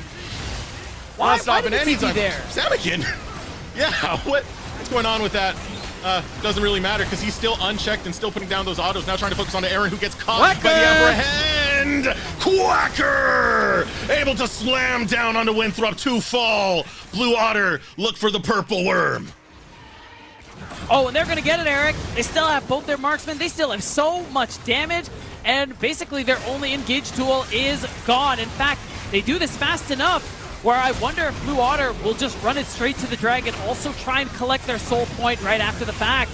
And looking at this pathing, I think that's the answer. Yeah, Winthrop are trying to answer it. They have first position over there, but look how healthy Blue Otter are. They got their whole team already there as well, so get out of here, Winthrop. This doesn't belong to you. Yeah, that is just such a huge move here from Blue Otter. A 3k gold swing, and to top it all off, oh no, already one picked up. Darklings is able to get out from the grasp of Quacker. Still though, Levitate did get sacrificed, which does give Winthrop a potential window of opportunity, but with that, Blue Otter just hop over the wall. And as you said, nah. I mean, Levitate, small price to play, small price to pay for what Blue Otter have just earned in these last minutes, Eric. The fact is they got the Baron. They still have many Baron buffs to be working with. And they got a huge injection of gold for this next team fight that is going to be coming up. And of course, they have their Mountain Soul point. So the 5v5 in the next couple minutes for that Mountain Soul, Blue Otter are as prepared as they're going to be. Samikin, 3 items. Levitate by then will probably be 3 items. The way these fights are starting to go, that's Blue Otter's road to victory. The marksman. Trying to defend over in the bottom lane. You got Quacker there. Music. Arctic Assault follows through. Gets caught by Skytech and now getting wailed away on Aaron, who's able to step away from the ultimate. Denethor looking to bail as well. Quacker's stepping up. Keep in mind, Aaron, his flash is just coming off cooldown. Got to keep this marksman safe, but look at this long chase coming out from Blue Otter. You're getting the long range of Samikin, who's in the late stages of this Tristana, so he can just go unchecked. Aaron's by himself. Same with Denethor. Winthrop have been absolutely split at the seams. Oh, it's a sacrifice to the Otters as they'll claim life after life. They just look absolutely carnivorous right now. Samikin's not done. It's the full ace. And there it is with the announcement that objective bounties are available soon. Blue Otter put their foot down in this game 1, desperately needing a win to ensure their best chance of staying in the top 8. And they come out the gate swinging, Eric. Certainly do. They're not stopping anytime soon. There's a Tristana. She can take turrets rather fast. Aaron empowered push coming out of Blue Otter. They're rotating to the mid. Oh, and they're going to get that mid turret very, very easily. So again, even though they lost that one Baron buff in Levitate, it really didn't matter. These last 3-4 minutes from Blue Otter have just been so successful, so lucrative, that now they're sitting up at 5,000 gold. This double marksman comp, 3 items, 3.5 items. I mean, Quacker, Music are getting tankier by the minute. Same with Rovex. These fights, I can tell you, they only keep getting more difficult for Winthrop. Skytech can find the best engages possible. But unless Samikin and Levitate are the ones caught in it, I don't care. No, not at all. And the range of Blue Otter on top of that. Like Samikin, late stage Tristana, that range has grown quite a bit. 2 more levels before it's at max. Levitate, it's a Kog'Maw. You press W, you get extended range on top of that. This allows the carries of Blue Otter to do front to back like it's no one's business, man. And that's the question posed to Winthrop. You already mentioned it. Can you get an engage onto Samikin and Levitate? And Skytech, to his credit, we know him to be very good on these engage style champions. He has the flash up, has his ult up. So there's certainly an angle where he could make that happen. Now, oh yeah, we are just finding out. Looks like Darkwings, I'm guessing, maxed out and got 120 splinters, so that extra bit of scaling is there. You get that extra percentage of AP, and Darkwings does a lot of damage, especially when you consider the Ludens and the Shadowflame. This is what I've liked from Music. He's very willing to face check and lead for his team. It's not going to allow these picks for Winthrop that they're looking for with stuff like Scatter the Weak from Syndra. So this fight for vision control has been very feisty, and look at that. With Music having the Warmogs, it means even if he does get, attacked, drop a little bit of health, hey, it just heals it right back up. Oh, it's just too free. And now you can look at top side. Quacker is already pushing in this top wave pretty deeply. I think he needs to look to recall soon. He needs to get off the map and start heading towards this Drake because he doesn't have a teleport to work with here. And this Dragon, this is pretty much the deciding factor here for Blue Otter and Winthrop. If Blue Otter can secure this soul, I think that's it. That's why Denethor is not even backing. He is just full sending it mid lane, ensuring Winthrop can get the best push they can and get some deep vision down, so it's harder for Blue Otter to face check them. For Winthrop, you want multiple angles, so getting first setup on this Dragon, getting vision control that side of the map is going to be pretty crucial. Oh, wow. Otherwise, if you're fighting the front to back, this is where it plays into Blue Otter's hand! And just like that, Skytech's gone! Denethor's trying to run away. Livering Artillery does spot him out. 1 pick so far for Blue Otter as they fight for position on the Dragon. I mean, Denethor's ult's about to expire. Winnie doesn't have his ult. Skytech is gone. This fight is won before it even started. Yeah, you fought on Blue Otter's terms. And look at Samikin, he's coming on the flank as a Tristana, man. He's a mad lad. He gets shut down for it. Too much ego. Might give Winthrop an opportunity to fight back on a 4v4. Maybe. Levitate is still here. Levitate is still very strong, but Winthrop, they don't have a choice. This is do or die, and they have to take this. Yeah. Aaron still has his flash. That's the tricky part right there. You have to take him down. But with that, I mean, Blue Otter, they don't like their odds. They don't like their chances. They lost Samikin. Samikin does have a lot of the gold. He's been making these big plays for Blue Otter. So they'll give respect over to Winthrop University, saying, hey, not today, but give us 20 seconds. We'll have our mid laner back, and let's go again. Yeah, but this one is tough. Do they have 20 seconds? Winthrop are pretty strong at this point. Even if they are behind, they might be able to take this Baron before Samikin can actually get here. Blue Otter are at all different angles. Oh, wait, that's a lot of damage. Darkwings are at half health. That's a very crucial thing right there. Skytex, oh my god, he engaged in the wrong direction. He's not with the rest of Winthrop, so Blue Otter can just pick him off without issue. That is a complete communication breakdown beat. Yeah, and this is brutal. Skytech down again. No flash, no ult. This time it's Blue Otter who can start the Baron. Winthrop, this would be the nail in the coffin. They can't let this happen. Yeah, they turn on to Denethor. It's a Kog'Maw, it's a Tristana. They can melt that Gator, getting knocked right into the air from the Glacial Fissure. Denethor is down, jumping forward. It's Samikin. He wants another one, takes down the tree while he's at it. He's looking for Aaron Scatter of the week. Able to return one back, supering a Death Rocket, brings the damage onto Blue Waters, but now Levitate has arrived. He's got the long range. He's able to put down the slow on Aaron. Oh, Blue Waters cannot be stopped as they get a 5K lead in a massive team fight against Winthrop. And now they can just go ahead and walk it right back to the Baron, Eric. It's going to be so easy for them to collect this one now. And with that borderline ace coming through, Winthrop, they may not have a leg left to stand on in this game, even though they denied the soul, even though they have won some pretty crucial team fights. It just isn't enough to stop Blue Water. No. We're even seeing teleports, but I mean, for what purpose? This Baron's already gone. It is long gone. Oh, Samikin! Why? You know, he's having fun. And I appreciate the aggression and the willingness to go all in. What I don't appreciate is not remembering that Syndra's ult has an execute when she's fully stacked up. But we're going to look at this fight again. I think this is what really matters. You called it a communication breakdown, and yeah, I think that's pretty fair. The hope was that you wanted to get Levitate out of the picture in hopes your team could win that fight, but Quacker was able to dodge the rest of Winthrop long enough that it just ended up being a waste on his part. So Skytek's out of the picture. The rest of this fight is just hilariously easy. Yeah, I mean, Arctic Assault over the wall, now suddenly you have a flank with music. And because Samikin and Levitate are so ahead and in the late game, look how fast Winnie gets melted. Everyone is in danger for Winthrop University. You no longer have the peel. You no longer have the potential to take down Blue Otter. I don't see a way back into this other than Samikin just saying, take a 4v5 if you guys like, and just jumping in again. Yeah, I mean, the big thing is in Dark Wings, actually, because he's really close to the death cap, synergizes really well with the passive, and again, remember, the ultimate, that unleashed power, it has an execute now. So it is actually really strong. It can be a great way for Winthrop to get that first kill and get Aaron resetting. That is pretty much their only way into this one, and Denethor needs to be alive for that to work. Yeah, Denethor's going to get caught out. There's no escape. He has his flash. It'd be a waste to use it. So down to top laner is going to be Winthrop University. Their response on the map is to try and get control over the topside quadrant. You can see waves being pushed in by both Darklings. Winthrop should be able to get this tower, get some objective bounty. Yeah, so it is that nice extra bit of gold. And if we want to talk about, you know, the actual net gain, that is a pretty big gain for Winthrop, especially if they get this tier 2 turret as well. But you have Levitate alongside Samikin.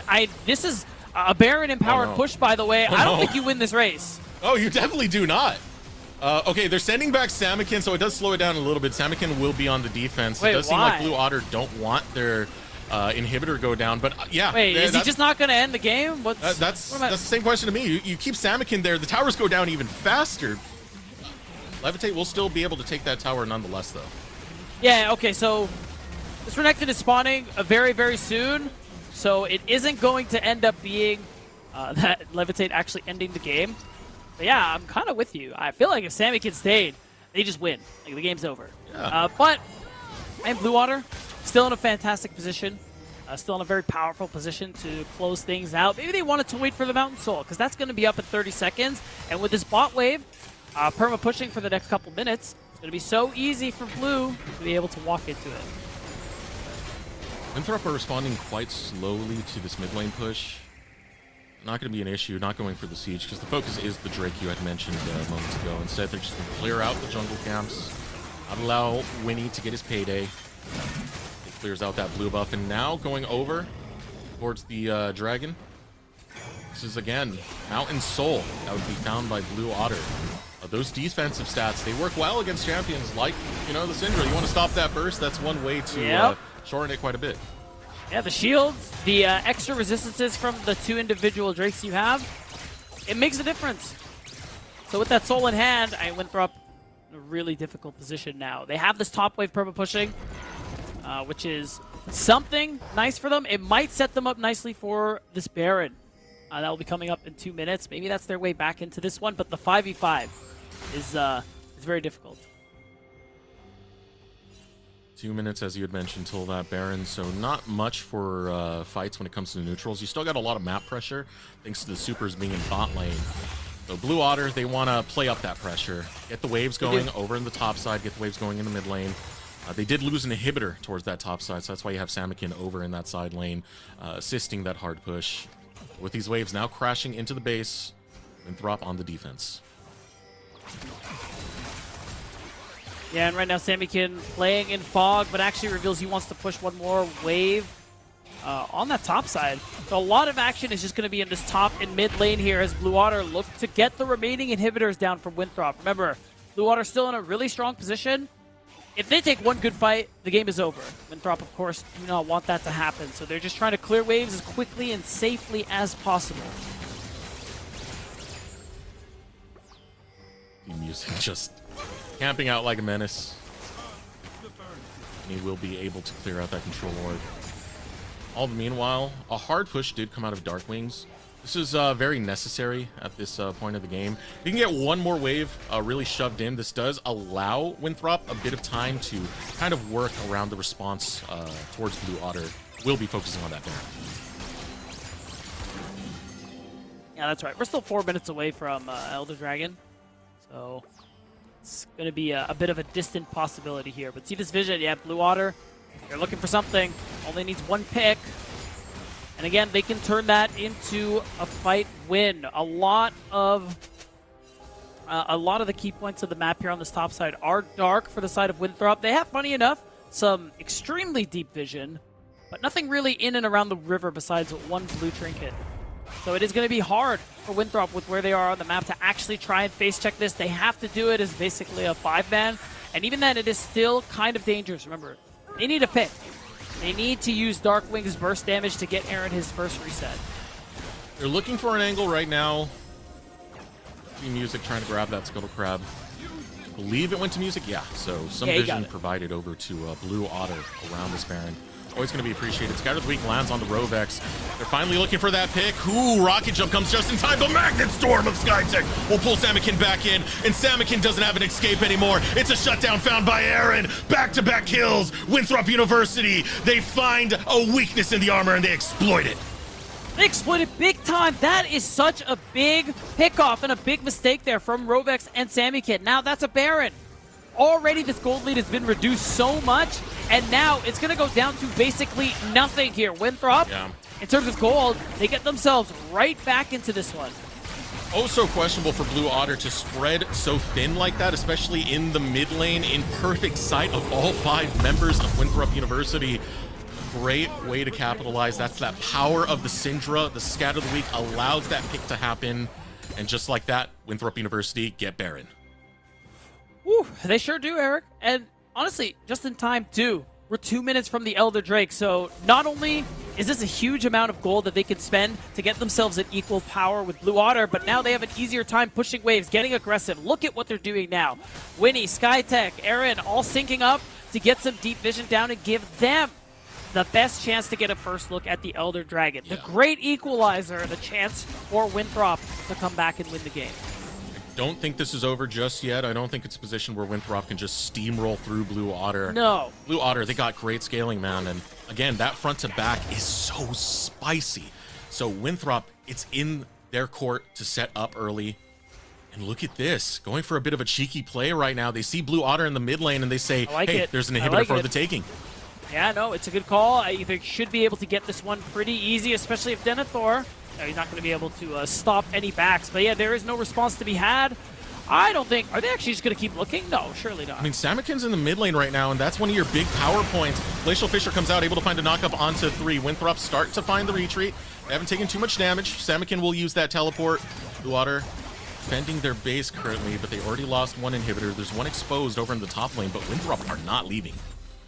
Wow, they want to use this Baron. They want to use the 6 grubs that they have to try and siege Blue Otter's base. I think this is pretty dangerous. Very. But I had one engage from Music. Yeah. Hell, Music's looking for that angle right now. Yeah. I did mention earlier that long range of Blue Otter. It's a lot of space you have to cover in order to get onto their carries. As you can see, another tower goes down. Winthrop are getting closer Another to triple inhibitor. inhibs. They should be able to head towards top and grab it. Yeah, you gotta look. It's gotta be right now. Gotta This move. triple inhib. Gotta go! Quacker goes for it. Magnet Storm comes out in response. Apprehend does get some work done, but Darkwings with the unleashed power gets 1 kill. Music has to flash back. Triple inhibs. Double supers coming in every wave. Down Rovex. Winthrop have all 5 available, and they're marching on the base. Samakin looking for the defense. Can he be able to do it? Still getting those autos through. 1 Nexus tower is up and available. Music now healed up. Looks for the answer. Apprehend onto Denethor. Denethor is able to slice and dice. Backling to get out of Skytech. Goes for a counter engage. Music has fallen, though, and Aaron is excited! Winthrop University! They'll take it to the honors in a comeback match and take game number 1 of this best of 3! Are you kidding me? Winthrop, make it happen. And honestly, you ask me, it's on the back. Oh, I forgot my lights are off. Let me just go ahead and take care of that. I just got so caught up in the victory area that Winthrop University made the comeback. Really nicely done for them to find that pickoff, especially later on in the back half of the game, to be able to clutch it out. I mean, I want to give the shout out to Darkwings. I think he had a really good Sintra game. Got a lot of shutdowns, a lot of key stuns and key picks. So that's my vote for Dream Player of the Game. Yeah, and I definitely got to agree with you because it's the scat of the week, right? That was coming out time and time again. Would find those big stuns and those big picks. I felt it really did start off with the mid lane pick over on Rovex, where Darkwings did find that scatter of the week, found the execute. Suddenly the map is just open up for Winthrop University, all thanks to this man. Yeah, and even though lane early on, things were really heavily in favor of Blue Otter, it's Winthrop who clutch up in the back half. In that late game where their pick comp really started to come online, and more than anything else too, the healing from the Ivern was pretty insane. That redemption, it was doing a lot of work. It seemed like it was really difficult to actually secure that kill for the double marksman comp of Blue. All right, that means it's time for my Shaq meme moment. Winnie, Okay. I'm sorry. The Ivern did work out. It was perfectly fine. You gotta apologize, yeah. Tell him you're I was sorry. not familiar with your game. I'm sorry.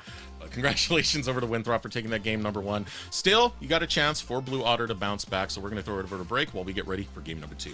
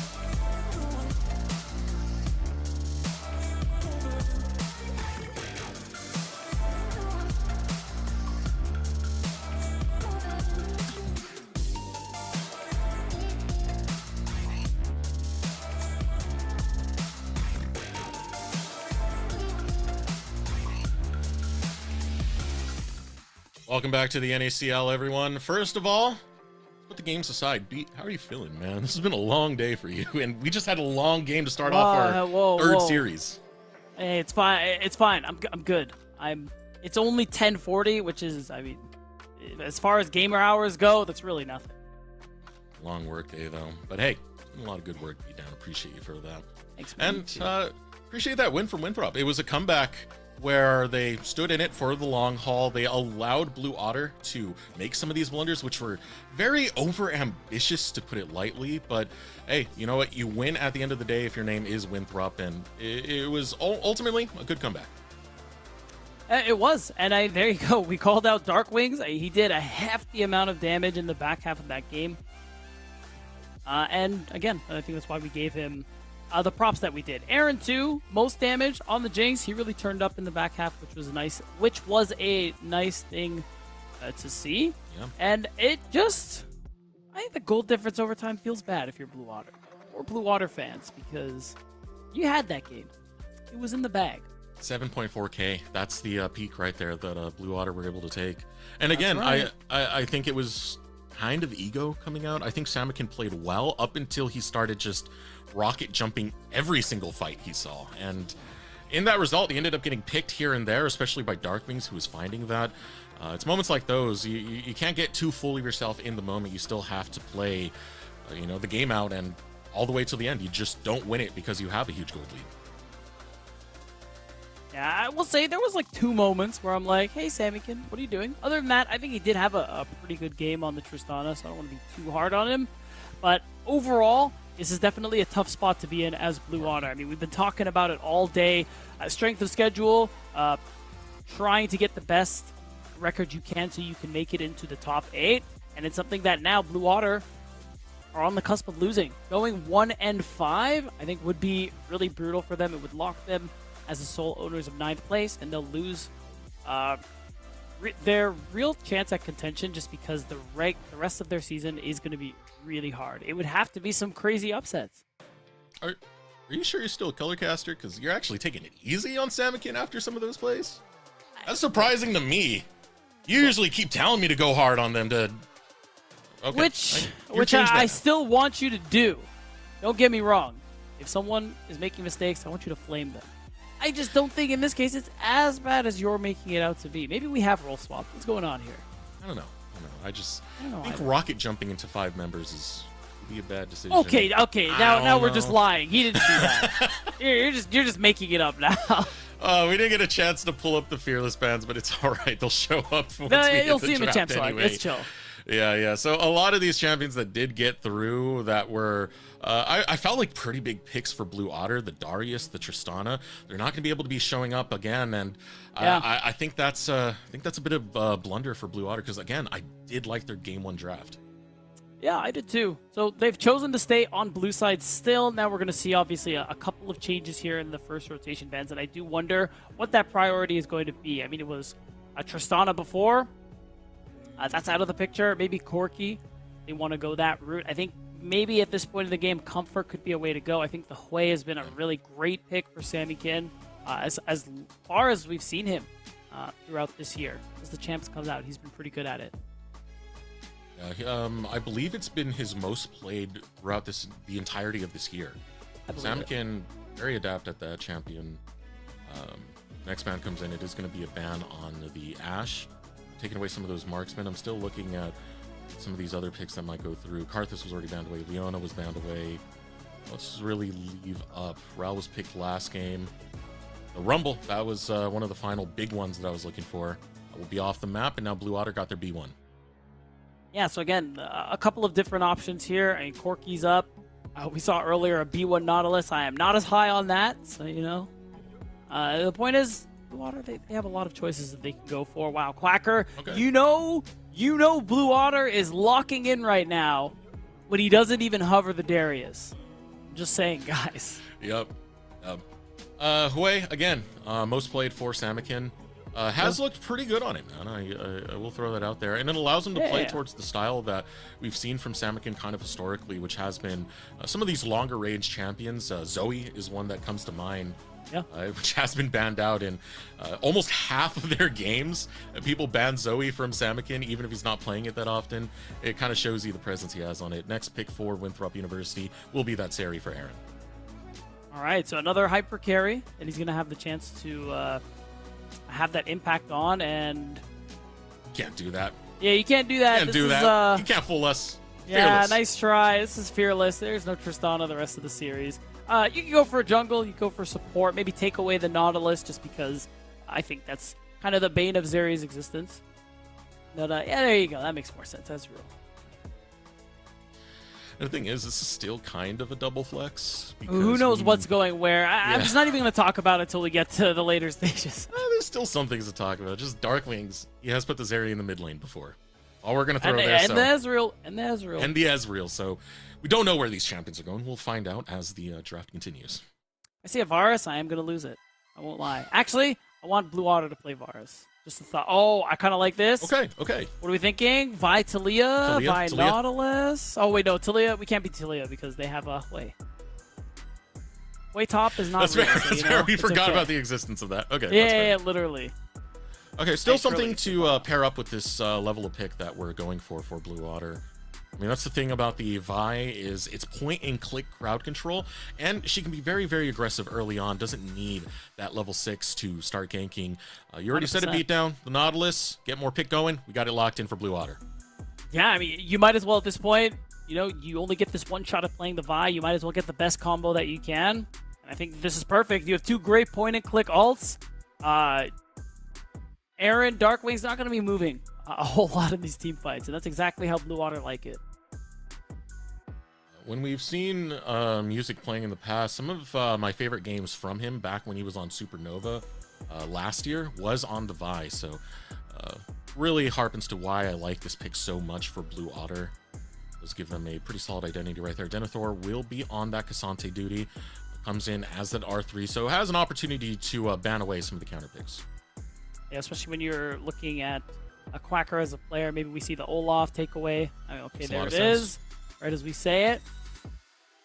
And for Blue Otter, you know, I'm surprised. I'm wondering if Winthrop go the marksman route. Just try to remove any remaining options. Because, I mean, 2 marksmen taken away by Winthrop themselves. And, of course, you know, 3 marksmen were played in that last game. Because, you know, that's just the meta we're in. It's very chill and cool. How long until like Winthrop's draft includes a Kindred, a Vayne top, and we're I just think- going like quadruple marksman? Surely quad marksman will never happen. I don't know. That's not the world I want to live in.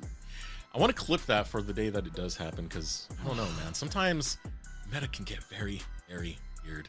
More marksman bans coming out from Winthrop University. They'll be banning away the Kaisa, which I do think is a smart go. You have a lot of pick that's looking to dive onto you. Take away a marksman that's capable of doing that. One more ban for Blue Otter. Yeah, and I think now at this point for Winthrop, it is just jungle. To see, we're going to find out what it is that Winnie is playing. I'm wondering if it's going to be something like the brand. It's probably the first thing that comes to mind. You do need magic damage on their side. And I think with this kind of Deathball Blue Water are looking to play as, I think this is kind of a pretty good answer there. Plus, you know, you leave the Ezreal and, interesting. I mean, you have Black Shield, so I kind of get the idea there. I'm just curious now if it's going to be support or jungle. And I don't know what would I like, what would I hate least? I'm not a fan of this champion. I Mork sucks, man. I'm sorry. Your jungle clear is probably pretty good, but like you have one spell. One of my favorite champions, man. Why you gotta Really? do it Why? that way? Goth Mommy. Oh, okay. Yeah. That's real. Okay, my bad. You're right. And I want to really double down on what you were saying. We don't know what lane it's going because Skytech has historically been very willing to go oddball pick. I remember Grace brought up the catchphrase, "What is Sky's tech?" So we'll find out as this goes on more. Next pick out of Blue Otter will be the Gwen, taking that over towards the top lane. They hover over towards their marksman pick. Not going to be the Sivir, it'll be the Jhin. Okay, interesting. I mean, I guess they feel like the Gwen on the top side overall it feels like they do enough damage as a team comp overall. And I mean, you're only really dealing with a one tank at this point against the Cassante, so unless there's another tank support, I don't know what's going to go out. Let's talk about Blue Otter's comp. Great matchup into Cassante. For Gwen, you're going to be really strong inside. I think that's the nicest thing. Plus, you kind of can deal with the Morg binding with the W. So we are finding out, by the way, that it is Morg jungle. I think Blue Otter's Cup's probably a little easier to play out, but Winthrop, Most definitely. They have a lot of tools to work with in these 5v5s. I think the Black Shield will come in handy, honestly, as much as I meme this champion. And I think Taric is really nice anti-dive as well. That Cosmic Radiance will give Winthrop those extra seconds in these team fights to survive, do more damage, and things like that. I agree with you heavily when it comes to the ease of execution of what Blue Otter are bringing on the Rift. I talked too much about the Vi already, but talk about Jin, Wart Shot, the Curtain Call. Yeah. You do have a lot of long range now that I think about the Curtain Call paired up with the Hui as well. You do get some long range poke with that. So it's going to be very skirmishy. It's going to be mid-game fighting is what I'm expecting to see out of Blue Otter. What about Winthrop, though? We have a Taric. We've started to see it creep up a little bit more and more from some support picks. And, of course, the Cosmic Radiance is a big tool to stop those dives that you had mentioned, Beat. Yeah, so I think with Winthrop's composition, I mean, Winnie is playing. This is still that farming jungle archetype that we've been seeing a lot lately these past couple of patches. So you do have pretty good clear as Morgana jungle. Make no mistake. So the only real concern that I have for Winthrop's comp is that they have great anti-dive and they have pretty alright poke. But a problem they're going to run into is they have no real engage. More Q doesn't count, so don't say that to me, Eric. And if they're in a position where they need to walk into Blue Otter, I think there's going to be a lot of that pressure onto Winnie and Skytech to try and actually start these fights off, even though their champs aren't great for that. More Q kind of counts. Nope. You get binded for like an eternity when it's max level, man. By Merc Trends. It's a while. It's over. By Merc Trends. Fair enough. Here we go. Battle of the supports as they start up. A flash from Skytech to catch out Rovek. Ignites down, and first blood goes to Aaron. A nice tech coming out from Winthrop University, and Skytech gets 2 kills back-to-back for Aaron. A great start. Quacker wants to get something back for Blue Otter, but it's getting turned around once again. Winthrop are not stopping anytime soon. Look at Skytech go. He's feeding Aaron, and Winthrop are off to the races. Holy crap. That has got to be the most one-sided invade I have ever seen. And as long as this red buff... Yeah, wow. What an insane start to the game for Winthrop University. They want the series over. They know we've had a long day. And they said, don't worry, NACL casters. We're going to close this out immediately. Because Aaron got 3 kills right in that fight. He already has a bounty. That first back, it's going to be stupid. Be absolutely ridiculous. Yeah, you're not stopping the man. He's already off to the races onto this. That Samikin already getting pushed out of lane. On top of it, he's gonna have to use his teleport early or miss part of this wave. Yeah. Everything's just going so well for Winthrop. I mean, Winnie is really just the only player in NACL who will level 2 gank on a farming jungler. Cause like, what am I looking at? I mean, it worked. Samikin had to flash. So, yeah. I'll never stop laughing at Winnie's mindset when it comes Head to ganks because it works. It works. It does work. It does work. That's and the to be wild thing honest, about it. I mean, and he's still gonna pull out ahead of music. I think that's the most. That's gotta be the craziest part of this because he still has plenty of camps to farm. He's gonna keep cycling them and farming up, and he's gonna outfarm music in the end. So this is just an amazing start for Winthrop. You're just laughing if you're them. It's just a Winnie jungle game, bro. It's just a standard Winnie jungle game. Yeah. Oh, man. I do want to double back to Skytech, though, because I think he was phenomenal in that invade. That flash that caught out Rovex, he got so many dazzles back-to-back to really enable that triple kill for Aaron. Now we got to focus on this top side. Here comes that Morg. Hey, you want to talk about them ganky tools? Oh, you're just stuck there, man. You're binded over to the wall. It's another kill going over Winthrop. I'm sorry, this game is just jungle diff, no? Like, how is Morgana out ganking Vi? This is ridiculous. And Winnie is almost 100% kill participation. He's been part of everything so far. And he is just setting up his laners for success in this game. Aaron, I noticed, has already spent his gold, and he has the tier 2 boots, which is pretty crazy at 3 minutes. Right off the first back. Yeah. I couldn't ask for more. Hooks going to land onto Skytech. Skytech's looking to turn it around, but now Winthrop realized, oh crap, music is in the area. Flash comes out. Oh, mistimes the Q flash. Focus on the Skytech. They should be able to grab him. He doesn't have his flash available. Nice hook from Rovex, looking to turn it onto Aaron. Ignite goes down. Will Aaron fall? They're diving underneath the tower. Music gets dropped in the process. It's a 4th kill. A 5th kill to Aaron. It's all going wonky. Beat down. Winthrop are getting everything. Blue Otter just can't catch a break, and Rovex is gonna die as well. Good God, B. Yeah, they're never catching a break the rest of this game. This is just an astronomical deficit. 2,500 gold at 4 minutes, and the dive couldn't have gone worse. To make matters worse, Eric's gonna come. Aaron's gonna come back to lane so fed, and I like what Music was going for here. Trying to predict the flash, but unfortunately wasn't able to do so. A lot of props to Skytech as well for living as long as he did, and or Aaron living long enough to ensure he gets 2 kills off this dive. How crazy is that? Dude, none of the kills went to Skytech. Aaron got each and every one of those beat.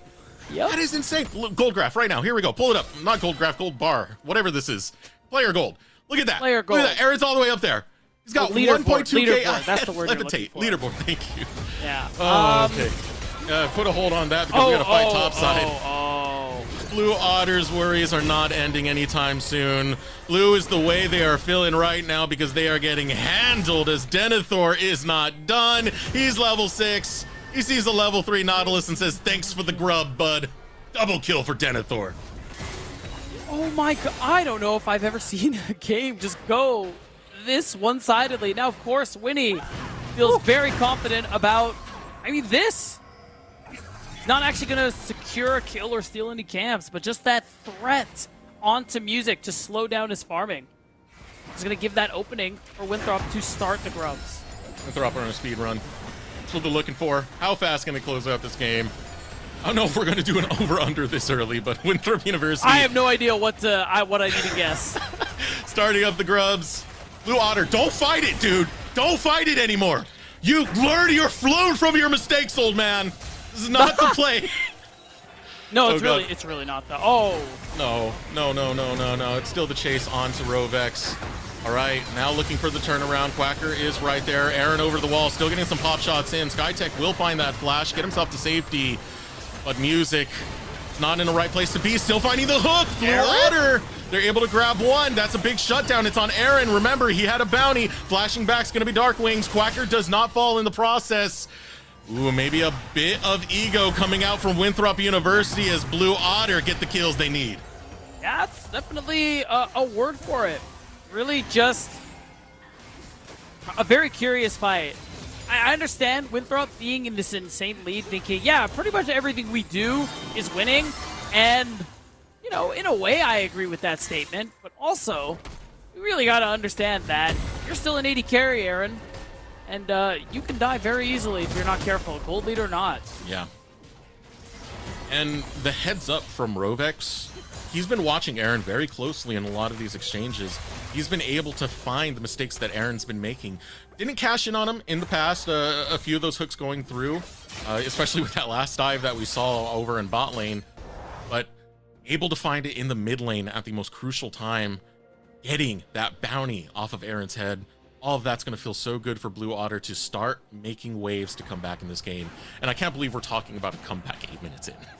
I know, like it's so very uncommon that a team can be this far ahead this early in the game. There are like, not metaphorical, but there are like when you look at certain comps, win conditions and how a team has achieved them very early on, and that way we could be like, oh yeah, this game is kind of already over, guys. But like, no, Winthrop just have an honest to God 2,500 gold lead, and you can already see where a lot of that gold is. To be fair, it's on Denethor and Aaron, unsurprisingly. It's a lot. Again, 5 kills on Aaron. Big shame about that is it's 2 deaths. Yeah. So there's a little bit of bounty gold here and there. Now the Dragon picked up by Winthrop University. Still have the gold lead in their favor. Now looking for an angle into the bottom lane. You can see Levitate putting down those traps, kind of smells something headed this way after the Dragon does go down. Blue Otter playing with safety right now. Winthrop still have a strong lead. They still have command of this game. They certainly do. Drake stacking in their favor. I mean, itemization is still definitely in their favor as well. They've pretty much gotten every objective so far early. I want to see them also just keep that up and fight for that second grub spawn. I mean, with how strong Denethor is right now, I think that is absolutely an option for them. By the way, this is a counter matchup. Like, this is not great for Cassante, but Denethor is clapping. Denethor feeling confident, looking good over on this top side. Getting the better of it. Denethor was one of the players I did talk to before this game. I gotta hold that thought because there is an invade coming on from Music. And Music doesn't have Zots. Really go for it. It will take the recall. So yeah, talking to Denethor, you know, it was a nice conversation because he was talking about how this is his rookie split, first year here. And he did get a little bit humbled in his first game going against Surdy. That's like an LCS caliber player though, so yeah, I remember pretty that. brutal. And he took that as an opportunity to grow. And he sees that the level of competition has really brought out the best when it comes to pushing him to improve and grow at a rapid pace. And I definitely want to see more of that from Denethor because we were very excited when we saw him, especially in scouting combines, back on Tempest Gaming. Yeah. Has some pretty mean play. And, developing that play here in NACL. And even when we saw Winthrop in the promotion tournaments for the last year or so, Denethor is a player who, especially recently, we thought could already compete at this level. Wasn't going to have that many problems and still had potential. And it's cool to see that he's been able to show us some good experiences, and of course that he has such a good attitude about losses like that, because that series was brutal. I think we were the ones casting it, Eric, and yeah, way to take it on the chin is what I'm trying to say. Some of these just kind of have to. And it does show the resilience, mental fortitude some of these players have. It's now a focus onto the bot lane, leaves Music in a bad way, and it's more kills going to Aaron. He'll find his 6. Rovex has a long way he needs to run to find any sort of safety. Here's the express route. It is death delivered by Aaron. Oh, man.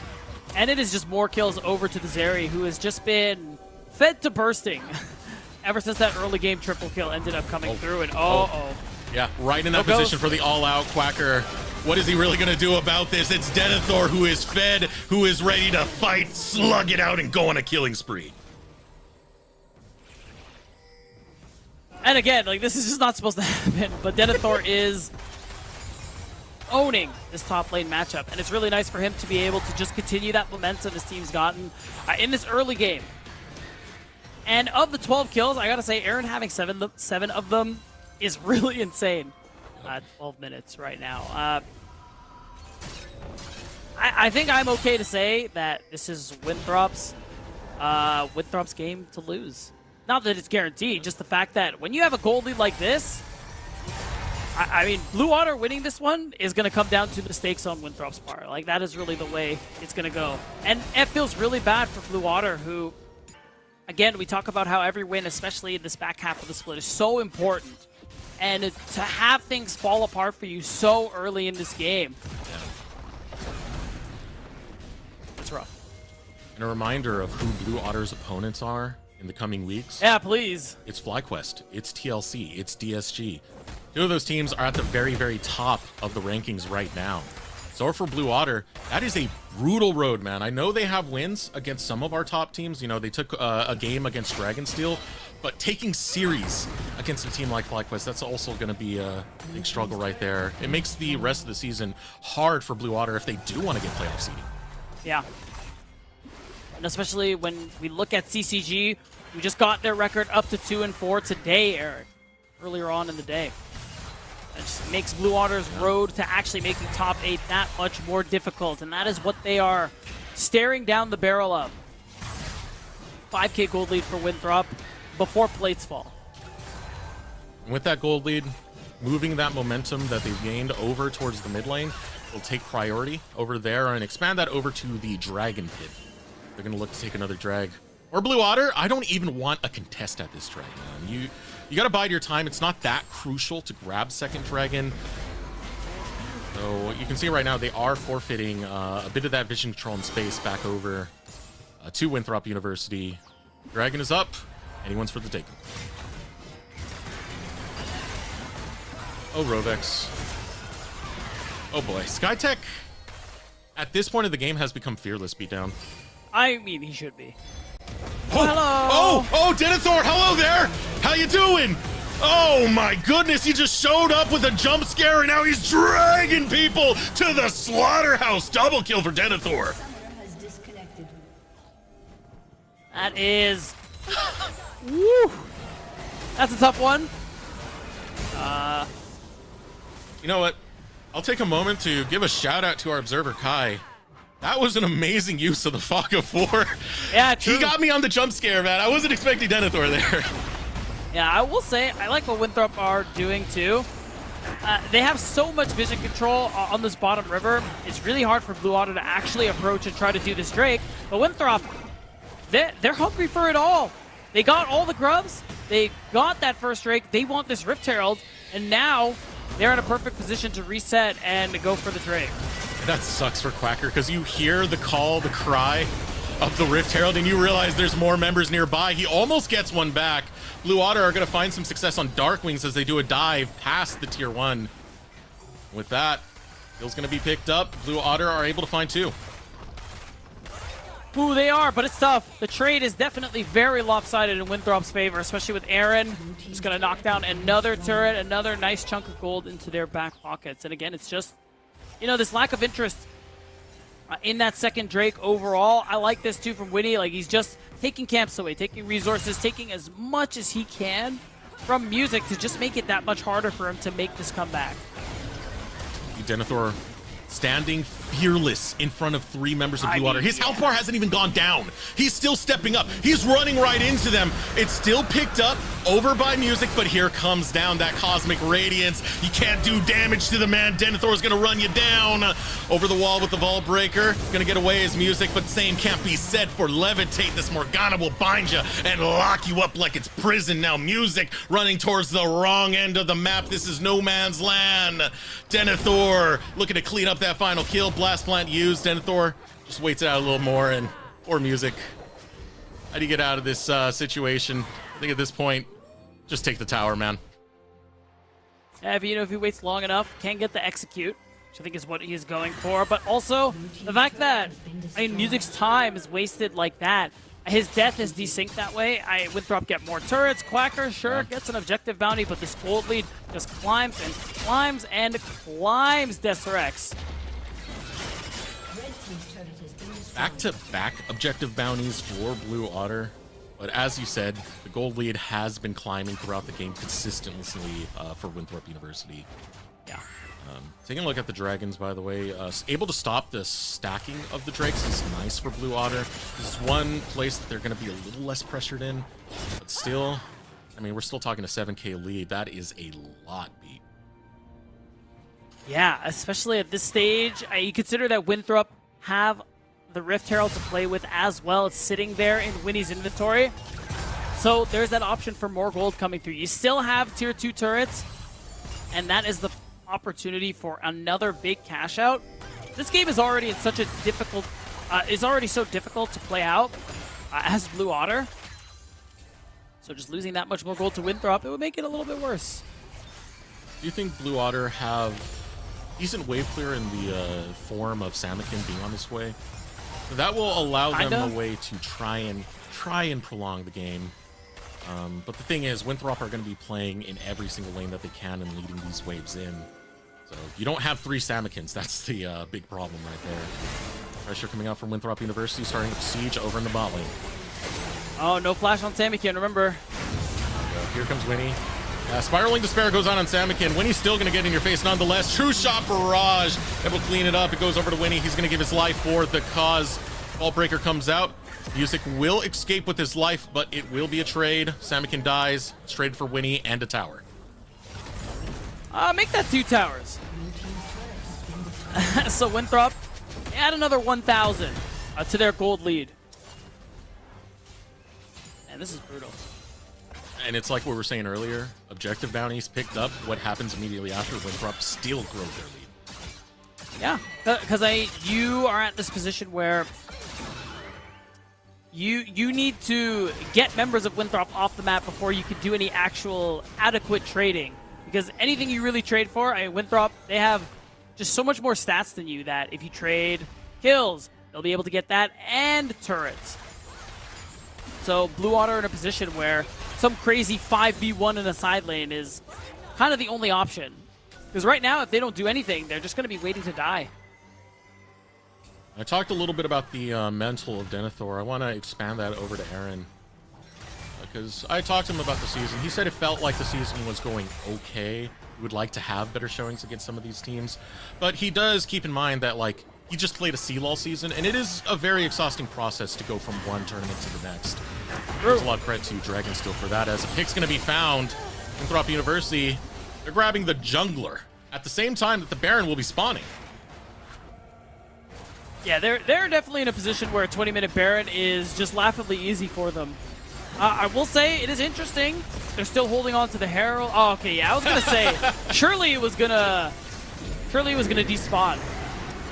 Winnie, what are you going for here? What's going on, Winnie? Oh, he's drifting around. He's going around town. Simple cruise. Catches out poor little Rovex. Current call is going to open up. Blue Otters looking for their what could be last chance finding any success in this game.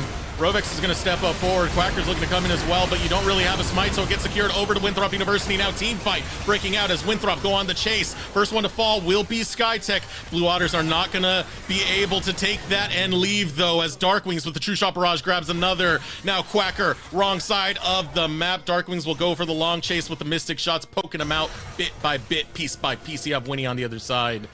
The Quacker might be able to meet back up with his team. Blue Otter going for the counter engage. Cease and desist finds its mark. Aaron goes down, but he's able to trade one right back. Quacker's still running away, and Darkwings is still chasing him. Blue Otter, they kind of play around with the chaos to find a pick onto Aaron. Yeah, they do. I think they're just having a little bit of fun with this one. Levitate surely is going to be able to walk away, but Winthrop are the ones who walk away with the Baron and even more gold that they've collected and are going to be able to spend. I like that emote usage from Winnie. Knows they can see him backing.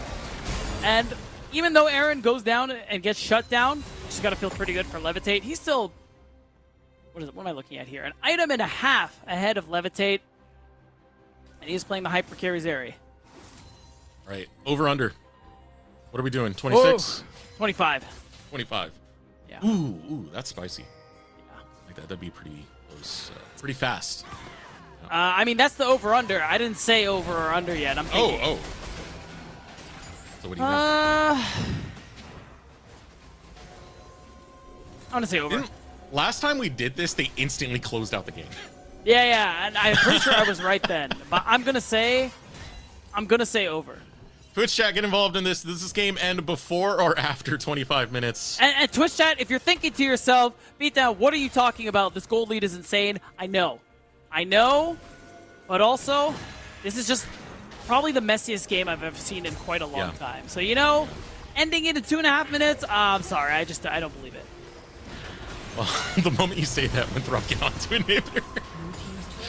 Yeah, they're going to take that down, so Supers will be posturing up down in the bottom lane. All the meanwhile, Blue Otter are focusing for objective bounties. This allows Winthrop to go for the end right now, Beatdown. Are you kidding me? True Shot Barrage is looking to interrupt the recalls. It stops one of them.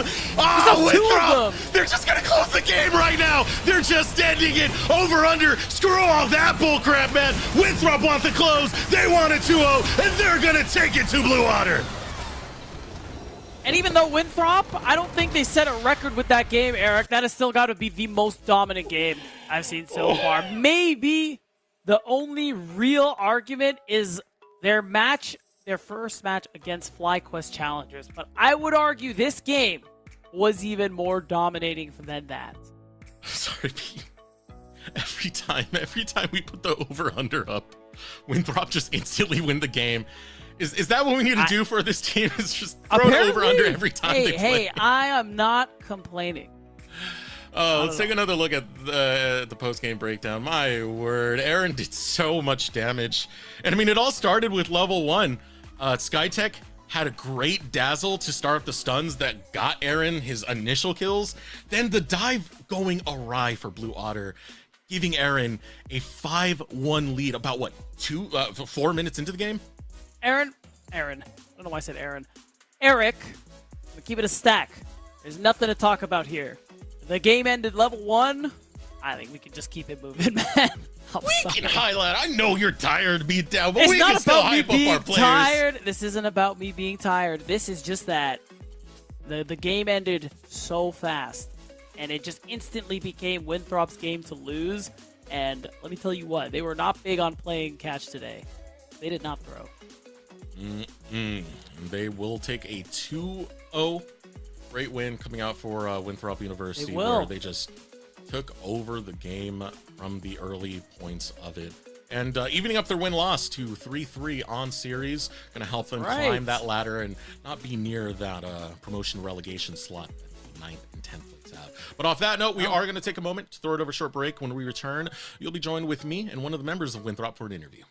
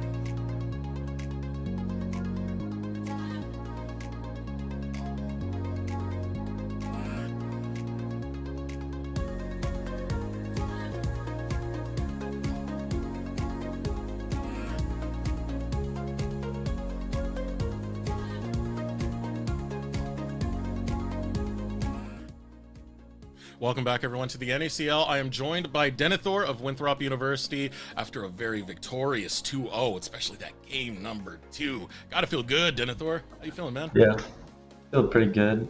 First game was a bit rough, but the second game was just a little free. All right, first questions first. How was the wedding? It was amazing. I had a really good time. Didn't really get to play any league. I've been on like a 4-day complete break, but it feels good to be back. For our audience members who might not know, Decoy was subbing in because Denethor went to his brother's wedding, so just want to give the shout out right there. Now, since it is your first split in the NACL, this is your rookie split, first year. How does it feel, man? How do you feel you've done so far? Going to the start, it was a new environment, so it was a little rough adapting. But with each game, I feel better and better, and I'm just gonna keep improving. So I feel pretty good about it so far. I think it'll only get better from here. Talk to me a little bit about that environment, because I know everyone pretty much knows that this is 4 members of St. Louis, with you slotting in as a member from Winthrop University, joining together to make this Winthrop roster for NACL. So what was it like joining some of the SLU boys? It was really fun. They're like completely new personalities that I haven't really played with before. Sometimes it gets a little crazy, but I really enjoy playing with them. It's been fun. So, how do you feel about your season so far and where you stand among your peers? Of course, towards the top lane. Where would you rank yourself and why? I'd probably rank myself about 3rd or 4th. Could argue up or down a couple, but I think there's clear top laners that are really good, like Surdy, who I'm just looking to learn from, and eventually I'll get there. But I mean, we've been seeing it week to week. I've been improving, man. Definitely give you all your credit right there. Now, for the next question, I want to serve this up as pretty much the final one before we do get to shoutouts. I want to know what your personal goals are on the season. Are you looking, what are you looking to do and accomplish in esports? it's always to go to Worlds, obviously, but gotta take it one step at a time. And I think just getting my name out there and showing that I have what it takes is the most important thing. And I think if I keep improving, maybe go to Brazil, but I'm just focusing on improving, taking it one step at a time. I like how you jumped past the LCS. You're like, LCS, cool. I just want to go straight to there. The dream. I appreciate that from you, Denethor. I mean, you're a fantastic player. At that point, do you want to give any shout-outs, family, friends, teammates even? Obviously, shout out to my brother. I played League of Legends because of him, and I got to see him get married yesterday. So, it's really, really nice. And then shout out to my teammates. Like, there's some rough games, rough times, but they always have what it takes to push through in game one. Those vibes do mean a lot, man. And, it's great to see that they're working out and you guys have been able to even up win-loss, climbing that ranking. Good job, Denethor. Congratulations on the win. We want to thank you so much for joining us for this interview. See you next time. Best of luck on the rest of the season. Thank you. All right, we're going to bring Beatdown back, who I know is excruciatingly tired after what's been a pretty long day of games. Man, I'm going to go run 6 miles again. Remember when I did that last week? No, I'm not doing that. Don't hold me to that. I will die. It's nap time, man. We just gotta take a little snoozies. Nap time? It's almost midnight. It's bedtime. We're gamer hours. Nap at midnight. No, I lied. I don't do that anymore. I try not to. I hate that. So, a fun day of games beat down. I'll go ahead and pull up the standings so we can start breaking this so we can get out of here. Still talk about this. I can still talk about this. Hit me. What do you got? What do you got? All right, Winthrop. Big win. Going 3-3. They love that for really obvious reasons.